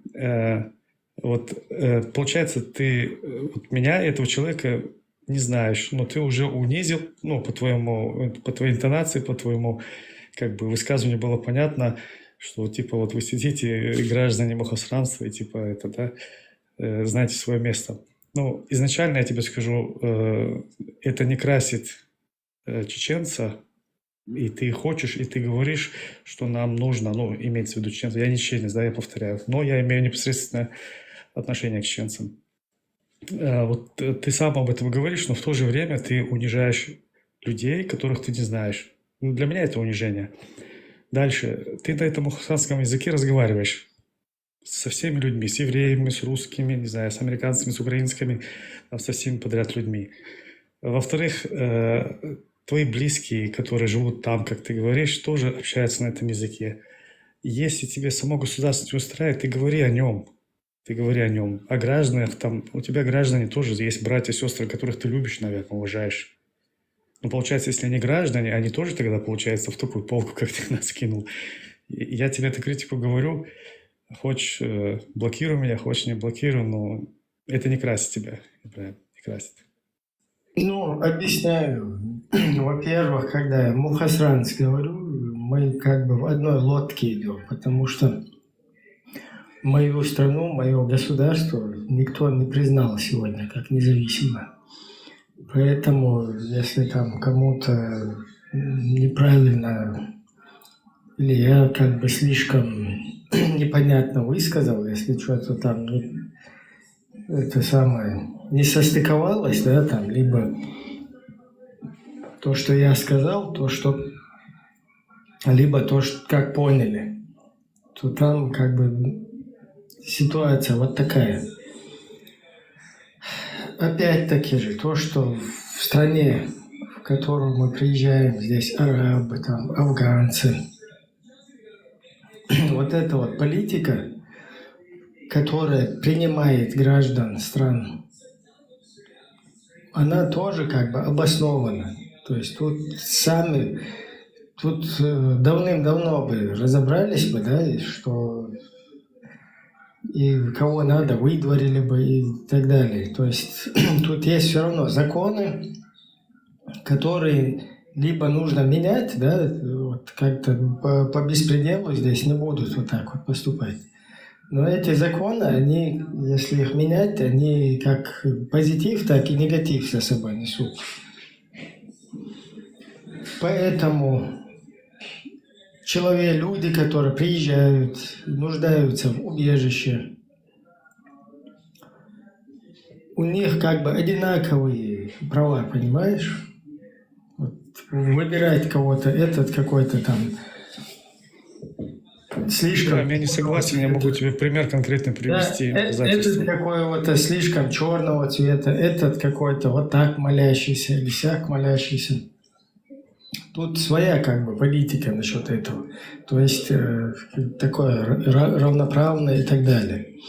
опять-таки вот, я не знаю, вы здесь родились или... Ибраим, я 30 лет живу здесь, Ибраим, смотри. Я 30 лет живу Да, здесь. ты, Вот, возможно, сколько ты лет живешь тут в Европе? вообще молодым, когда приезжал. Я 20 лет живу.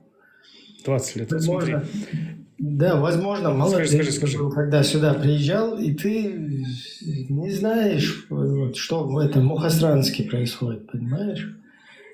Вот я своих соотечественников тоже знаю здесь. Какой-то он молодой человек куда-то там в политику, политиканом попытался стать.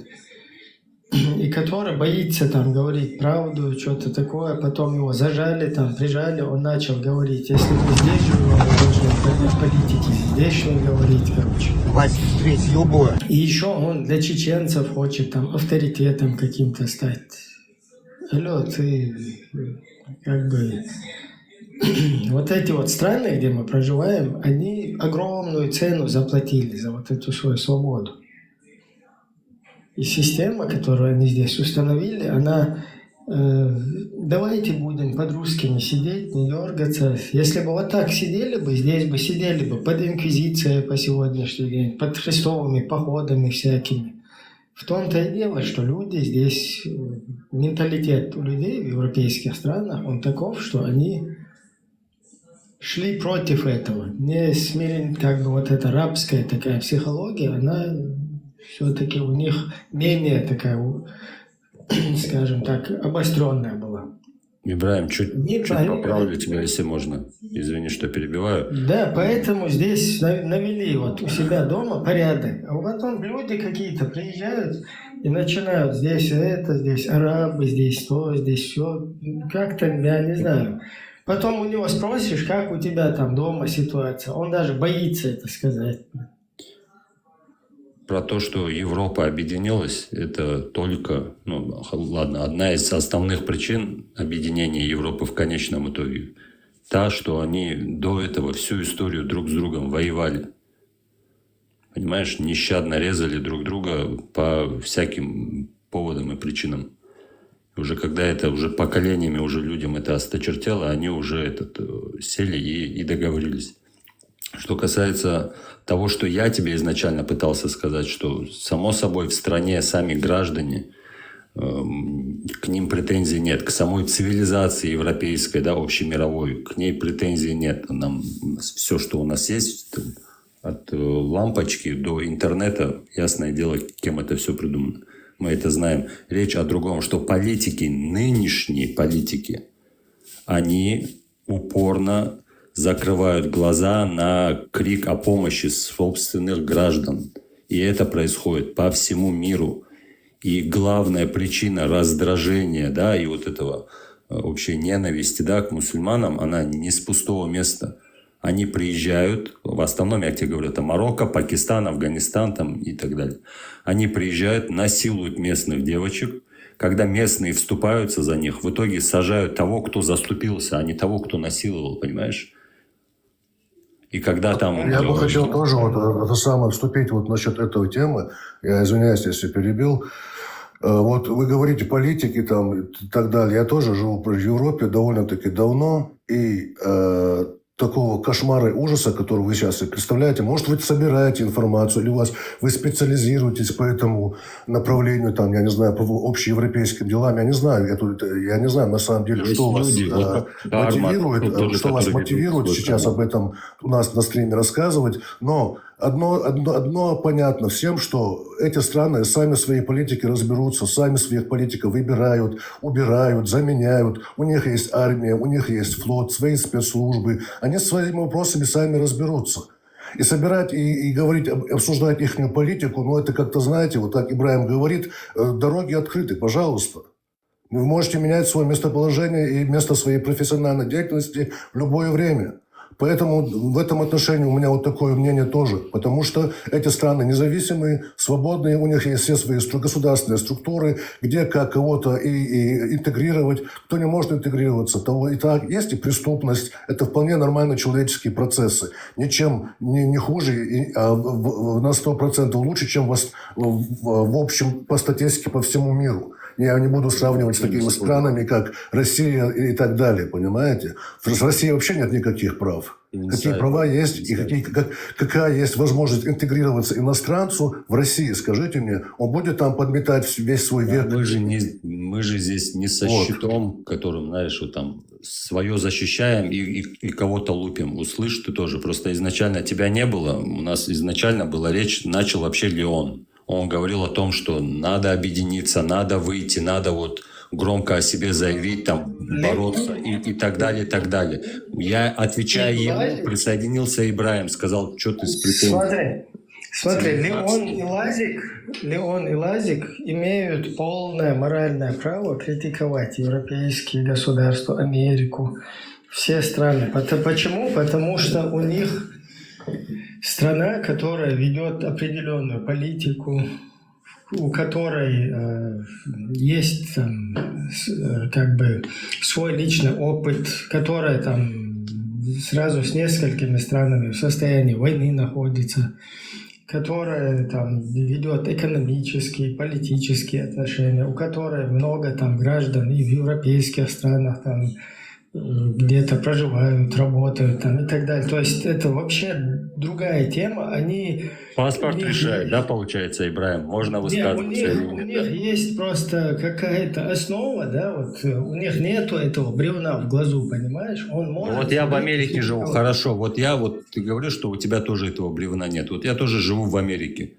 Я тоже не в России. И что мне теперь из-за того, что у меня не израильский паспорт и не чеченская там национальность, что я не могу высказываться о том, что я вижу, читаю в новостях каждый день, да? Высказываться-то ты можешь, да, но... Но где я критиковал? Тебе могут приземлить, как бы, без каких-либо просто... Претензий у меня не было. Услышь меня, Ибраим, я не с претензией зашел. Я говорю, взгляните на картину. Просто вот эта тема, да, нашему обществу, которое проживает в европейских странах, она очень вредна вот для чеченцев, понимаешь, которые приехали в европейские страны, которые на особом статусе здесь находятся, политическом, которые здесь не в качестве гастарбайтеров, которые здесь не в других каких-то там статусах, именно в статусах людей, которым помогли, которых здесь устроили, и которые должны стать нормальными чеченцами.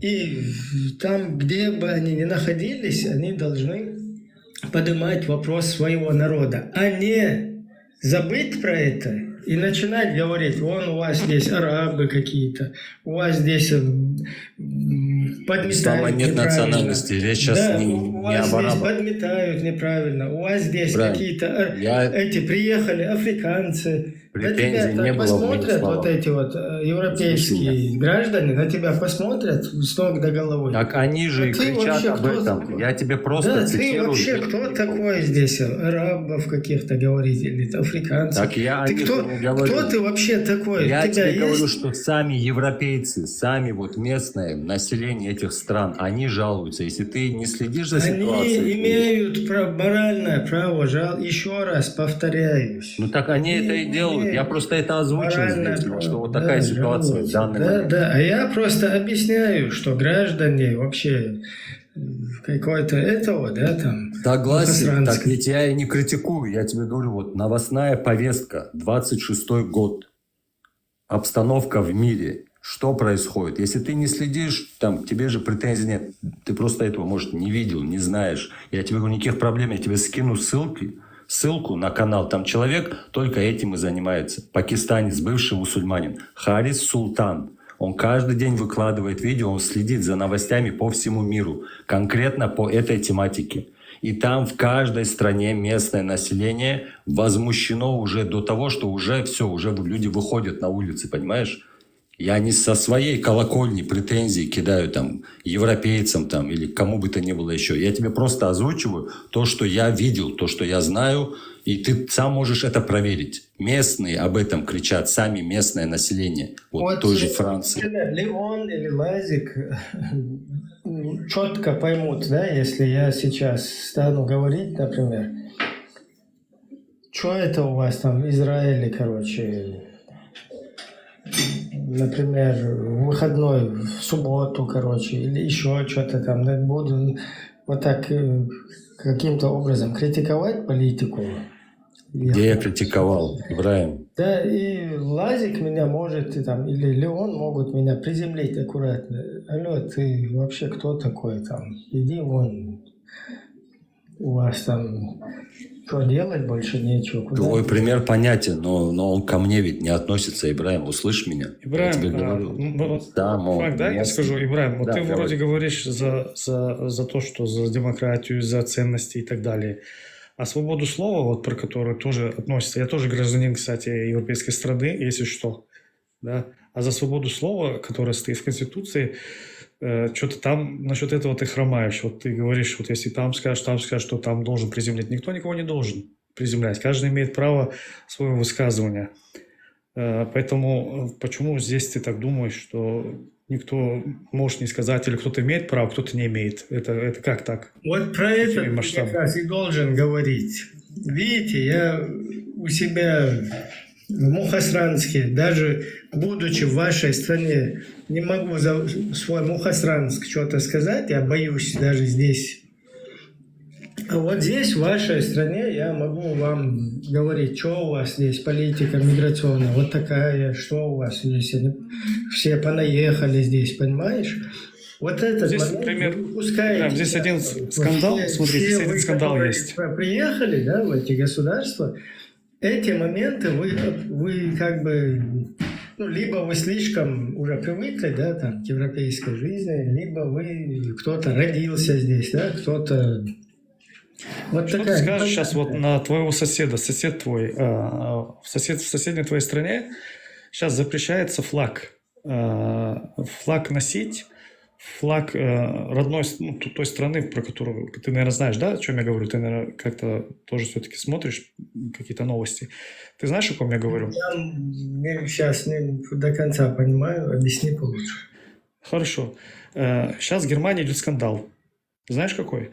Немецкий флаг, полиция официально открыта даже в Рейхстаге, когда одна из участников партии в Рейхстаге, не на улице, в Рейхстаге подняла немецкий флаг, пришла полиция и попросила убрать. И действительно заставила убрать ее. И таких случаев очень много. То есть запрещаются выставление флагов немецких в Германии. Что ты на это скажешь? Вот ты говоришь, что все здесь свобода слова, все открыто, никаких проблем, всем все ровно. Нет, я 30 лет живу здесь, я участвовал в этих политических некоторых делах и очень хорошо знаю. И сталкивался с многими несправедливостями, где даже сами мигранты имеют абсолютно разные, скажем так, привилегии. Я свидетель этому. Есть люди, которые со мной были свидетели этому. Афганцы, у них свои привилегии, украинцы свои, у тех свои. У чеченцев самое меньше. Самое меньше. Более того, даже министры некоторых стран, не стран, а земель, так скажем, говорили такие вещи, которые вообще скандальные, вообще нельзя такие говорить. Например, именно про чеченцев. Говорили, что эти люди вот такие плохие. Это официально было, но не в газетах, а это было на повестке. Понимаешь? И ты говоришь, что все здесь одинаково для всех. Это неправда, Ибраим. Если ты ничего не знаешь... Сейчас ты, короче, осуждаешь, да, за неправильную политику. А ты разве будешь это оправдывать? Ты говоришь, я это тоже могу понять и могу объяснить, что происходит. Тут же ты говоришь, что, короче, там урезаны права. Понимаешь, вот, как тебя понимать? Ты пойми, как есть. Ты спроси у чеченцев из Германии, ты спроси, и ты поймешь. Против вот этой миграционной, короче, распущенности слишком, да? И тут же ты говоришь, что вот там у чеченцев каких-то их зажимают. Да, это факт. Да, ну, в том-то и дело, что тогда получается, ты сам себе противоречишь. Я констатирую факты, да, не противоречу. Я бы Как я могу высказался по противоречить, этому поводу, если Нет, позволите. Смотрите, ты просто, вот тут, короче, да, Ибраим, противоречишь. Махмабилла, вот этот закон, да, о свободе слова, его можно по-разному использовать. Вот если вот, вы меня, конечно, извините, вот, как это там, НКВД или НКДВ, в общем, вот... Да-да, вот, Сайд, я с удовольствием да. послушаю тебя, очень умный парень, очень грамотный. Я не знаю насчет ума, но одно я могу констатировать это точно, что вот эти законы, которые присущи пока еще только европейской части цивилизации, такие как свобода слова и так далее, разные деструктивные силы используют именно против этих стран, понимаете? То есть, приезжая в эти страны, набирая какие-то политические очки, начинают использовать эту свободу слова против этой же системы, которая их приняла. Или же возьмем тот же как бы распространение ислама, да, вот эти вот бородачи в мечетях, они якобы под эгидой там якобы свободы слова начинают разносить свою пропаганду, их пропаганда у них расширяется, их как бы прихожане увеличиваются, омоложаются и как бы совершают свои преступления. Вот так, с этой точки зрения я рассматриваю именно то, что вы сейчас говорите, потому что вы видите только в негативном свете в той стране, в которой проживаете, политические какие-то там передвижения, какие-то там события, видите только в этом ключе. И я подозреваю, что если вы были каким-то участником политической какой-то организации Германии, то вы, должно быть, на 99% вы представляли партию АФД, судя по всему. Да. Случайно... Нет, вы ошибаетесь. Случайно не с вот этим вот, как его, который там с усами, вот этот брат киллера, который там был, как его звали? Которого потом вышел. Ибраим, без понятия, но абсолютно вы оба не правы в этом. Кригер его называли. Да. Такая засланный такой был тоже. Да, он тоже, кстати, там, типа, понаехали тут туда-сюда, такими нарративами там говорил. Его в итоге оттуда вышвырнули пинком под зад. Ибраим, здесь речь не идет о том, что понаехали. Никто Вот не я говорит о том же хотел что люди сказать. понаехали. Я вообще не об этом Здесь говорю. мы говорим о том, что люди, те, кто приехали, которые, как ты сам говоришь, Ибраим, дали пить, кушать, и мне в том числе, и тебе, и всем остальным. Те люди, которые эмигрировались, те люди, которые поддерживают эту страну, те люди, которые как минимум делают ущерб, с этим все в порядке, все отлично. И молодцы, что сделали что-то. Если некоторые добиваются большого успеха, это все супер отлично. Но те люди, которые делают, пользуясь вот этой толерантностью, так называемой, и пользуются здесь безнаказанностью, я знаю просто десятки случаев. Вот это, кстати, Ибраим, то, что ты говорил, якобы для всех действует закон один. Нет, вот Франк абсолютно правильно говорит. Здесь законы действуют совсем по-разному. И именно для мигрантов, которые делают беспредел, Ичкерийц тоже, кстати, об этом говорил, что они и получают какие-то, не знаю, какие-то плюшки, какие-то что-то, им что-то там, не знаю, их как будто Элементарно поддерживают. Это правда. Была же ситуация, Это правда. где... Я лично свидетель этому, много людей. Ну смотри, ты же сейчас ладно, сам хорошо, извини. опять противоречишь. Ты это или другой сказал? Я просто сейчас Ичкерия говорил, поэтому эта тема у нас сорвалась. Ты же сейчас сам говорил, что чеченцам урезали права, так? Чеченцы находятся в самом, я бы так сказал, в самом минимуме прав тех, что они могли бы иметь. Ну, это ты должен знать. Это ты должен знать. Ты говоришь, наоборот, кто плохо себя ведет, к тому лучше относятся, так? Ну, здесь очень много фактов, которые подтверждают это, да. Но я не говорю именно за чеченцев, я сейчас говорю... Да, с чеченцами. Я не говорю именно... Я сейчас не говорю именно за категорию чеченцев. Я сейчас говорю общим. Я сейчас общим говорю именно. Но чеченцы – это та группа людей, которая максимально была, так скажем, как это правильно сказать,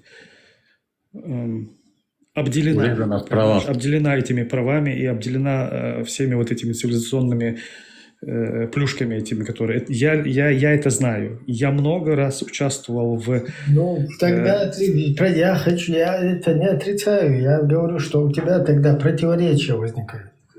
То есть ты говоришь, что... Ты сейчас говоришь, что тем, кто себя ведет не так как-то, им наоборот какие-то привилегии. Но в случае с чеченцами у тебя же не работает это. Ну, потому что чеченцы отличаются, Ибрагим, ты это прекрасно знаешь, чеченцы это европейцы, они отличаются культурой, они отличаются ценностями, абсолютно отличаются от других. Я даже больше скажу, Кавказ, а именно чеченцы, является народом, который максимально культурные. Да, есть, конечно, люди, которые исключения бывают, это понятно, это все мы знаем.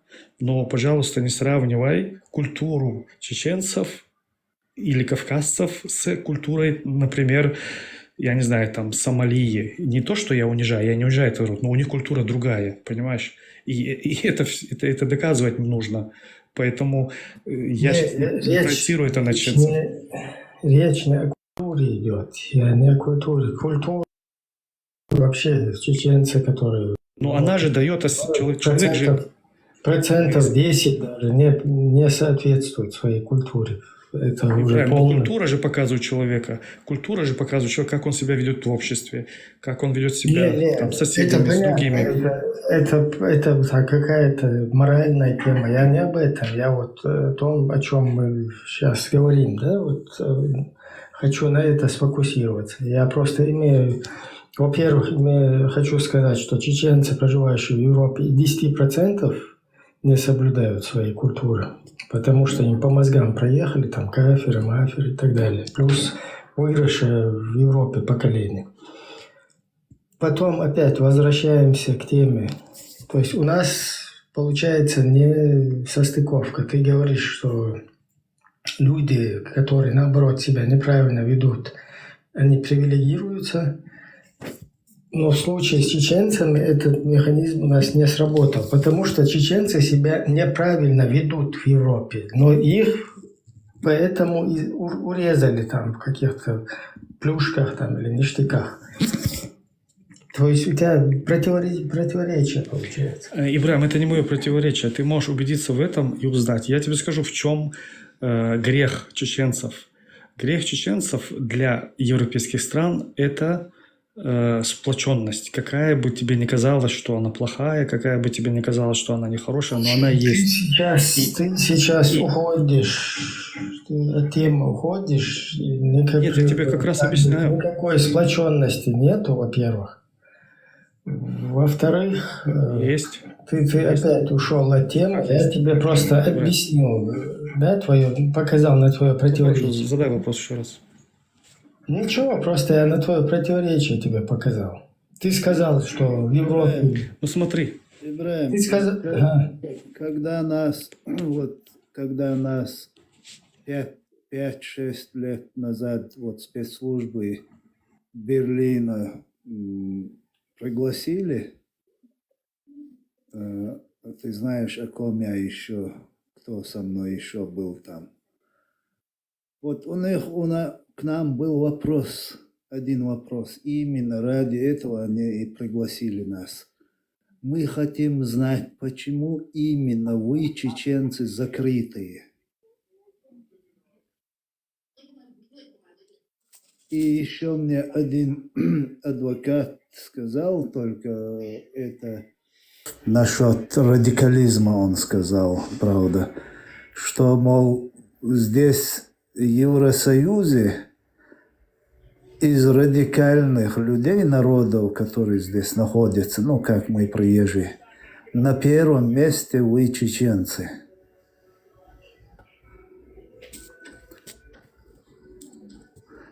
Так что вот эти спецслужбы нам задали вот этот вопрос, они именно из-за этого нас и пригласили, хотели узнать, почему вы, чеченцы, закрытые, почему вы все решаете между собой. Это они хотели от нас узнать.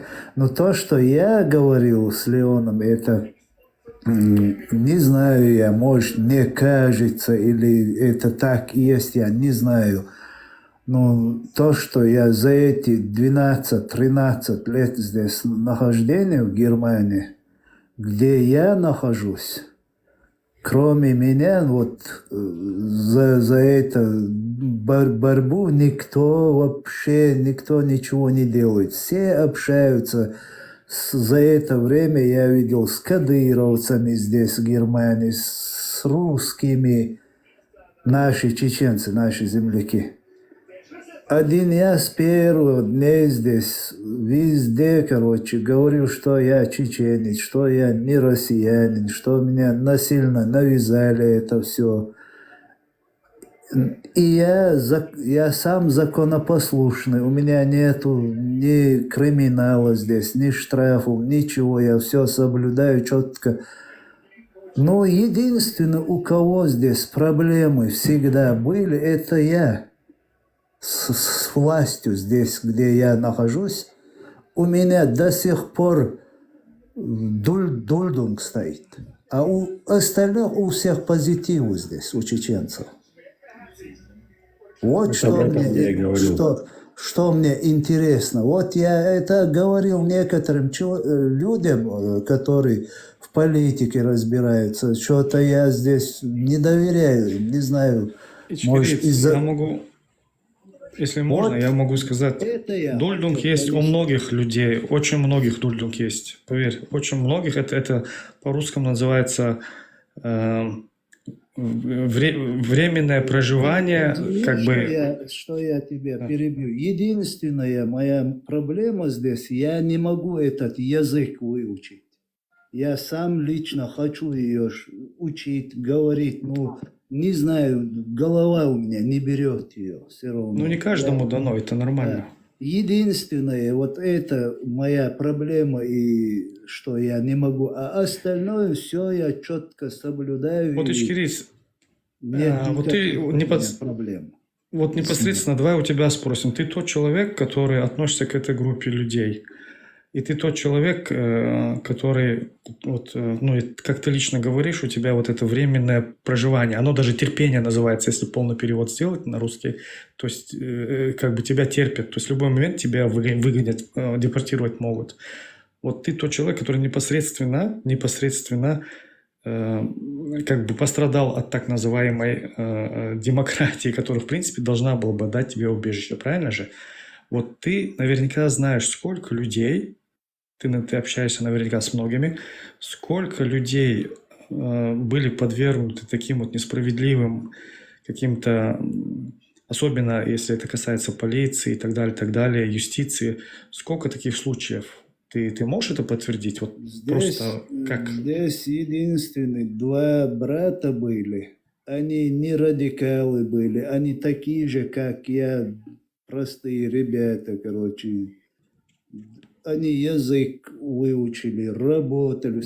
У них дома была проблема с Россией. Как Россия потребовала их, они сразу приехали, их взяли и насильно депортировали. Вот этих двух парней.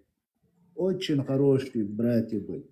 А остальные все здесь. То есть немецкие власти, они позволили это, правильно? Они сами их выдали России. Вопрос теперь. Остальные все здесь под-русские, и с русскими, и с кадыровцами общаются. И так. У них все отлично здесь. За это 12 лет, что я видел и вижу до сих пор.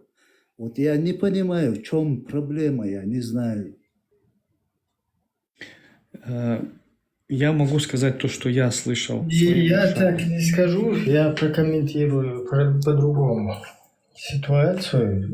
Европа, европейские страны приняли 300 тысяч чеченцев. Сейчас нас даже больше здесь, потому что демографию никто не отменял. Она в Европе тоже работает. То есть 300 тысяч чеченцев, грубо говоря, здесь приютили. Здесь дали кров, здесь дали возможность проживать. Многие люди нашли здесь лечение от смертельного заболевания. Вот я сам свидетель таких случаев.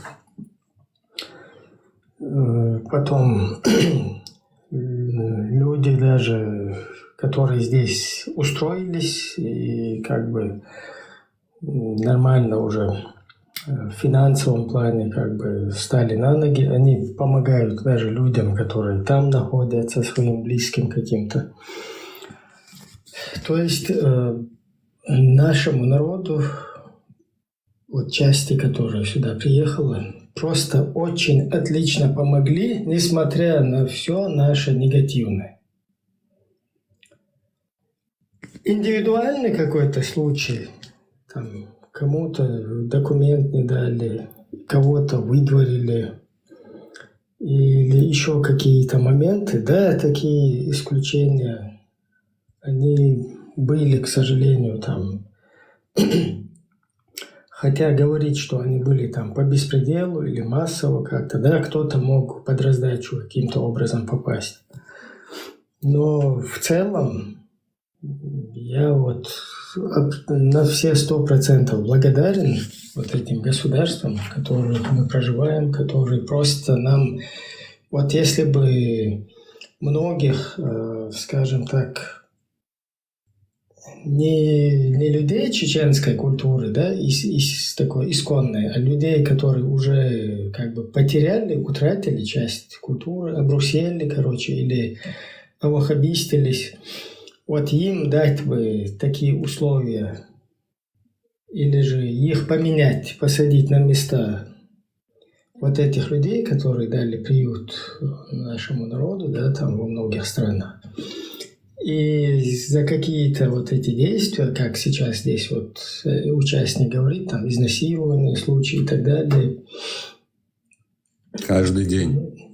Да, здесь бы не только бы вышвырнули бы людей, да, из вот этих государств, вот эти вот дебилы, если бы местами их поменять, а тут бы вообще там, я не знаю, резню бы устроили, резню, хаос. Поэтому здесь в таком плане жаловаться, я вообще, это не моя тема, да, я наоборот. Да, и никто и не жаловался, Ибраим, речь вообще была о другом. Всецело, полностью поддерживаю, короче, как бы признателен за то, что вот этот народ там встал на ноги, размножился, плюс здесь, да, там. Вот я когда приезжал, нас 2 было, вот это там неприлично, как бы для чечен. Ну, теперь нас 6, например, да. То есть вот такая здесь ситуация. Поэтому я как бы с таких, да, индивидуально, да, где-то у меня были случаи там, где-то там с документами, где-то бюрократия, где-то что-то не так, сяк. На это нужно смотреть не эмоционально, а именно от какой-то инстанции, куда ты ходил, и там к какой-то бабушке обращался, и она там сидела, короче, и у нее было какое-то отношение, вот как вот у друзей наших с Мухосранска, которые, скажем так, негодование проявляют, вот бабушка тоже как бы вот с такими настроениями там оказалась, и она меня тоже, например, посчитала, что я понаехавший и мог под раздачу тоже там попасть. Ибраим, Из этого какие-то один вопрос эмоциональные, да, можно эмоционально как-то выводы делать и, скажем так, полностью жестко критиковать вот такую систему. Жестко ее никто не критиковал. Да, поэтому в целом вот то, что нашему народу помогли, на ноги поставили, а он сам, этот народ, вместо того, чтобы дальше уже себе помогать, абсолютно этим не занимается, как бы этому народу. Понятно, что там где-то пропагандистскими методами там радикализируют, где-то там людей давление устраивают, боятся, да, на все что угодно можно ссылаться, там отговорки находить и все такое, но это не поможет никому, вот эти отговорки, и поэтому в целом вот ситуация, то, что не могут сформироваться как диаспора, как народ, как часть нации, как часть общества, это все равно не, короче, от ответственности никто не освобождает. Я не даю ни себе, ни другим вот, оправдания вот этому в целом. Да? Вот так, примерно, такой комментарий.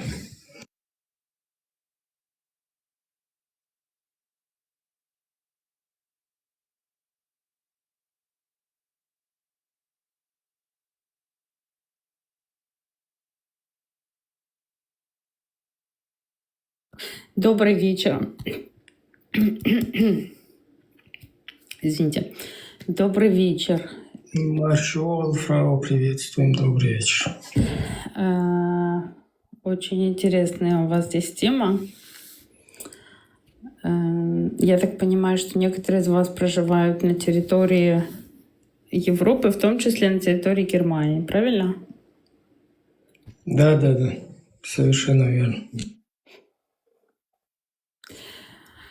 Вот хотела бы просто у вас спросить, потому что, насколько я понимаю, я сейчас объясню, почему триколор, про который вы тут так активно пишете в чате, вы не правы. Я сейчас это объясню. По поводу, вот у меня вопрос к вам. Я просто не знаю, являетесь ли вы представителем ислама или нет. И мне просто интересно, как вот вы сейчас относитесь к тому, что происходит здесь, в Германии. Ну, это конкретный беспредел. Я являюсь муджахидом. Окей. Представляю ислам в Европе. Короче, мы тут проводим такие, иншаллах, мы губами возьмем Европу. Губами полностью тут устроим шариат. Завоюем кафирскую Европу, заставим платить жизнью в униженном состоянии по 9 суре 29 аята, бисмилля, иншаллах. Альхамдулилля, еще надо сказать. У меня тогда такой вопрос, если так серьезно об этом. Мы направим войска на восток, в Иерусалим, к нашим братьям Леону, Лазику. Понятно. Вот как вы считаете, есть ли еще у Европы фактически шанс не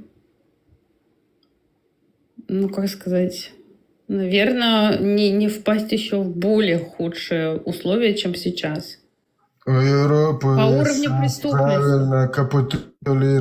Правильно капитулировать шанс есть, еще не поздно. Самое лучшее, скажем так, выход из сложившейся ситуации – это чемодан, вокзал Мухосранск. Ага. Какой Мухосранск? Москва. Это вы мне говорите, что мне нужно выезжать в Москву?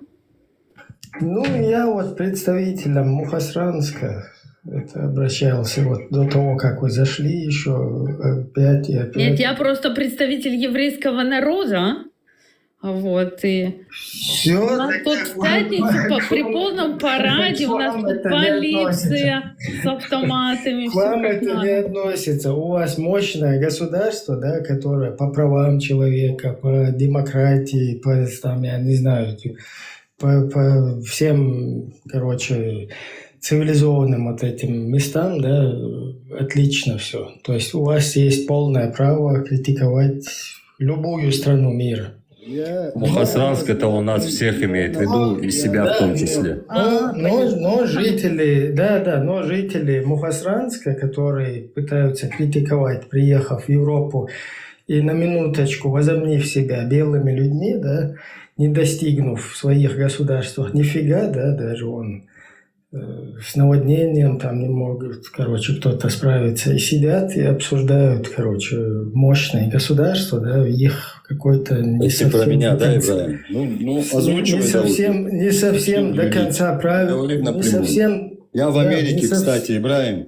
Я американец. Не совсем до конца правильной политики вот пытаются осудить, скажем так, вот эти И страны. у тебя так и как его, фильтр ты так и не убрал, ты так и не хочешь меня Никакого понять. фильтра у меня нет. Если я сейчас переключусь на тему про Мухосранск, у вас фильтры сгорят в минуту. У нас, у кого ты имеешь в виду? Я в Америке, алло. У жителей, у представителей Мухосранска.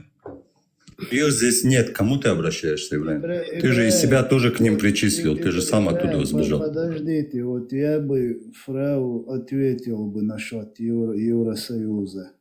Я бы Евросоюзу посоветовал, что, во-первых, не бояться русни, а во-вторых, взять во внимание русских в Евросоюзе. Все, что происходит здесь, в Европе, провокации и так далее, все исходит от них. Ты думаешь? Я не думаю, я знаю это. Хорошо, давай я тебе тогда задам вопрос. Подожди, я тебе задам. Они совершают все провокации здесь. Хорошо, провокации, да. Давай тогда с тобой пройдем по провокациям. Я живу 20 лет в Германии. 20 лет. Да? Подожди. Ты же сейчас сказала, что ты... Я еврейка, я проживаю... Да, я еврейка. Стоп. Да, я живу в Германии. Подожди, я тебе сейчас просто объясню. Я тебе сейчас просто объясню, в чем проблема. Ты в какой части Германии живешь? Ну, я в Мекленбург. А, ты в О, понятно. То есть ты вообще на востоке живешь. Эпицентр русских. Да. Ну, я не знаю, как там по-русски. Меня больше напрягают те, которые... То, что сейчас у нас в Гамбурге и в Берлине происходит, это меня вообще... У меня волосы дыбом. То, что у нас есть реальные... От Берлина и от Гамбурга. Вот смотри, я живу в маленьком городе. У нас никогда не было... Ну, у нас было очень много турков, да, например. Были ливанцы. Есть причем ливанские целые группировки, то есть мафии, да, огромные. Вы, наверное, про них слышали даже. Если по-немецки умеете, ну, читать там новости. Есть такие очень две большие ливанские семьи, и это огромные группировки мафии. Вот. Но они, как ты понимаешь, они жили, они занимались криминалов, но мы их не видели и не слышали. То, что происходит сейчас, это... Я даже не знаю, каким словом это можно описать. Это беспредел. Это беспредел. И больше всего меня поражает, что сюда в свое время... Вот смотрите, вы же приехали сюда тоже как беженцы, правильно? Вы старались здесь не то что адаптироваться и уважали культуру этой страны, в которую вы приехали, правильно? Почему люди, которые сейчас сюда приезжают, считают, что они приехали в чужой дом и начинают тут устраивать свои порядки? Никто не запрещает им молиться Аллаху.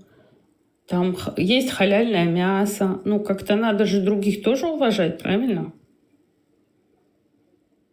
Не надо же устраивать в Берлине там Багдад, там, я не знаю, что там, Каир, Ближний Восток. Если ты хочешь Ближний Восток, ты можешь поехать на Ближний Восток.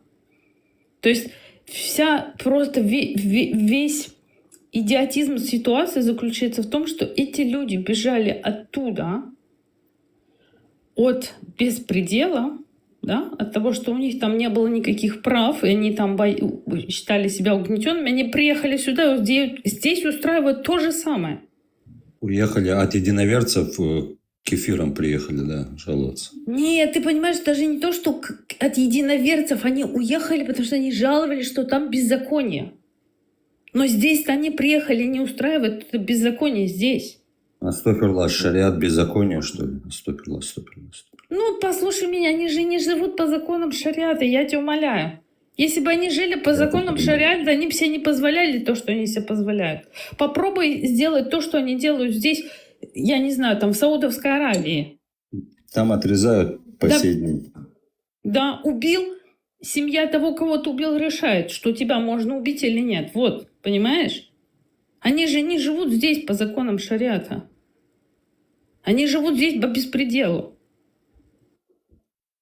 Ибраим не хочет это услышать. У меня изначально был, то есть я с Леоном это обсуждал, то есть с ним это изначально. Потом Ибраим вступился, как будто я цивилизацию европейскую пытаюсь оскорбить или унизить кого-то. И я ему говорю о другом, что 26-й год открой любые новости любой страны, любого государства, любого города. Открой и поищи там, кто устраивает, кто этот главный зачинщик беспредела в процентном соотношении. Подними, сам проверь, не верь мне на слово. Он и вообще слышать не хочет это.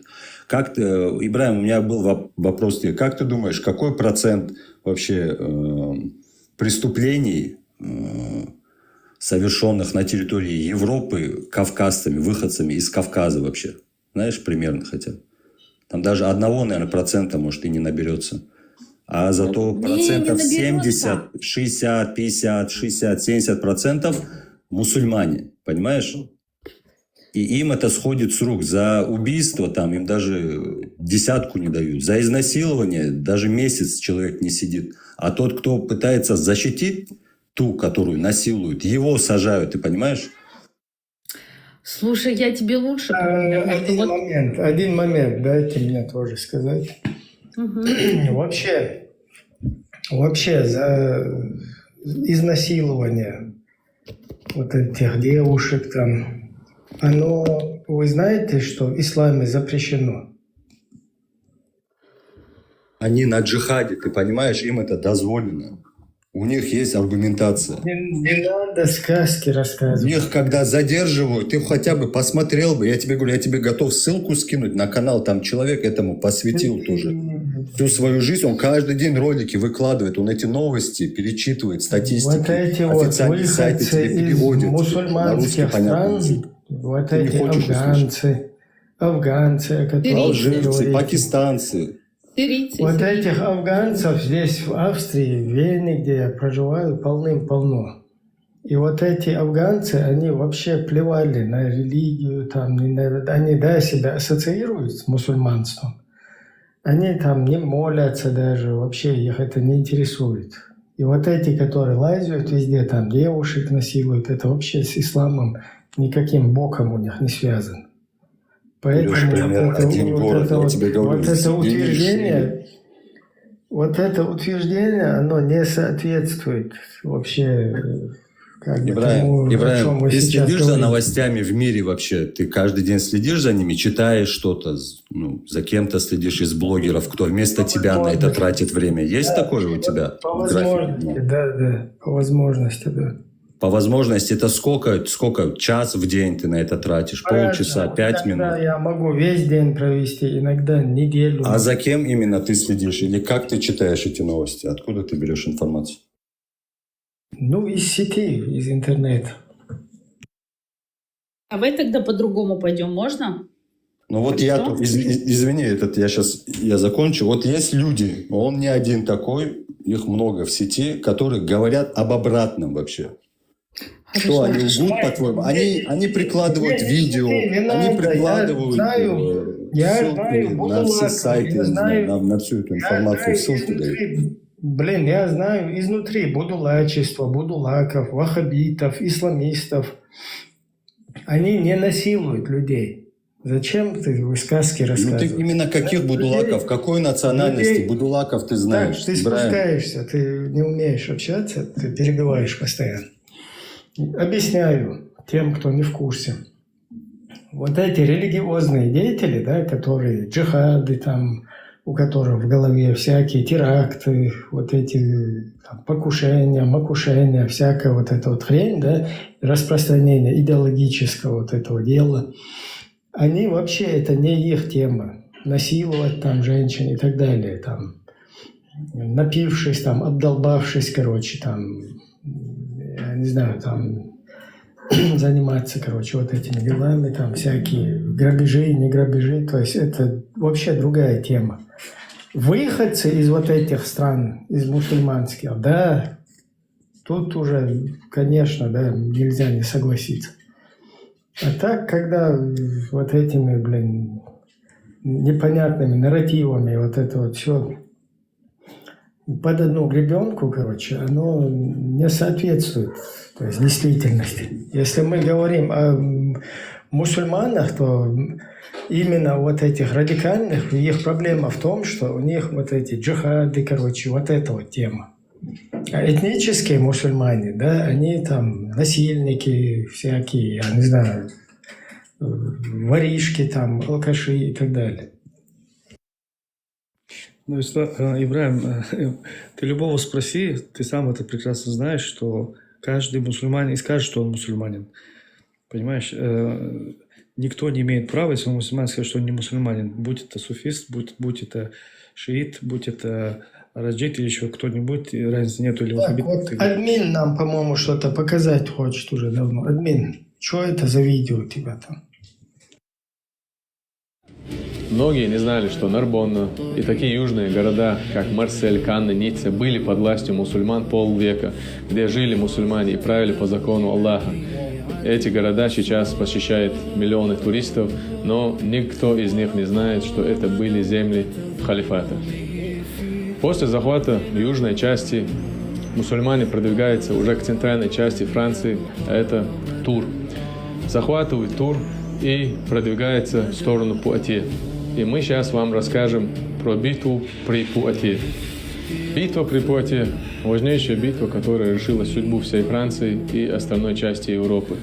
Итак, в 732 году войска мусульман под предводительством Абдурахмана аль-Гофихи переходят Пиренеи и захватывают такие города, как Бордо, Тур, и продвигаются в сторону Пуатье. Французские войска возглавляет Карл Мартел.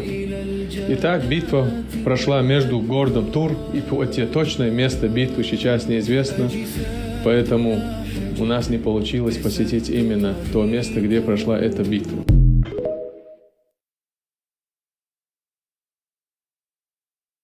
Блин, у кого что болит? Арабскую историю знает, а свою историю 100% ноль. Просто вот далеко идти не надо. Историю конца 90-х, начала 2000-х. Вот ты у него спроси.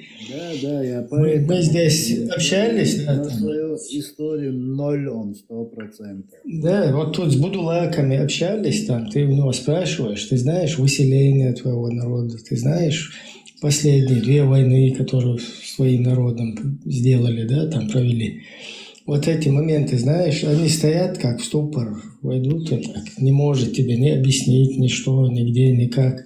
А потом ты спросишь у них про шиитов, про суннитов, они тебе всех вот этих, шииты это рафидиты, рафидиты это хриндидиты, короче, какие-то эти, там, я не знаю, какой-то верблюд пукнул, с левой ноги встал где-то у кого-то, я не знаю, я извиняюсь, да, там, наложница какого-то Умара, или соседнего поросенка, короче. Вот так тебе будут все вот эти сказки рассказывать. Я могу тебе задать тогда другой вопрос. Ты сказал, что первая религия, она как бы не связана, да, с тем, что происходит сейчас в Европе, например, в Германии. Я тебя правильно поняла? Но ты, наверное, согласишься, что у нас за последние приблизительно 2 года было огромное количество арестов. И именно в мечетях, потому что некоторые, они у нас не называются мечети, они называются у нас религиозные, культурные центры, мусульманские культурные центры. Да, вот. Да, это они шифруют. И там, да, потому что нельзя им называться этими мечетями. Вот. И ты, наверное, слышал о том, что там действительно ведут проповеди, которые молодежь агитируют, как они говорят, здесь, на территории Германии в том числе, к священной войне, к устраиванию той же самой интифады. Это неправда. Ну как же неправда? Потому что во всех мечетях находятся камеры. Это уже давно введено. То есть каждая проповедь пятничная и так далее, она полностью подконтрольна. Это работает не так. В мечетях это первый курс проходят. Сначала тебя делают религиозным, призывают тебя к пятикратной молитве, к выполнению всяких обрядов, потом к посту и к тому, чтобы ты был примерным мусульманином, который следует Корану и Сунне. Все, на этом деятельность мечети заканчивается. Дальше начинается второй уровень, да, уже через интернет, через людей, которые находятся не в странах ЕС, которые делают проповеди и которых слушают через интернет, либо закрытые группы интернетные, да, в которых вот так компасируют мозги людям. И там уже людей, то есть тебя сначала на первый уровень, скажем так, задвинули туда, ты уже примерно мусульманин, который следует только Корану и Сунне, а потом тебе в каких-то вот этих соцсетях, либо в каких-то своих группах, где там люди собираются, там уже дорабатывают, короче. Это вот так работает. Поэтому это дело невозможно его тормознуть. То есть оно вот так вот, тебе некому тебе поймать. Это очень по-хитрому вот так работает. Как ты считаешь, тогда такой последний вопрос, как ты считаешь, все-таки, вот ты чеченец, да, я так понимаю, для тебя на первом месте все-таки стоит ислам, как твоя идентичность, или все-таки твоя идентичность как чеченца, как традиции твоего народа, как то, что веками твой народ проживал, да, история, культура, все, что относится к твоему народу? Или все-таки ты больше ощущаешь, что это второй план, а ислам — это как бы основа основ? Вот мне просто интересно понимать. Уважаемая фрау Икс, вы, по-моему, не знаете, на какую площадку вы попали. Мы как раз-таки люди, которым даже официальные российские телевизионные каналы, которые в оккупированной Чеченской Республике сейчас работают, на интернет-площадках призывают наработанных ими же вот этих всех исламистов нас здесь ликвидировать, потерять кого-то без вести, против нас вот эти вот какие-то террористические действия проводить, за то, что мы полностью информируем свое общество, пытаемся его просветить, да, в том, что такое религия истинная, да, вот этот ваххабизм именно. Что ждет людей на следующем уровне, да, вот если поначалу все так розово и пушисто выглядит, то что будет на следующем уровне, в конце тоннеля, скажем так, что кого чего ожидает. Поэтому вы чуть-чуть не в курсе, да, не в информации. Конечно, для меня самое важное — это мое национальное, мое традиционное, все, что связано с моим народом. Ну и, соответственно, вообще с другими людьми, народами у меня нет никакой ни вражды, да, как это ислам предписывает, враждовать с иноверцами, с людьми, которые не придерживаются твоих религиозных убеждений. То есть я на это все плевал. Как и многие наши здесь единомышленники, которые у нас тут на наших площадках. Все, что там полезное, хорошее, будет в буддизме, иудаизме, где угодно. Конечно, пожалуйста, сколько угодно. Но все то, что противоречит здравому смыслу, что античеловечно и так далее, вот это дело, оно там присутствует, и люди должны знать правду. Не надо скрывать, пока человека полностью не подсадили на эти убеждения, да, и он уже не сопротивляется, боится, короче, даже инакомыслить как-то, да, или критиковать что-то, и начинает полностью глотать любую вот эту пропагандистскую информацию, которую ему вливают. Вот пока человек до этого уровня не дошел, ему надо заранее, пока он, то есть та часть общества, которая еще может что-то критиковать, да, или как бы еще не полностью усыплена, вот ей надо сразу разъяснить, что там ждет всех в дальнейшем. Вот примерно что-то такое, то, чем мы занимаемся. Спасибо за ответ. Да, я действительно первый раз сюда зашла. Я просто увидела Леона. Вот. Алло, меня слышно? Да. Да, я знаю просто Леона, зашла и увидела, думаю, интересно пообщаться, потому что, к сожалению, я очень часто на немецком языке общаюсь с иранцами, вот, но которые именно бежали в свое время, их родители бежали еще от Исламской республики после революции в Иране.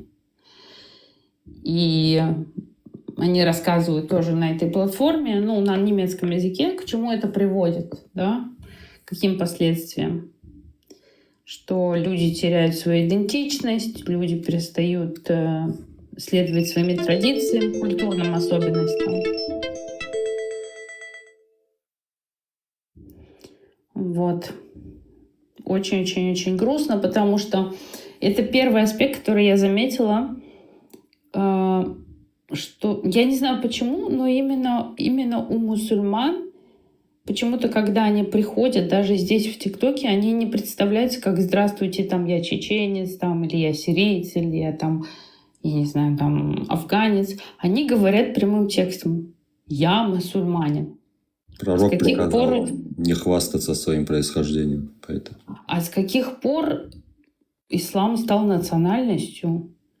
То есть, как бы... В исламе так и сказано, что есть только две нации. Это мусульманин и все остальные. Понятно. А курайшиты? Ну, это уже особая нация. Среди мусульман есть араб и аджам.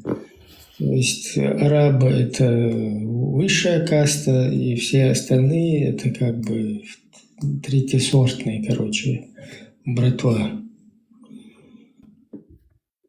которые покорились.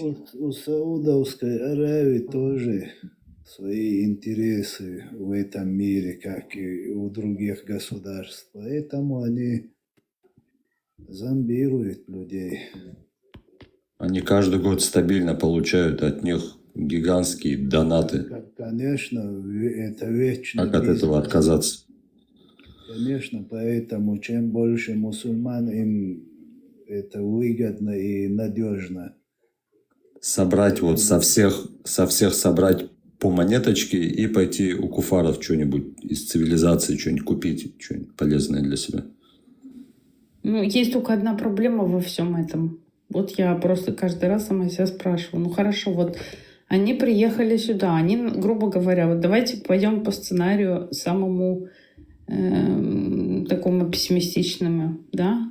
Их стало большинство, мы стали меньшинством, значит, они нас объявили там кеферами, говорят нам, что мы должны теперь работать, они будут сидеть дома, мы им будем платить денежки, но у нас-то меньшинство.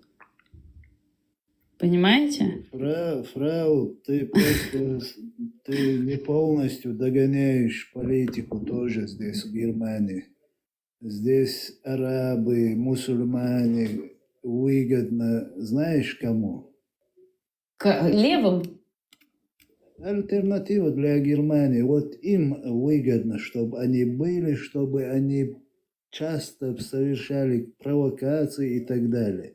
потому что у них тоже, они пророссийские же. У России берет пример, им чем больше они эта партия ведет свою политику, везде говорят, что вот эти мусульмане, вот эти арабы и так далее, это все плохо, это надо остановить, их надо депортировать. А за кулисами им дают указания, они совершают провокации.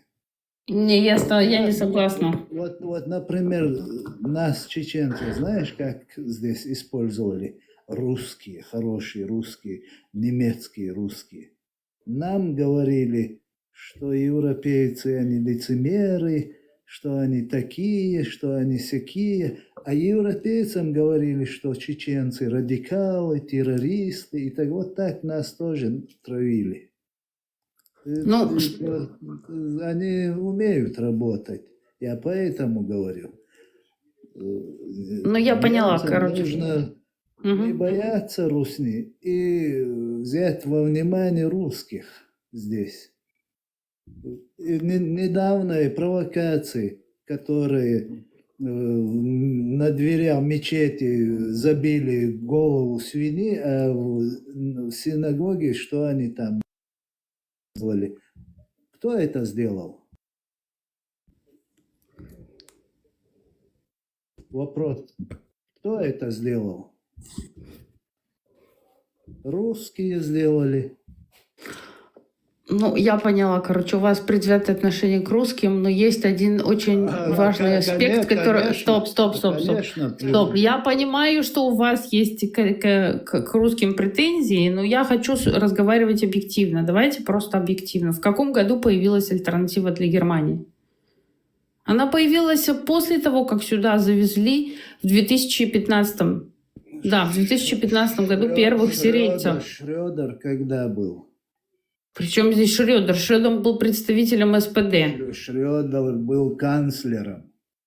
Какой партии? Вообще, например, абсолютно не секрет, да, Шрёдер, я не знаю, абсолютно не секрет, что австрийская партия ФПО полностью на русские бабки работает. Французская Ле Пен, включая ее 9 миллионов какой-то в Москве, в чешском каком-то банке, выданный там кредит якобы. Германская АФД, то есть итальянская тоже вот эта националистическая. То есть здесь не такой уж секрет это ни от кого, что здесь работают. И знаете, что самое интересное? Вот, например, ФПО, да, вот эта вот партия в Австрии, которая была, ее лидер, который чуть президентом не стал, там, бывший лидер, сейчас подзабыл я его имя, черт с ним. У меня есть ролик, где он стоит и говорит, что Коран, корона, мои, уважаемые дамы и господа, это не проблема. Коран, вот в чем проблема. То есть вот с такими заявлениями вот эти люди, они в борьбе с мусульманами, скажем так, в борьбе с исламом, они стремятся во власть. Тут же сразу после вот этих выборов они поедут туда, отмечаются на фоне Единой России, фотографируются. С единороссами, которые в Чеченской Республике строят 1600 мечетей. И сюда через вот этих вот там ЧГТРК, не ЧГТРК, понапичкали, во всю Австрию и так далее, вот этих исламистов, да. То есть тут что у нас происходит? Создается ситуация из вот этих исламистов, да, с которыми потом их друзья здесь на местах начинают бороться, да, и вот эта вот борьба с этими исламистами, наконец-то ты хоть отчасти их аккуратно приводит во власть. Их каждый Вот использует в своих целях, Ибрагим. Вот о чем я тебе вот хотел что сказать. здесь происходит. То есть вот эта исламистская карта, ее лучше всех освоили русские. Русский мир, он вообще по Сирии, если мы возьмем, да, потому как он оттуда выдавливали вот этих беженцев, они мочили подряд гражданских там, чтобы заполонить Сирию, то есть Европу. Чтобы Европа отказалась от поддержки Сирии, потому что европейские страны поначалу поддерживали революционные настроения в Сирии, которые начались с того, что вот эти люди начали бороться против диктаторского режима и сменить там власть, там, создать сменяемую систему. И в итоге Европа отказалась от поддержки Так а кого они этих. поддерживали? Да, в Европе в оконцовке отказались от поддержки кого сирийского. поддерживала Европа? Вы не перебивайте меня. Нет, я вам просто вопрос задаю. Да, Кого я они не досказал. поддерживали? Мне нужно досказать сначала мысль, что я хочу сказать. То есть вот эти вот люди создали такую ситуацию, бомбили подряд гражданских. Я тут с сирийцами общался, кстати. Мы вместе на демонстрациях огромно были. Тысячи детей, фотографии я видел, которых русские самолеты бомбили, и сирийцы сами это рассказывают, что если американцы, там, французы работают точечно по игиловцам, то русские как раз-таки мочат именно гражданские населенные места. И тем самым выдавливают вот этих беженцев в огромных количествах в Европу, чтобы они потом поднимали рейтинги их братвы, которая здесь сидит на месте, да, и говорит своим гражданам, что, видите, вот эти мигранты, их надо тормознуть. А если мы придем во власть, мы друзья русских националистов, то мы закроем эту лавочку. И это вот так совместно как бы один механизм, который работает. Вот что я хочу объяснить. Вы мне можете теперь ответить на вопрос, кого поддерживала Европа и кто сейчас находится у власти в Сирии? Кто этот человек? Сейчас у власти в Сирии находится говнюк обычно. Уже как бы на сирийский вопрос русские постарались, и Европа все закрыли глаза. Так, подождите, этот Аль-Шари, он и был представителем ИГИЛа с самого начала. То есть по факту там хороших нету. Потом, если мы ИГИЛ берем... создали русские в Сирии, если вы не знаете, я вам объясню. ИГИЛ, да, это детище русских, да, вот, чтобы уничтожить инакомыслие, чтобы уничтожить в Сирии вот эти оппозиционные, антидиктаторские. Вот Асад – это брательник русских, и его пахан, там вот этот Башар Асад и его пахан Хафиз Асад. Еще со времен Совка посажены русскими в свой говнюк туда, над сирийским вот этим народом. И сирийский народ, там, которых поддерживал западный мир, вот эта арабская весна, там, свержение диктаторских режимов, поначалу все это поддержали, но когда русские создали ИГИЛ и перенаправили национал-освободительное движение, перенаправили вот это национальное движение, которое было направлено на свержение диктатора и установление сменяемого режима, вот поддержка вот этого западного мира, да, она, короче, была тормознута, да, вот таким образом, когда создали ИГИЛ, и этот ИГИЛ начал бороться с вот этим национал-освободительным движением и устанавливать халифат там.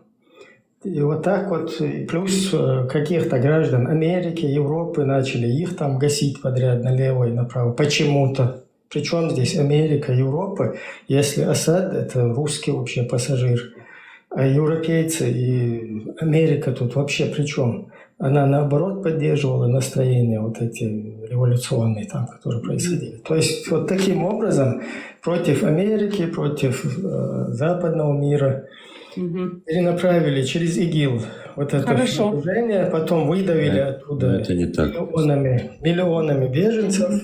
Я буду поспорить. Ну, я понимаю, что вы представители Мухосранска, вы будете недовольны. Но вот... Ты думаешь, это как оскорбление звучит, да, Ибрагим? Я не думаю, вы тут, я не знаю, Ну, а смысл? понаплыли, Вот короче, вот зашли, повторяешь одно и один то же, какой-то как будто там я на спасает русский личность тебе язык, блин, переходил или другой что, обидел. какой-то в Америке живет, там сейчас будет мне про Америку еще рассказывать, что она что-то там террористов где-то создала. Якобы в Америке живет, да? Потом вот Хорошо, этот тогда- мне Злишься только ты, другой Ибраим. мне рассказывает, меня не перебивайте, вот этот мне другой рассказывает, что русский язык такой хороший, почему вы так говорите насчет там России. Ты что, хочешь понести ответственность, что ли, с русскими за все преступления, которые Русня совершила и сейчас совершает в Украине и везде? Вы что, тут адвокаты, что ли, или кто вы? Ты так и не понял, Ибраим, то, о чем мы тебе говорили, так и не понял ты, и не хочешь попытаться даже понять. Причем тебя здесь никто не оскорбил, на личность ты не переходил, а ты продолжаешь Я использовать все это прекрасно, слово, как я все определение. прекрасно понимаю, понимаешь? Ну как, Я я чё- тебе говорю, вот я закладывал Ты что, меня смысл. дурнее себя считаешь, что ли? Да? Сидишь здесь, меня по ушам едешь. Я что, такое сказал открыто тебе? Если бы хотел сказать, я бы сказал. Но я тебе говорю, тот посыл, который я изначально нес, ты его даже вот Как бы, близко. если бы даже высказал это было бы более приемлемее, да? Тут Ну, ты считать... хочешь, чтобы я тоже так же ответил тебе тем же самым, и чтобы Не, со спокойной я тебе душой ничего меня не выгнать хочу. отсюда? Я просто комментирую ситуацию, которая там происходит, да? Вот констатирую факты. Тебе можно комментировать, а мне нельзя, Асад – получается. это русский человек. Где сейчас Асад находится? Хорошо, можно вопрос задать? Асад при чем Вот, здесь? Подождите, не подождите. перебивайте. Вот тебе, Франк Линкольн. Асад при чем? Я вообще за Асада Асад- вообще речи не было. Асад чей человек? Он человек своих родителей. Чей он человек? Мало ли Вот с кем он там, ты с ни кем в какой, ни в договорился. Мне Америке, вообще ты не... представитель Мухасранска, который сюда зашел и мне по ушам. Я не представитель Мухасранска, как бы Где ты ни сейчас, пытался мне это где навязать. сейчас находится Асад? Где сейчас Асад находится? Тебе виднее, где-то в России, наверное. Мы Что тоже он там новости делает? читаем, тоже Что слышим. там забыл Асад в России? Вот Ну, это что там, очень дедушка хороший живет, вопрос, что ли? только не по адресу. Да. Это ему надо задать. Не, это я Я-то вообще тебе о другом задаю. Я говорю. же тебе полчаса объясняю, что здесь происходит. Кто в А я тебе Европе больше создает часа эти настроения. Да, кто... Но это Да. один из Вот это примеров, Ибраим. Один из примеров. Я тебе говорю, взгляни шире, ты опять узко смотришь. Я тебе говорю, я пытаюсь без конфликта, без претензий к тебе Вот с да, тобой еще говорить, шире. а ты пытаешься меня Да, оскорбить. Как Ты будто что, это Мухасранс хочешь, какой-то. чтобы я тебе объяснил, как русские радикализировали мой народ? Как Да зачем мне это? Я и так это знаю. Издательство «Бадр», Я которое бок закрыли о бок только с вами в 2001, жил. которое только в 2001 году закрыли издательство «Бадр». Да, вот полностью завозили тоннами литературу. Ибраим, я бок о бок чё? с вами жил, я все это знаю. Речь вообще Вы не что об этом. хотите мне еще Путина показать смотри, здесь, я что тебя он обогнал, спаситель ты вообще цивилизованного Подожди, мира? при Да? чем здесь Это- Путин? Я тебе другие вопросы задаю. Ты почему-то... Понимаешь, я тебе пытаюсь... Вот я о том я- же самом, фрау, у меня с ним уже 1,5 часа вот так. Я ему одно, он не слышит. Можно я ему просто другой пример? Не пример, а другой Пожалуйста, дам. пожалуйста. Хорошо, Сирия, у вас мнение, что это все только Россия? Окей, уйдем от Сирии. Заедем в соседний Иран. Иран это тоже Россия. А кто еще? Дорогой мой, Хаменеи жил во Франции. И весь беспредел, который там происходил с самого начала под дудку французов с британцами. Создание Иордании, то, что туда посадили Хаменеи, то, что каким-то странным образом по сегодняшний день на территории Ирана спокойно работает BBC. И всегда работала. Так что это намного все сложнее. Ядерная программа Ирана из Франции идет, да? А кто посадил Хаменеи? Кто Еще раз устроил повторяю. революцию? Ты чего вы здесь стрелки? Нет, кто детские устроил переводите? революцию исламскую? Где жил Хаменеи Еще до раз того, как он стал? спрашиваю, ядерная программа Ирана из какой дырки была? Знаете что, вам удобно говорить только про Россию, но, к сожалению, это не только Россия. К сожалению, в этом замешано намного больше Вы стран. сами у меня Вот я про что спросили про говорю. Иран. вы сами у меня спросили про Иран, я вам ответил. Да. Потому что я знаю, откуда шахеты России поступают. Хорошо. Я знаю, откуда ядерная программа, уши ядерной программы в Иране растут. Вы что мне, блин? Фрау, я объясню. Просто я тоже недавно узнал, он на 71% все еще мусульманин. Вот в чем дело. Мне не важно, кто он, просто если рассматривать картину, то нужно ее рассматривать Кто бы я тут полностью. не был, подождите, кто бы я тут не был, не мусульман, вы что, блин, вот ты Франк Линкольн, или как ты там, ты, блин, вот я не пойму, иди там повыше званием кого-то там, пригласите, чего вы сюда, блин, заходите и какими-то этими дураками всех считаете, да? Самый умный, самый хитрожопый, да? А с чего ты это взял? Скажи мне, приведи пример, где я хитрил и хитрожопил там, и пытался показаться умнее, чем... В то время, как ты сюда зашел, ты вот этим... Да ты не даешь сказать, потому что ты не пытаешься понять. Вот я пытаюсь тебя понять, а ты не пытаешься. Подожди, давай, свободно, подожди. Ты в Америке живешь? Да. В Москве, в Украине что происходит сейчас? Украина при чем здесь? Я говорю Еще об раз исламе. повторяю. Ну, здесь тема шариат, правильно? Я же? тебе Правильно. говорю, что я же не дурак, я же знаю, что, кто ты и что ты вообще. В смысле? Еще раз повторяю. Что Давай. в Украине происходит? Кто напал на Украину? Кто напал на Украину? Чей Крым? Мы будем риторические вопросы вслух просто озвучивать. Крым чей? Крым крымчан. Не втягивай меня в политику. Я вне Ты, политики. говнюк, У нас сюда здесь- зашел, у нас мне здесь по ушам тема же, едешь, у вас же думаешь, здесь что тема была. я буду... Вот эти зрители там всякие, эти, блин, типа Ты с не исламистами пытаешься, ты тут борешься, да? Хренотень какая-то. Зашла сюда, и мне по мозгам хочешь проехать, блин. Я вас насквозь вижу. Это вообще не сложно, понимаешь?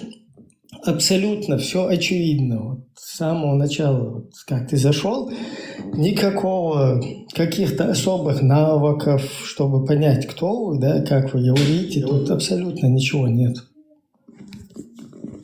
Машол, Фарго. Да, насчет русских фрау тоже тормозит. Фрау вообще под еврейку косит, чисто. Да, я поэтому спросил. Еврейка. Представитель еврейского народа, защитница русского мира, служительница, короче, и так далее. Это была разведка, маршал до Сюгара. Это была разведка маленькая, ну, как новобранцы, да, вот, как духи, а потом черпаки и пошло. Деды там, не, это просто как новобранцы, да, вот. Так что, ребята, успокойтесь. Ибраим, да, хазар. Аллах, рейс, на Украине погорел. И Барт там, я был, я туда, я... Сопроцент, что наука от ФСБ, видите? Люди, оказывается, они... Сопроцент, короче, нормально считал.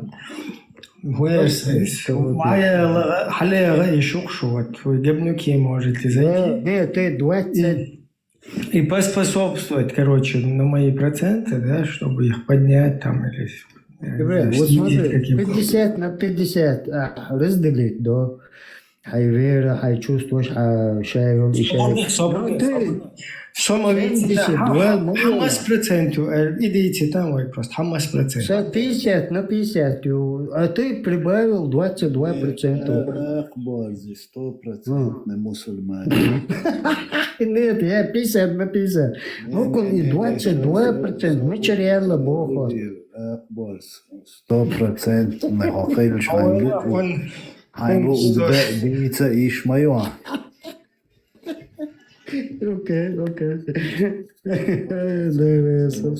Право я хочу чуял. Вот он 17% вермацию. 20% вообще. Я это это абсолютно. Поэтому ты очень правильно выиграл эту борьбу даже, скажем, морально-психическая и так далее. Связная по ТикТоку. Просто дог عني В эфире. Белла اشتغل دوغي تقول بس просто так хочу я кино та бичи шерт блять раз хита подростки та какой-то та сюли та херня я оцен шел аудул хиетер дуй вот иду сам вообще волк шоксо да вот и сендол хомсен дохал та хватишь та вообще та хернюшка шуй та сам мышешта хитро жопу хиеч ну Будешь когда больше, бама будешь и хитрый бу, умный бу, потому что има дуер политика хокумант бел цаглар ወይ нохчи бел бацунде وقال إيش تشتكش إلشوا قايل تشتكش أتعرسن لوز برش سرازو يغاسق حالما بينيح إتيا قشدر уже Horш مرشبو غاسقي عغيش ريز سالش دوي اتو قويش ليو وين قوي وين ليو شو ليو О, Сао, Маршал еще. А Ферго войны Гуйтер, по-моему, это фальшивый нагоматый. Лео Маршал. Ферго выступил весь. Выступил. Стопудово, это чуял. И Ферго очень ценный. Ну, если хотите, давай разберемся. Все 50 на 50. Акборз, китайчиц долго, нам це дела.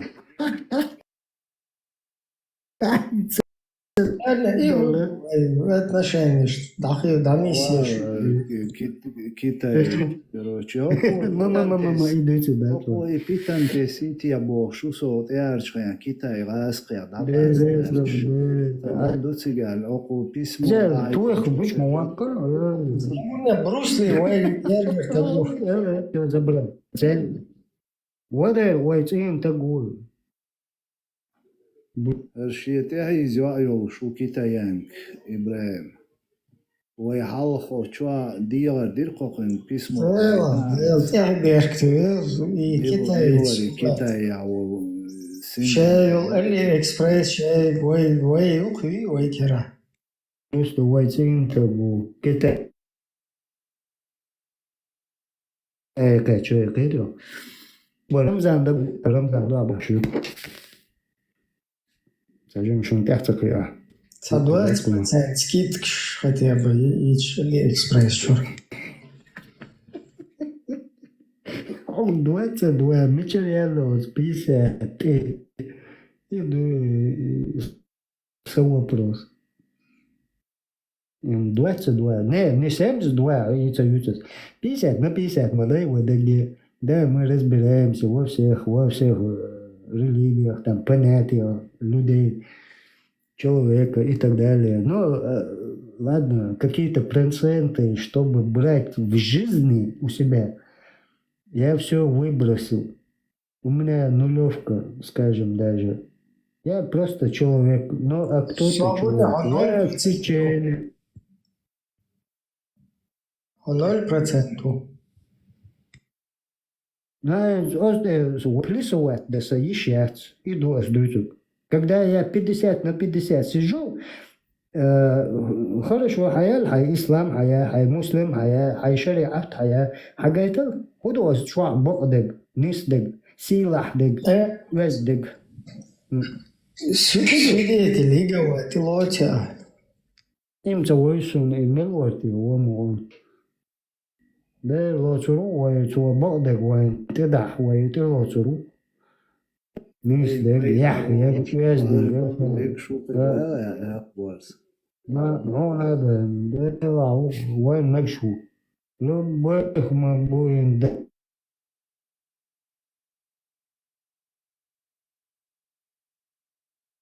стоит как он. И свидетели Иеговы, бать, церковь, финансирование, дик мы. Мы, на самом деле, они вон самые, про них, видимо, я их не знаю. Но если Ну, вы не знаешь, швей. Хол, сауза хол, шнарк, цабех навыштат. Библия шиица сушах. это хорошо, Сундери.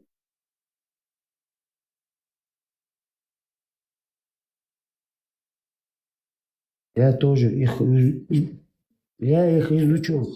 Хосун ахьетра, интернет, я еще чур эра Я уже что-то рассказывал, да? Чур эра, смысл чур. Полный скинуть, а тикток его запустить, ты запрос, это апеллион, ты аюш. Сайнига мяц, ты аюш, хайшуй сюдик. Хайшуй, я вышел, это яйцо, точно хому ажвест, Ну, инси шдуаду, алкамел, да чхалукс. Давай, цани давай, давай, 1, 2, 3, 4, 5, حدا قردي سويتان. صور دوايا المراكي سياس ويكين متين عدي حوادات هتشوف بيحكن ويا المراكي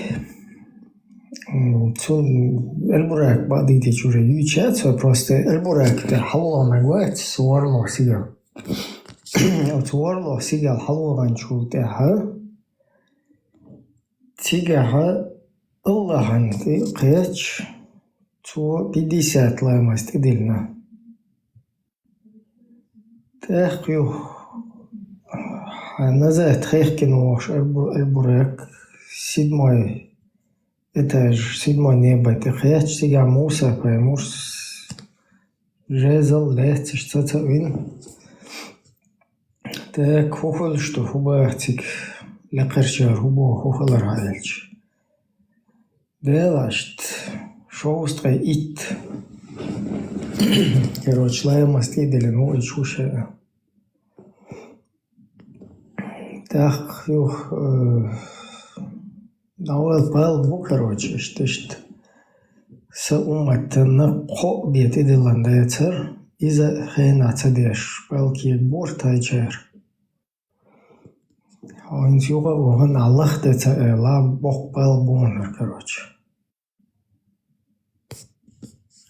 Юх, ваш хехки мюх, уйди, короче, главное, что ты, короче, ищешь ситуацию, муса бахал кайтир, то что пал бацон, шин дикха он, короче, сажим мюш лахца дашт. Ты ахитин болчан. Цай, короче, цер. Лилор доштер, кумда цершт. Короче, бахшет муса сел.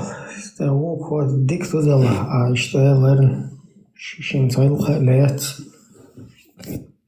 Штлах доше оли. Шоуства. Та хаю, короче, ухо жезл ловцы дуал. Свисток круга, короче, сальбура, кручный козы, соц. Ухаларешт.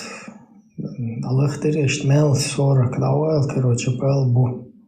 Его ваки лахди юхажен, короче. Что и вот так это продолжалось туда-сюда до 5 хачилось. И в последнем прийти был шайна, Аллаху тебя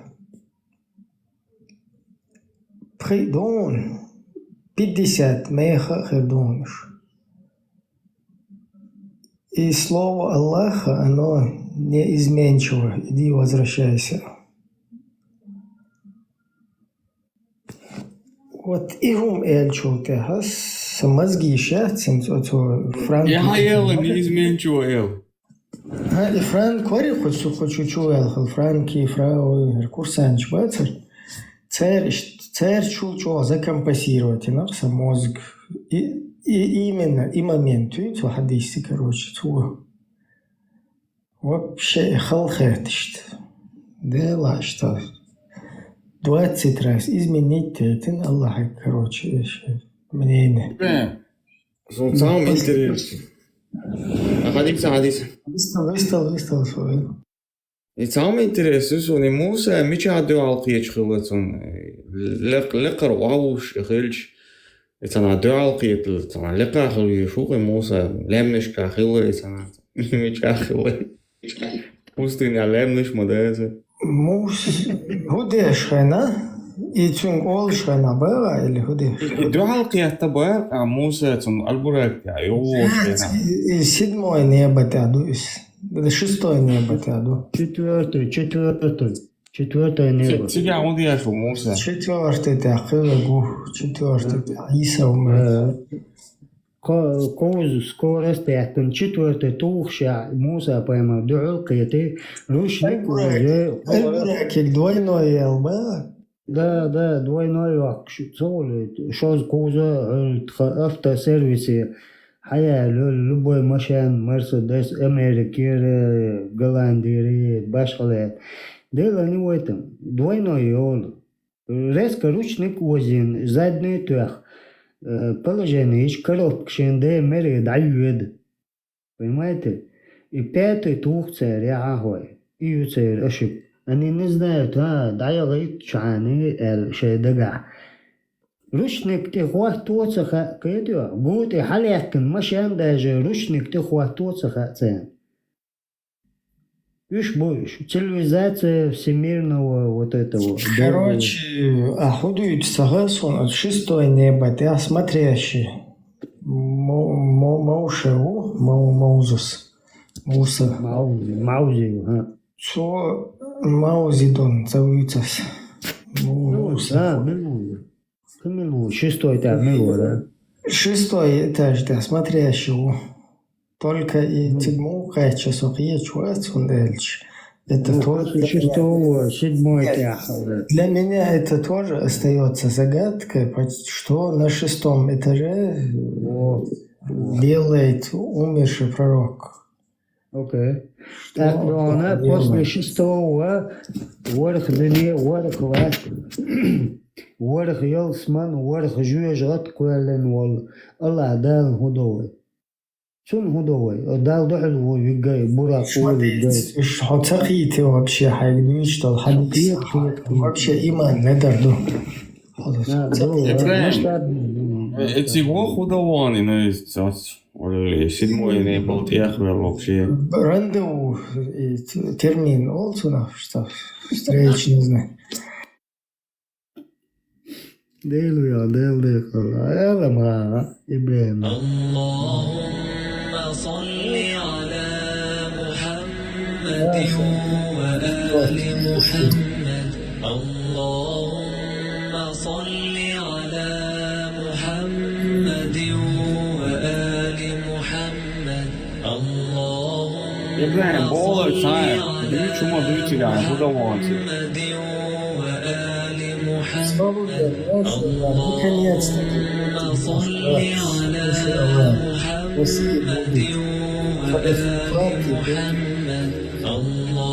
Стараюсь пока. Машалла, Путин, иншалла, наш халиф. Россия – это халифат. Иншалла, Рахман. И вся хвала принадлежит Аллаху, Господу миров. Короче, наконец-таки русские теперь заживут. Безбородый мальчик, малый, Путин, Игуда. Ну, это как бы начинающий мусульманин, поэтому борода отрастется. Ибраим, и Бола, и цей худован хила, дюч дуй вообще. Тигашт встреча дакейхан. Хауал элтик халлауган. Ну, их ждук и лаймасти дилуан хилукас. ودالش يروساليم ونايز العسرة والمعراج Сначала он полетел. مدينة تاع بورق قشالة شي بيشيجو حول شي بوقت خائل او شي بوقت عبير مروف استغفر точно بوقت شي بوقت خائل يروح كاي هو توربينات وكيم نشوال ارتنا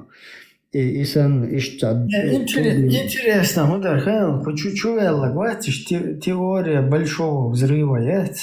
Видите, доказали же ученые, иншаллах. Байконур, яйцо. В связи с этим, короче, Аллах сказал, там, он один, алло, 29-й. И теория большого взрыва, она как бы вообще допускает, да, скорость быстрее скорости света, понимаешь? Поэтому на 7-е небо, чтобы... Ну хорошо, домой вернулись. Да, если вся видимая нам Вселенная, да, из Хабблов, короче, из каких-то Джеймс Уэббов, короче, там Юнона или там всякие эти, короче, с обсерватории и так далее, вся видимая Вселенная – это только первое небо, подтверждает Халид Фулейдж, то 13 там с лишним миллиардов световых лет, чтобы это в одну сторону, да, там, чтобы достичь ее от края, еще неизвестно, это только видимая ее часть. 13,5 миллиардов лет туда надо лететь. Да, а пророк – это со скоростью света.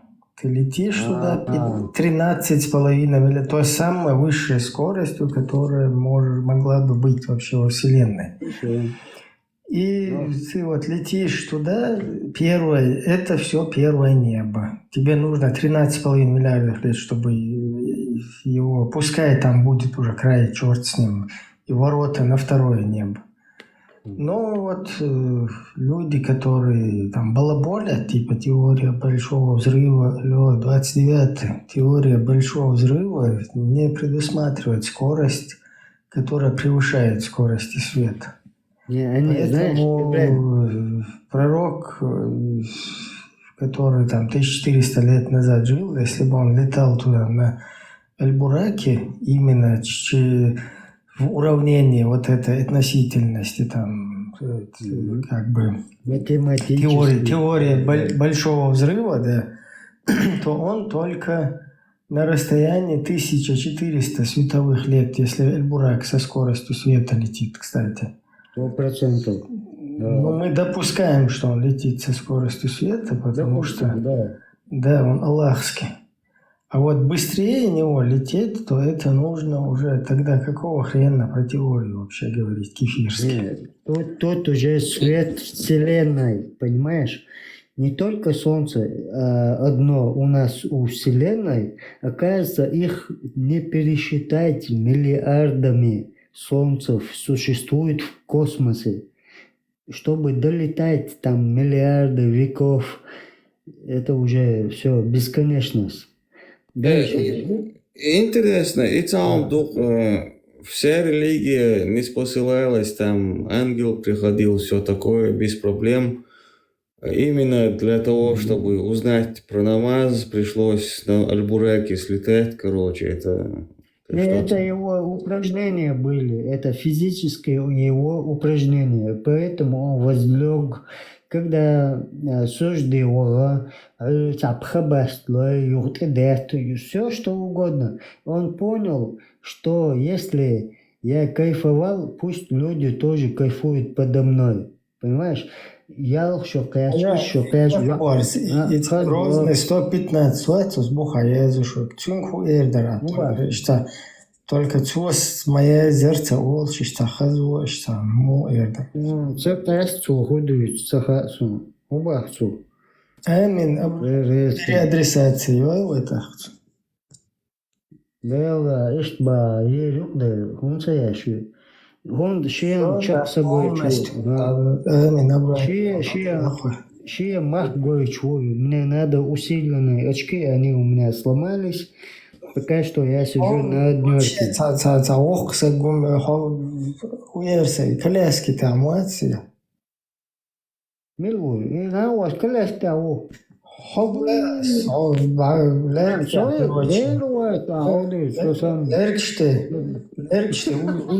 ушаехкен. Вот, усилитель шахтен, короче. Инем дахка очки ишлён, халбак қайма. Коляски-то. Короче, короче, уже. Ох, так гумется. ويز زابر يشون كنتي قاشن إيش نوتشي كان شاكون واش شيء نوتشي قوما هو الدنيا نا بلغوش بل كانش بوي إيش تويز زابر شاشن إيش حاشو لالخي إيش عكوات باكل بوي حمي شاوي حهوي سهوي وي حهو كاشتي لا إخ بورس أتصنعي и Алиэкспресс чуви, ой, ну все. Алиса. Все, короче, цапукал, что ишь, лагах уж да, هو هذا جودة يلي جو تاع دوجاني. جودة короче. И целая хурса, цапукал, да, стажим, стресс стоит. Как квапсатуаш, ты кукла воду, нормально, по дешевке, заказать,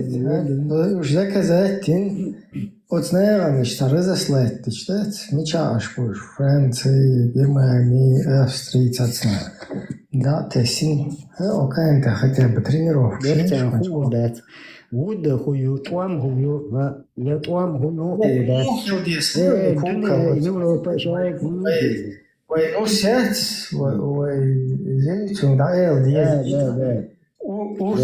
قشطة بوش وتي بلوش يغادات سعيشت مناجرازو ناشروب انت ستريسات اشتاكيرات حيز يشي تهمو маски кино это вот что и полицейский же догдо вот мы то же самое ребята мультфильм генетрон шеда генетрон ал черно-белый телевизор гена 72-74 года адун ой ночи чуа худу гена ой му дахаха وين ой حين ناخدوها وين وش ملش دوها وين اتخنم تخا ما يحدو ايه ما يحدو صدق إيه نحكي كومنت كمية دو هو حاجة فيس بجري وبلا ويادن بمبا خلي إيه مديتوش وإحداث شليل وإحداث ядерный бомбахали, я муслим. Благодаря позиции Сталина Польша получила значительные земли на Западе, земли Германии. Ну, конечно.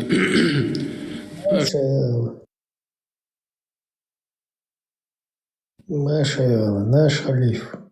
Бисмилля. Национализм – это первая стадия к нацизму. Это первый шаг национализм. Самый большой националист в России – это я. Я сказал, что вот самым правильным, самым настоящим националистом и самым эффективным являюсь я. Если вы один, то это мало. У вас есть единомышленники, такие же националисты? Есть. Почти 146 миллионов человек.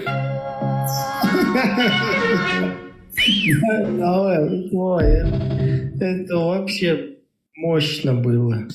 Там с Кличко приходы ловят россияне. Тут их, короче, собственно, халиф.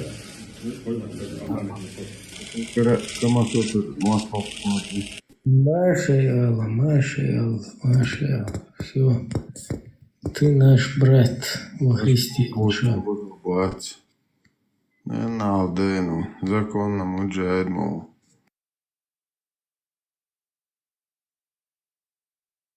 Путин бузал бацалек, бузал денджер арвелу.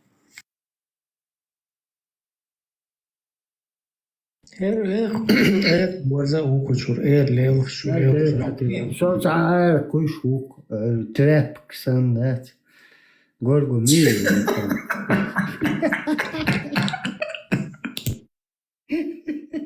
No, ما نقدرش. عطيه أرجع عطا خاسون تبالي عطيه أرجع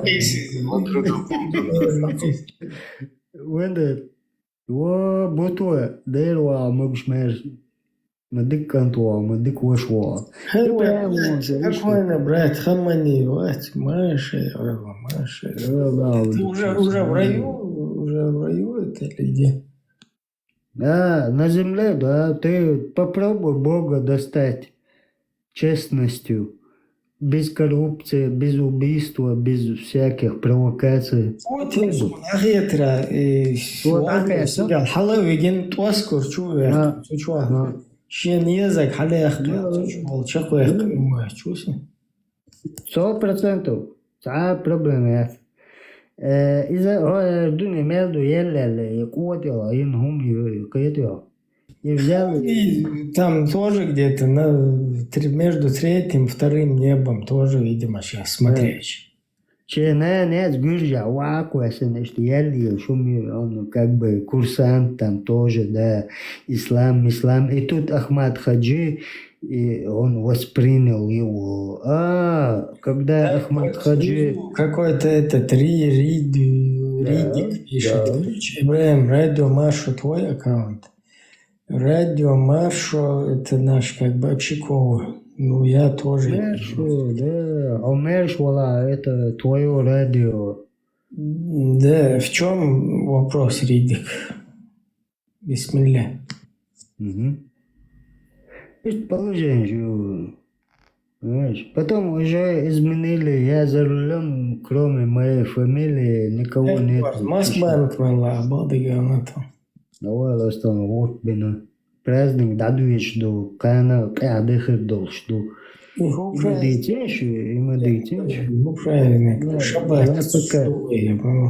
Да нет, тут совместно. Тут и арабы, и цыгане, и болгари, и Чехия, Эстония. Но эстонцы уже понимают, что Джохар Дудаев помог Эстонию, Латвию, там, Литвам, всем этим, Польск, всех.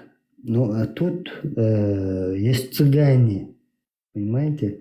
И когда цыгане, они рвутся, они, да, вот кто. А также и у арабов есть свои цыгане. У арабских, ну, допустим, Афган, Сирия,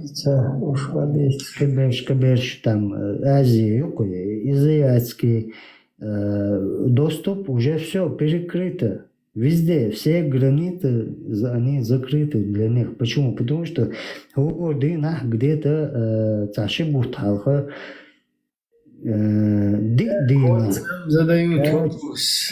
Палантир задает вопрос. Как вы думаете, к чему придет война в Украине? Как все завершится? И сколько еще продолжится это? Так, ну я думаю, в Россию тоже. К концу империи фашистской. Я думаю, да, что в Россию тоже придет красный петух войны, потому что уже в Москве тоже вот это смог стоит над Москвой. Сейчас, может, уже рассосался. А сейчас что происходит, если не война? Вот этот смог, который вам там устроили, вы знаете, что вы нам годами подряд устраивали, да, долбя по нефтяным вот этим объектам. И у нас даже черный снег был, я такое тоже помню, во время вот этого военного действия.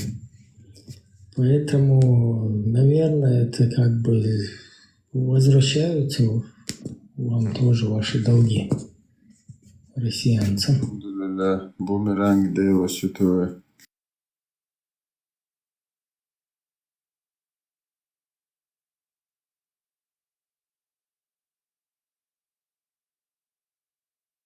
Ну, такая ситуация. Боже, ты как эту ситуацию прокомментируешь?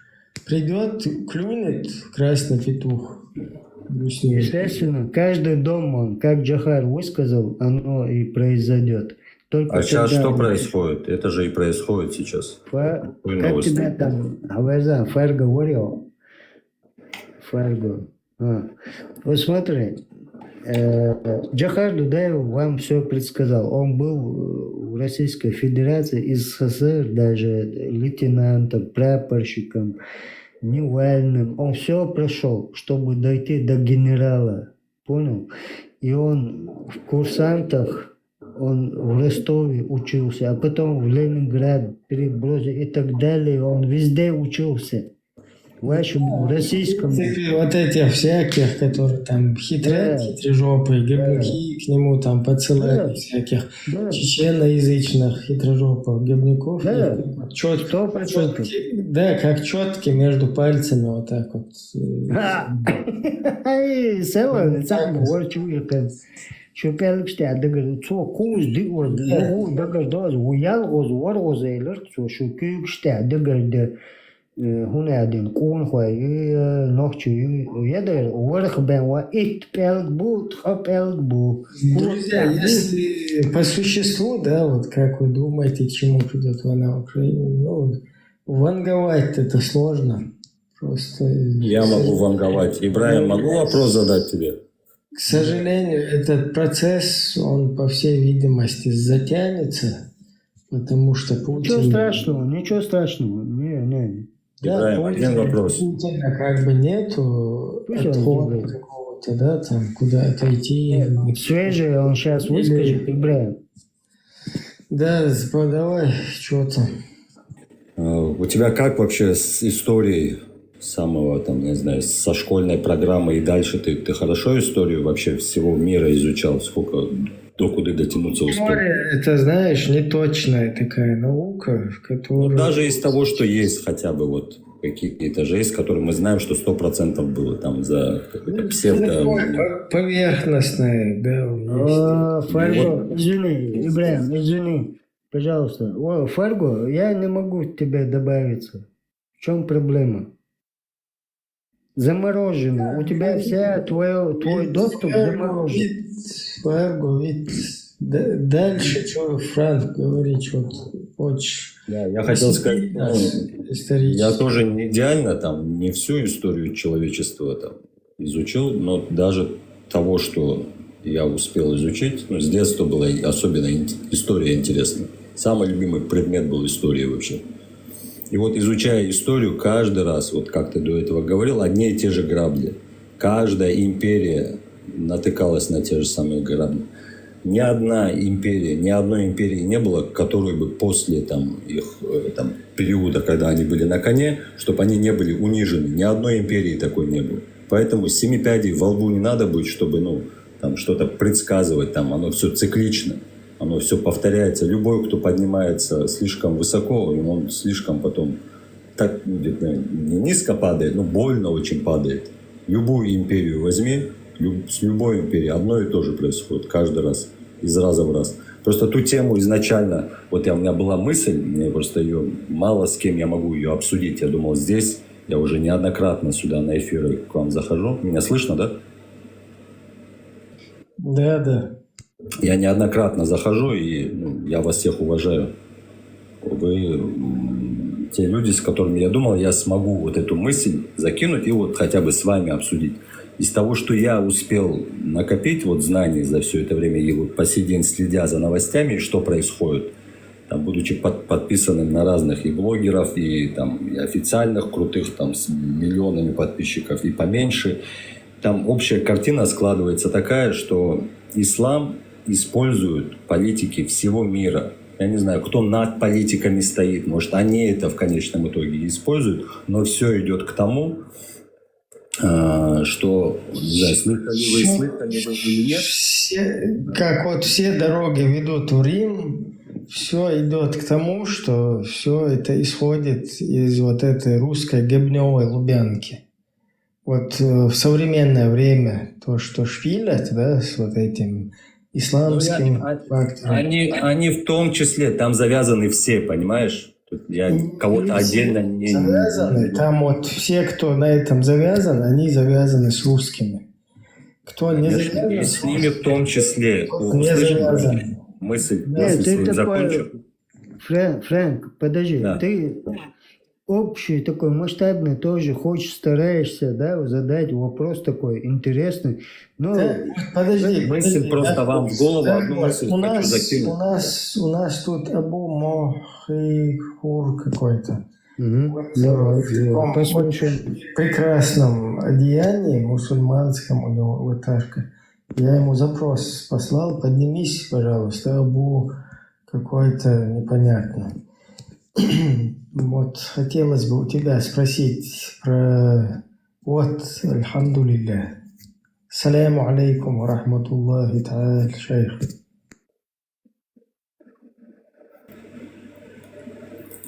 Шейх, включите микрофон.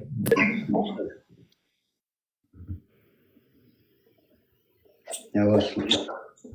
Альхамдулилля, альхамдулилля.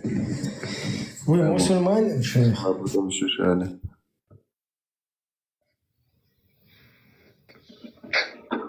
Я будто вы голодуешь, аж вот. Абу, выстфала, я могу.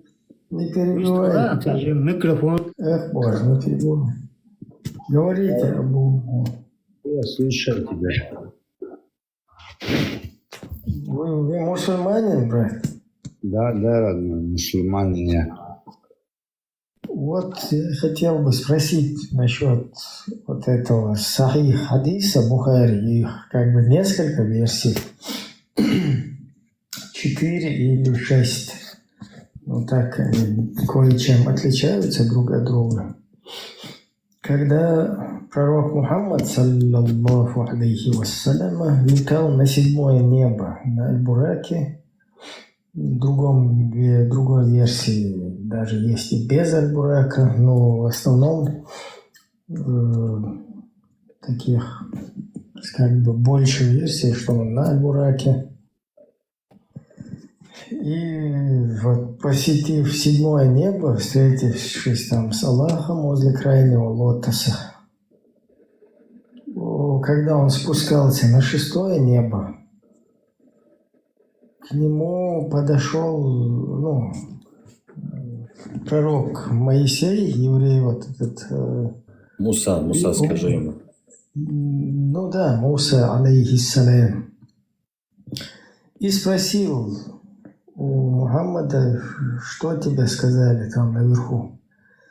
Мухаммад ответил, что ему предписали 50 молитв для его уммы, совершать их ежедневно. Моисей сказал: возвращайся к Аллаху назад, поднимись снова наверх, на 7-е небо, и скажи, что чтобы эти количество намазов, чтобы их снизили, потому что моя умма, как бы, яхудская, было предписано только 3 как бы молитвы, и они даже их не могли выполнять. То есть 50 это невозможно будет. Иди вернись и скажи, чтобы тебе скосили, образно говоря. Мухаммад вернулся, попросил Аллаха, что вот он встретился с Мусой, и тот сказал вот так и так, что умма не сможет осилить этого, и тогда это количество намазов было сокращено. Он вернулся опять на 6-е небо. Моисей сказал, что в одной версии на 40, первый раз было скошено, в другой версии на 25, там по-разному, не суть. Моисей сказал, что это тоже слишком много, иди возвращайся и скажи, что это много. И вот так он ходил туда-сюда, пока было количество не дошло до 5, и тогда Аллах Всемогущий сказал: это будет 5 намазов, но они будут эквивалентны 50 намазам. И слово Аллаха не изменяется. Это последнее, больше не возвращайся. И вот так вот Мухаммад вернулся к Моисею. Но Моисей даже тогда сказал ему: иди вернись еще, чтобы тебя снизили. И тогда посланник Аллаха, саллаллаху алейхи вассалям, сказал: больше он не может, потому что уже стыдно. Вот полностью весь хадис мы не будем рассказывать, потому что там еще много интересных моментов, которые надо раскрыть. Но вот вы как понимаете, вот этот вот Моисей, он, я не пойму, самый умный, что ли, получается? Или как он вообще мораль вот этого отрезка, этого хадиса? В чем она состоит? В этом хадисе, что тебе надо? Вот я не могу, вот ты рассказал хадис, да? Во-первых, как поднимался пророк, тут еще долгий базар есть, окей? То есть это сказки там на бураке слетел, там полетел, там... Вы что кефирские вещи говорите об Магомед? Слушай, брат, раз ты меня спрашиваешь, слушай, мои слова очень страшные, хорошо? Мои слова очень страшные, потому что... Иногда уши буду закрывать. Если ты еще раз меня перебьешь, я лучше уйду, я не люблю уезжать. Раз позвал я тебе, принял твое приглашение в ваджиб. Теперь послушай. Мне 54 года.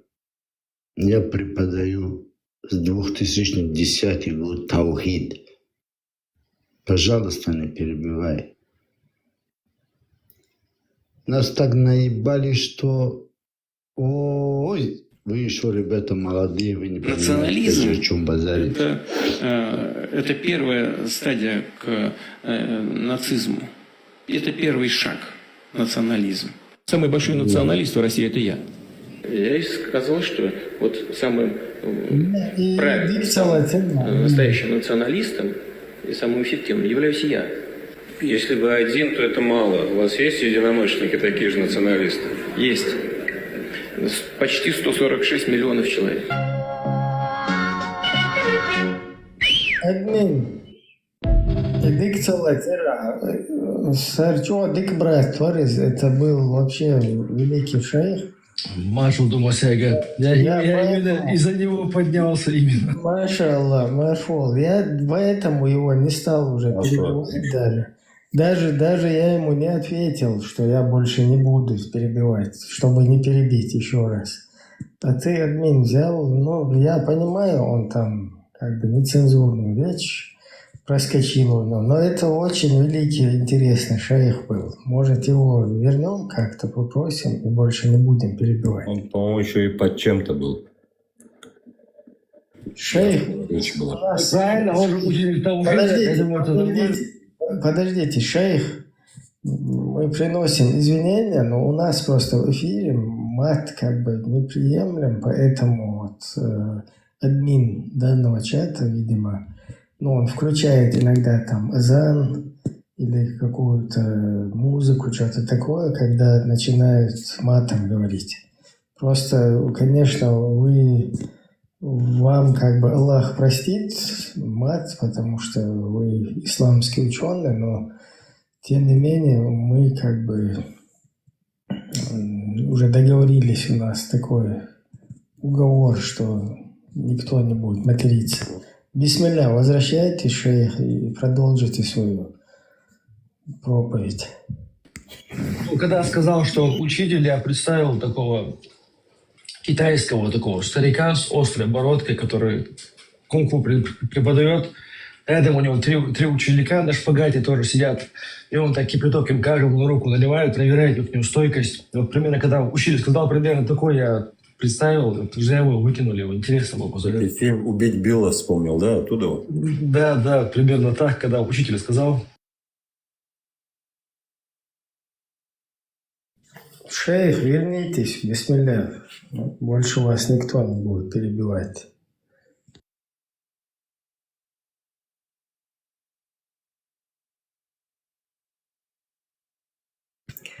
все-таки умма, она сегодня разрознена, слабая, и умма нуждается в вашей помощи. Шейх, возвращайтесь, отпустите грехи нам и разъясните вот этот хадис, что вообще происходит. Кто нам этот наиб сделал, о котором мы говорили?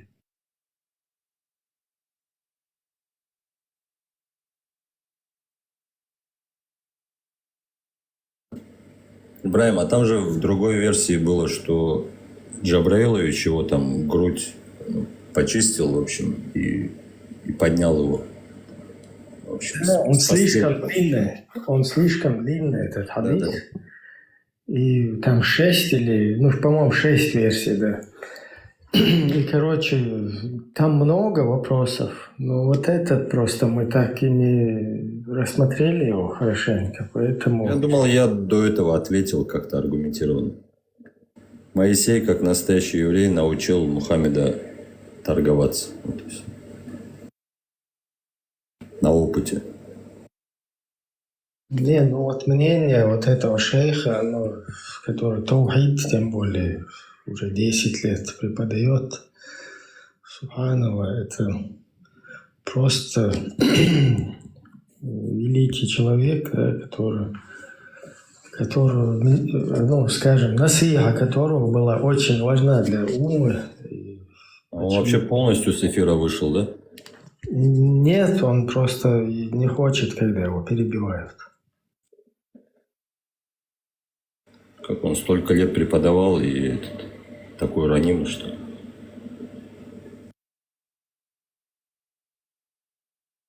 Уже сабра должно быть. Шейхи не любят, когда их... Да, шейхи не любят, когда их насиху, их проповедь перебивают, они... Поэтому... Надо было сказать ему собак. Кто такой, что перебивать шейхов, имамов в мечетях Чеченской Республики? Ты пришел у него в кабинет, постучался, на воротах стоят вооруженные у тебя в доме Всевышнего Аллаха вооруженные люди. Он тебя пропускает оба. А потом ты стучишься имаму в кабинет, он за компьютером, ты дверь открываешь, когда 3 раза по исламу надо стучаться 3 раза, тук-тук-тук, да, не открыл, опять тук-тук-тук, опять он не открыл, 3-й раз, тук-тук-тук, опять же по 3 раза, опять если он не открывает, я... Раз, ручку загинаю, открываю дверь, и он за компьютером сидит. Имам сердца Чечни. Имам сердца Чечни, он сидит за компьютером. И он с таким взглядом на тебя набрасывается. А потом уже охрана вот этого сердца Чечни, вся охрана, там же и все есть. И все набегают, видео включают, что происходит, и там тебя ломают, там еще подъедет там ППС, милиция, полиция, и ГГБ, и все что угодно. Понимаешь? Когда армия чеченская... Шейх, вернитесь у нас. Пожалуйста. Да, мы аж прям... Нам было приятно с вами пообщаться, конечно, если вы спокойно поговорите, если вы имеете какие-то глубины чеченской коренной крови, пожалуйста, поднимайтесь и поговорите с нами. Зачем? Он не чеченец, он мусульманин. И это достаточно, альхамдулилля. Возвращайтесь. Мы всегда вам рады. Мы даже вам админку, дадим. Да, дадим. Что, жалко, что ли? Мы щедрые люди, чеченцы. Если вы у нас будете присутствовать, делать насыху в таком формате, как вы начали, у вас, если бы не перебили, то вам можно даже админку дать. Вот, вот. Шейх вернулся, вот смотрите, даже. Админку дать. Вот, шейх вернулся, вот смотрите, даже. Админку дать. Вот.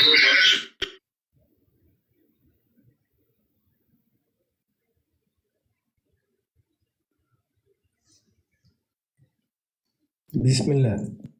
Бисмилля, бисмилля. Альхамдулилля. Не буду много говорить. Я из детства изучаю ислам. Я бача, я таджик. Мои родня, все религиозные люди, муфтия Таджикистана. Я 35 лет живу в Украине. Я изучал, закончил мадраса имам Шафии с дагестанцами, с ребятами, арабами. Я в Индии изучал, семинар проходил. Я говорю, внимательно слушайте. Нас обманули. Ох, как нас обманули. Ох, как нас поимели, как ослов. Я воюю сейчас против весь Средней Азии и плюс Кавказом по поводу тех тем, которые нас обманули. С нашего пророка сделали Илон Маск. Сердце вырывают, замзамом моют, потом еще приклеют. Какая-то Санта-Барбара, не кажется вам? Ален. Еще другой. Какой-то Зулкарнай пророк, какие-то аджуджу-муджуджи там, за какой-то железной гора, там языком ляжут какие-то там стена, скоро выйдут, сожрут, океаны пропьют. Мне самому смешно, когда говорит. Окей? А ты этого имама спроси, кто раньше жил, Зулкарнай или Муса, он как-то захлебнется. Окей? А джуджи-муджуджи, какие-то железные гора, какие-то там заплавили там металла, залили там потом. Окей? Или пророка, сердце вырвали, там замзамом помыли. Или придет какой-то даджал, один глаза у него, там еще кафир написано. Вроде мы не ослы какие-то, правильно? А тупо верим. Почему? Потому что наш имам таджик, или наш имам узбек, или наш имам азербайджанец, или в Таджикистане каждая область свой имам. Каждый из имамов сделали господной. Христиане вы стали, пацаны. Просто христиане вещают там апостола Николай I, 2, 3, там Марьяма всякие. А у вас там сура Фалак, Нас, Ихлас. Иначе у вас тоже. Поэтому все это чушь собачья. Заново. Говорят пророка сердца 6 раз, в некоторых книгах 4 раза. Я когда книги имам Суити почитал, знаешь, что говорит имам Суити? Этим еще берут аргумент. Говорит, имам Суити сказал, что пророк пришел к могиле своих родителей, их дух вышел, дал свидетельство и обратно зашел в могилу. И они потом пошли в рай. А где это написано? Извини, имам Суити говорит. Имам Суити. Поэтому, ребята, то, что вы говорите, поэтому вы соберите вот серьезные вопросы, которые вас мучают. Возьмем сердце пророка, окей? Все вы сейчас думаете, что да, какой-то Джибраиль пришел, его сердце вырвал, потом говоришь, где аргумент? Говорят, в Коране сказано, Бисмиллахи рахману рахим, алам нашрах лака садрак, ва вадa'на анка видрак, аллади анқада дахрак, ва рафа'на лака дикрак.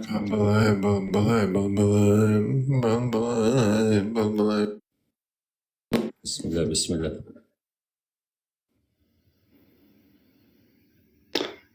А там, когда мы говорим «Алам нашрах лака садрак», представьте, там слово идет «садрак». Слово «садрак». А почему тогда Аллах не сказал «Алам нашрах лака калбак»? Сердце же не садр, это же калб. Берут нас, обманывают, а мы тупо всю эту сказку поверили и ждем какой-то имам Махди. У нас сколько имам Махди, я уже устал их почитать в хадисах. Придет имам Махди со стороны Ирана с черным флагом, присоединяйтесь, потому что там имам Махди. Чушь собачий. Какой Афганистан, какой Иран, какой Махди? Вы что, вообще гоните? Махди там из Курайша должна быть. В хадисе имам Бухари. Нету, вы не найдете ни одно слово, ни один достоверный хадис вы не найдете, чтобы от имя пророка, от язык пророка происходило слово Махди. Да, выходит ученый, имя его Мухаммад, отец Абдулла, он из Курайша, все, базар окончен. Какие Махди? Кто придумал? Шииты, евреи. Какой Махди? Пророк никогда это слово вообще не знал.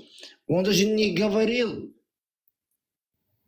Да, имам Бухари здесь придет один последний имам, Мухаммад, сын Абдулла из Бани Хурайша. А его потом раскрутили шаром, вот черным флагом. Сколько хадисов у нас про имам Махди? Или возьми другой талак. Возьми повод. Я весь Среднюю Азию воюю по поводу 3 талака. Не знаю, у вас в Кавказе есть или нет. 3 талака. Кто его придумал? Ни хрена, что Умар. Умар, что, Господь, что ли? Я не понял. Почему проблема Умара должна страдать таджички, или узбечки, или казашки, или там чеченки, или Азербайджан? Ну что, какой-то Умар. Умар такой я был безбашенный. Ну что, Умар же не Господь. Чтобы слова женские, узбекстанские или казахстанские, таджики. Ну, пришел парнишка, 200 грамм выпил. Ну, случайно вылетел 3 талака. И все, отдай свою жену, другие что выпали. Да ну вас, астагфируллах. Это шоу такое. Нас обманули, пацаны. Ох, как нас обманули. И по поводу многих темы, которые они воруют, наши муфтияты. Ушер землю. Знаете, что такое ушер? Ушер землю знаете? Какая вот из 15 республика страна, где все мусульмане живем, да, в Кавказе, Азии. Кто, какой, где у нас склады, которые ушер замин, у кого-то там 100 гектар винограда, там или 100 гектар там. Все, где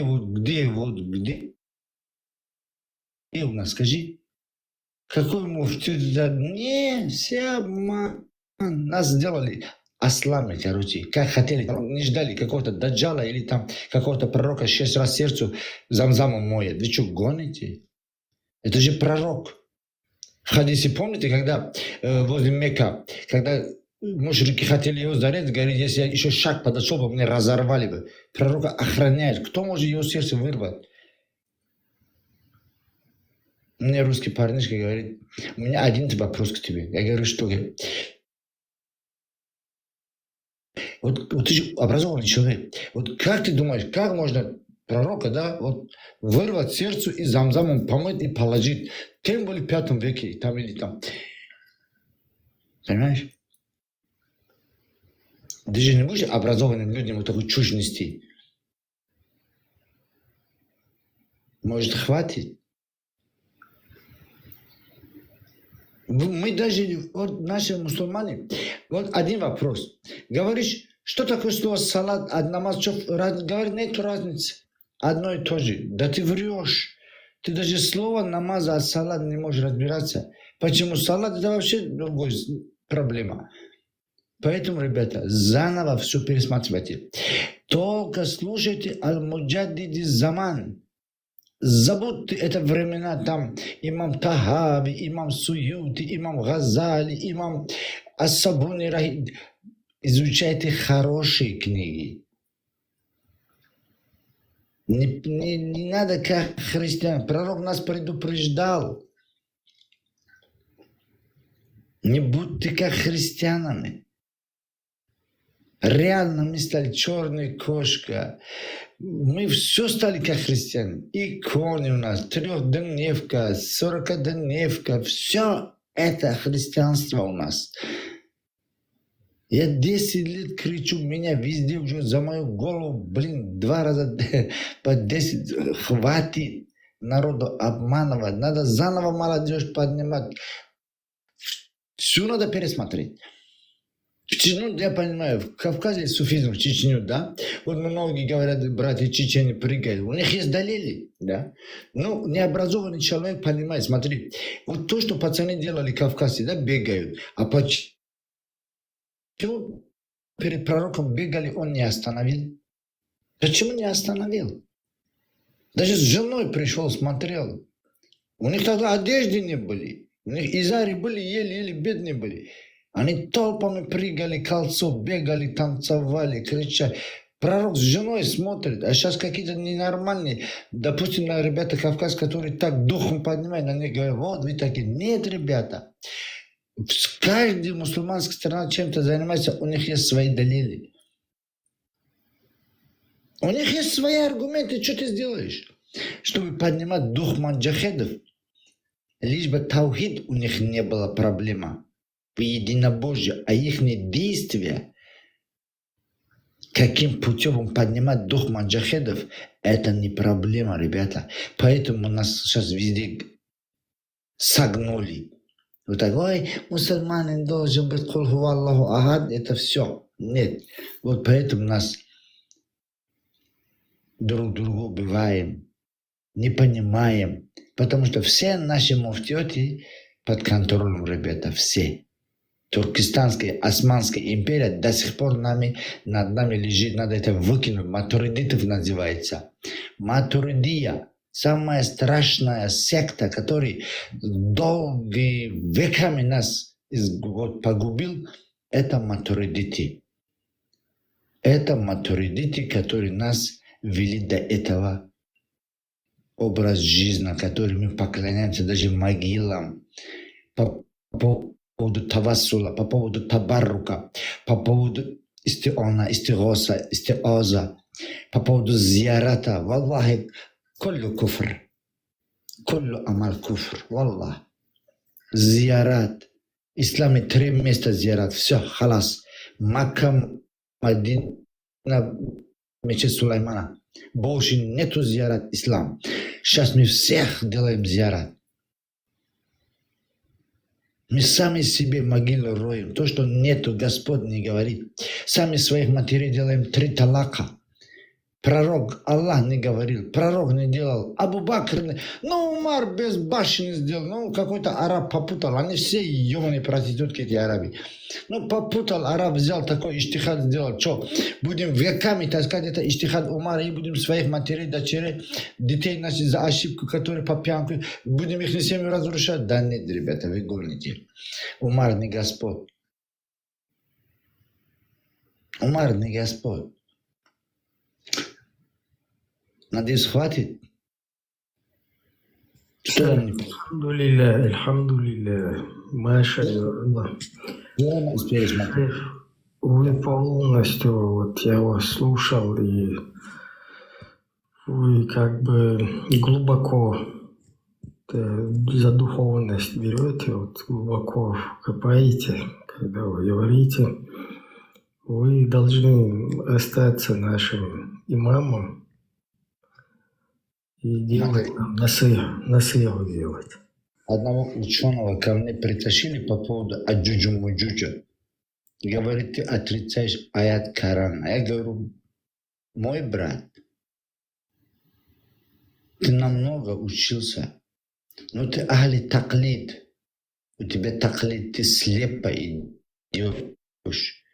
Вот ты скажи мне, да, ты говоришь, что аят Коран, сура Каф про Аджуджу-Муджуджа, Аллах говорит, альхамдулилля, мы верим это. Но смотря как кто понимает это. Господь не дал тебе такого разума. Вот ты сейчас претендуешь, ты скажи мне, кто такой Зулкарнай и кто такой Зулкифл? Он даже идиот, даже не знает, что Зулкифл другой человек, Зулкарнай другой человек. И когда они жили, даже он мозгов у него нету. Я, знаешь, что сказал? Я сказал, дорогой мула, имя мое услышал заткнись и больше не открывайте, дурачок. Закройте свои комнаты и больше не выходите. Или в Москву работать, или все заново создайте новые уроки. Все пересматривайте. Я вам покой не дам. Ни в Таджикистане, ни в Узбекистане. Потому что я не дам больше матери сделать 3 талака. Хватит. Прикинь, я даже свою жену, прикинь, я 15 лет, пацаны, братья мои, внизу, мусульмане, сестры, поверьте мне, я ради вас говорю, у меня был самый лучший жизнь, прикиньте. Мы с женой поехали в Таджикистан, ну, молодость туда-сюда, и, короче, дуракский, и попал в 3 талака. И, реально, это моя жена, у меня дети, вы что, гоните? Нет, все, она должна выходить замуж. Разрушили мою жизнь, прикинь.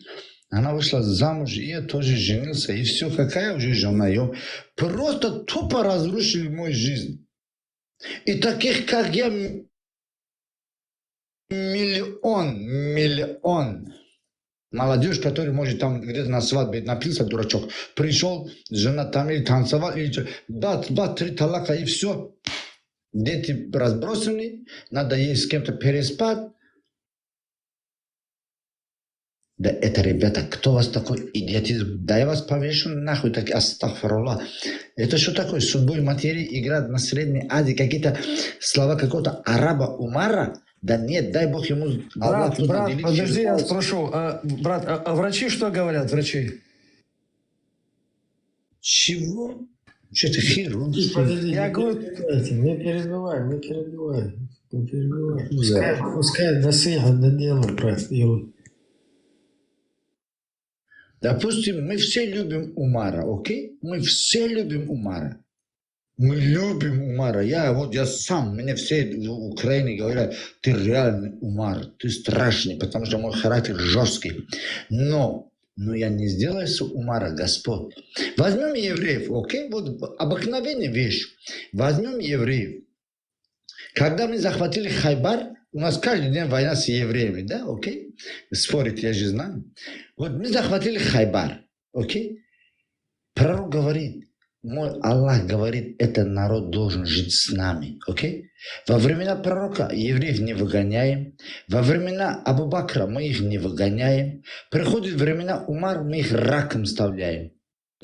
Это как понять? Это как понять нахуй? Окей? Это первая проблема у меня. Это как? Пророк говорит, мой Аллах говорит, этот народ будет с нами. Абу Бакр, там все порядок. Приходит времена Умара, там его сын проблема, и мы начинаем, гасить. Ну, дай Бог, окей. Сделали иштихад, иджма, пророк говорит, слушайте, Аллах хороший день. Выгнали, базара нету, окей? Но это не значит, что мы должны дальнейшую свою жизнь детей, своих матерей, своих дочерей, да, сделать на фатву какого-то араба, окей? Он не пророк, он не Господь Умар. Когда у нас были в Кавказе или в Азии боги, да, вот зороастризм, они все нас, откуда вот против пошла ненависть к зороастризму? Пророк, он из Кавказа. Зороастризм пророк из Кавказа, он пришел из Кавказа. Его начали там убивать со своими учениками. Он прибежал в Таджикистан, в горах Масча жил. А нас что говорили? Не, Зардуш такой. Поэтому, ребята, вы многого еще не знаете. Очень многого не знаете. Как нас обманули? Лучше я устал, зайду как-нибудь, потом сделаю урок серьезный вам еще. Джазакум Аллах. Я не люблю. Алхамдулилля. У вас вот эта акида очень такая приемлемая. Вот, Коран нас учит, а не какой-то имам. Мы к Корану идем. Вот передо мной книга стоит, Абу Ханифа, знаешь, что говорит? Последователи Коран и Сунна – это акида и амаль. Если у кого нет амаль пророка, да, жизнь сподвижника, имам такой так сказал, я шафей такой, я ханафи такой, это не годится. Это станете вы христианами. Массалама. Шейх, после вашей насихи вы вышли, Маша и Аллах. Да благословит вас Аллах и приветствует. И вот после вашей насихи официально у меня уже как бы назревало это давно. Я как бы потерял 1%. Я 71% после вашей насихи. Маша и Аллах. Заходите к нам почаще вообще. Нам нужен свой вот такой шейх в эфире. Кстати, про талак, что это вообще умарская затея, это тоже для меня было очень интересно. Я альхамдулилля. Просто такой брат твой, который внушает не только доверие, а прям вот эта вот духовная близость с Аллахом, она через края переливается вот после общения с вами.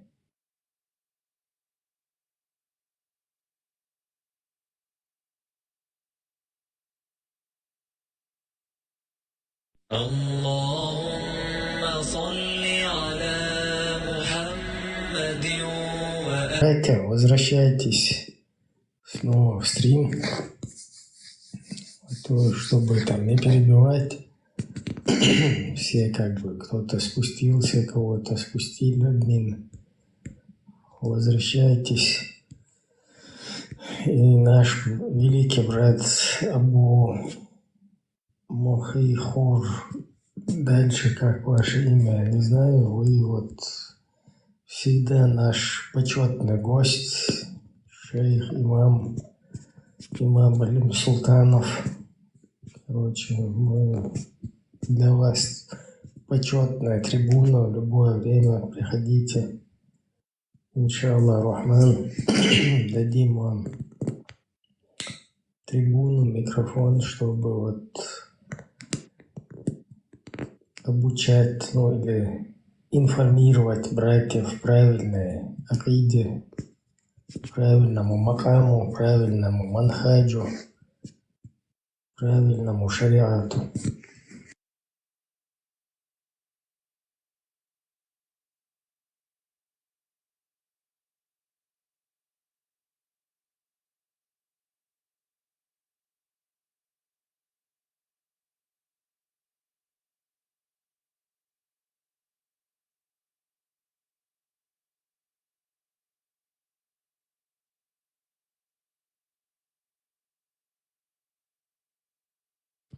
Единственное, брат, я забыл у вас спросить, чей Крым, но это можно в следующей встрече нашей, как бы целую проповедь посвятить этому.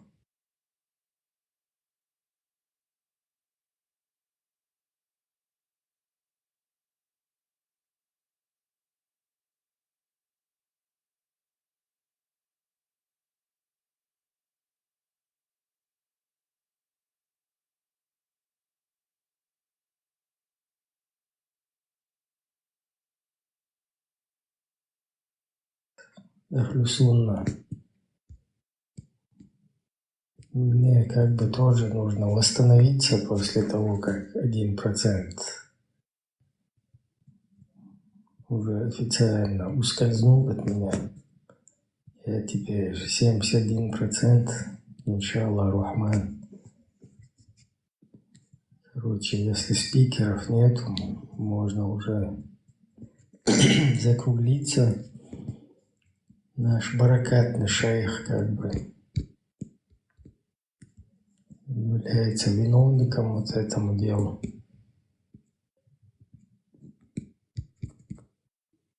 Вот такая вот тема.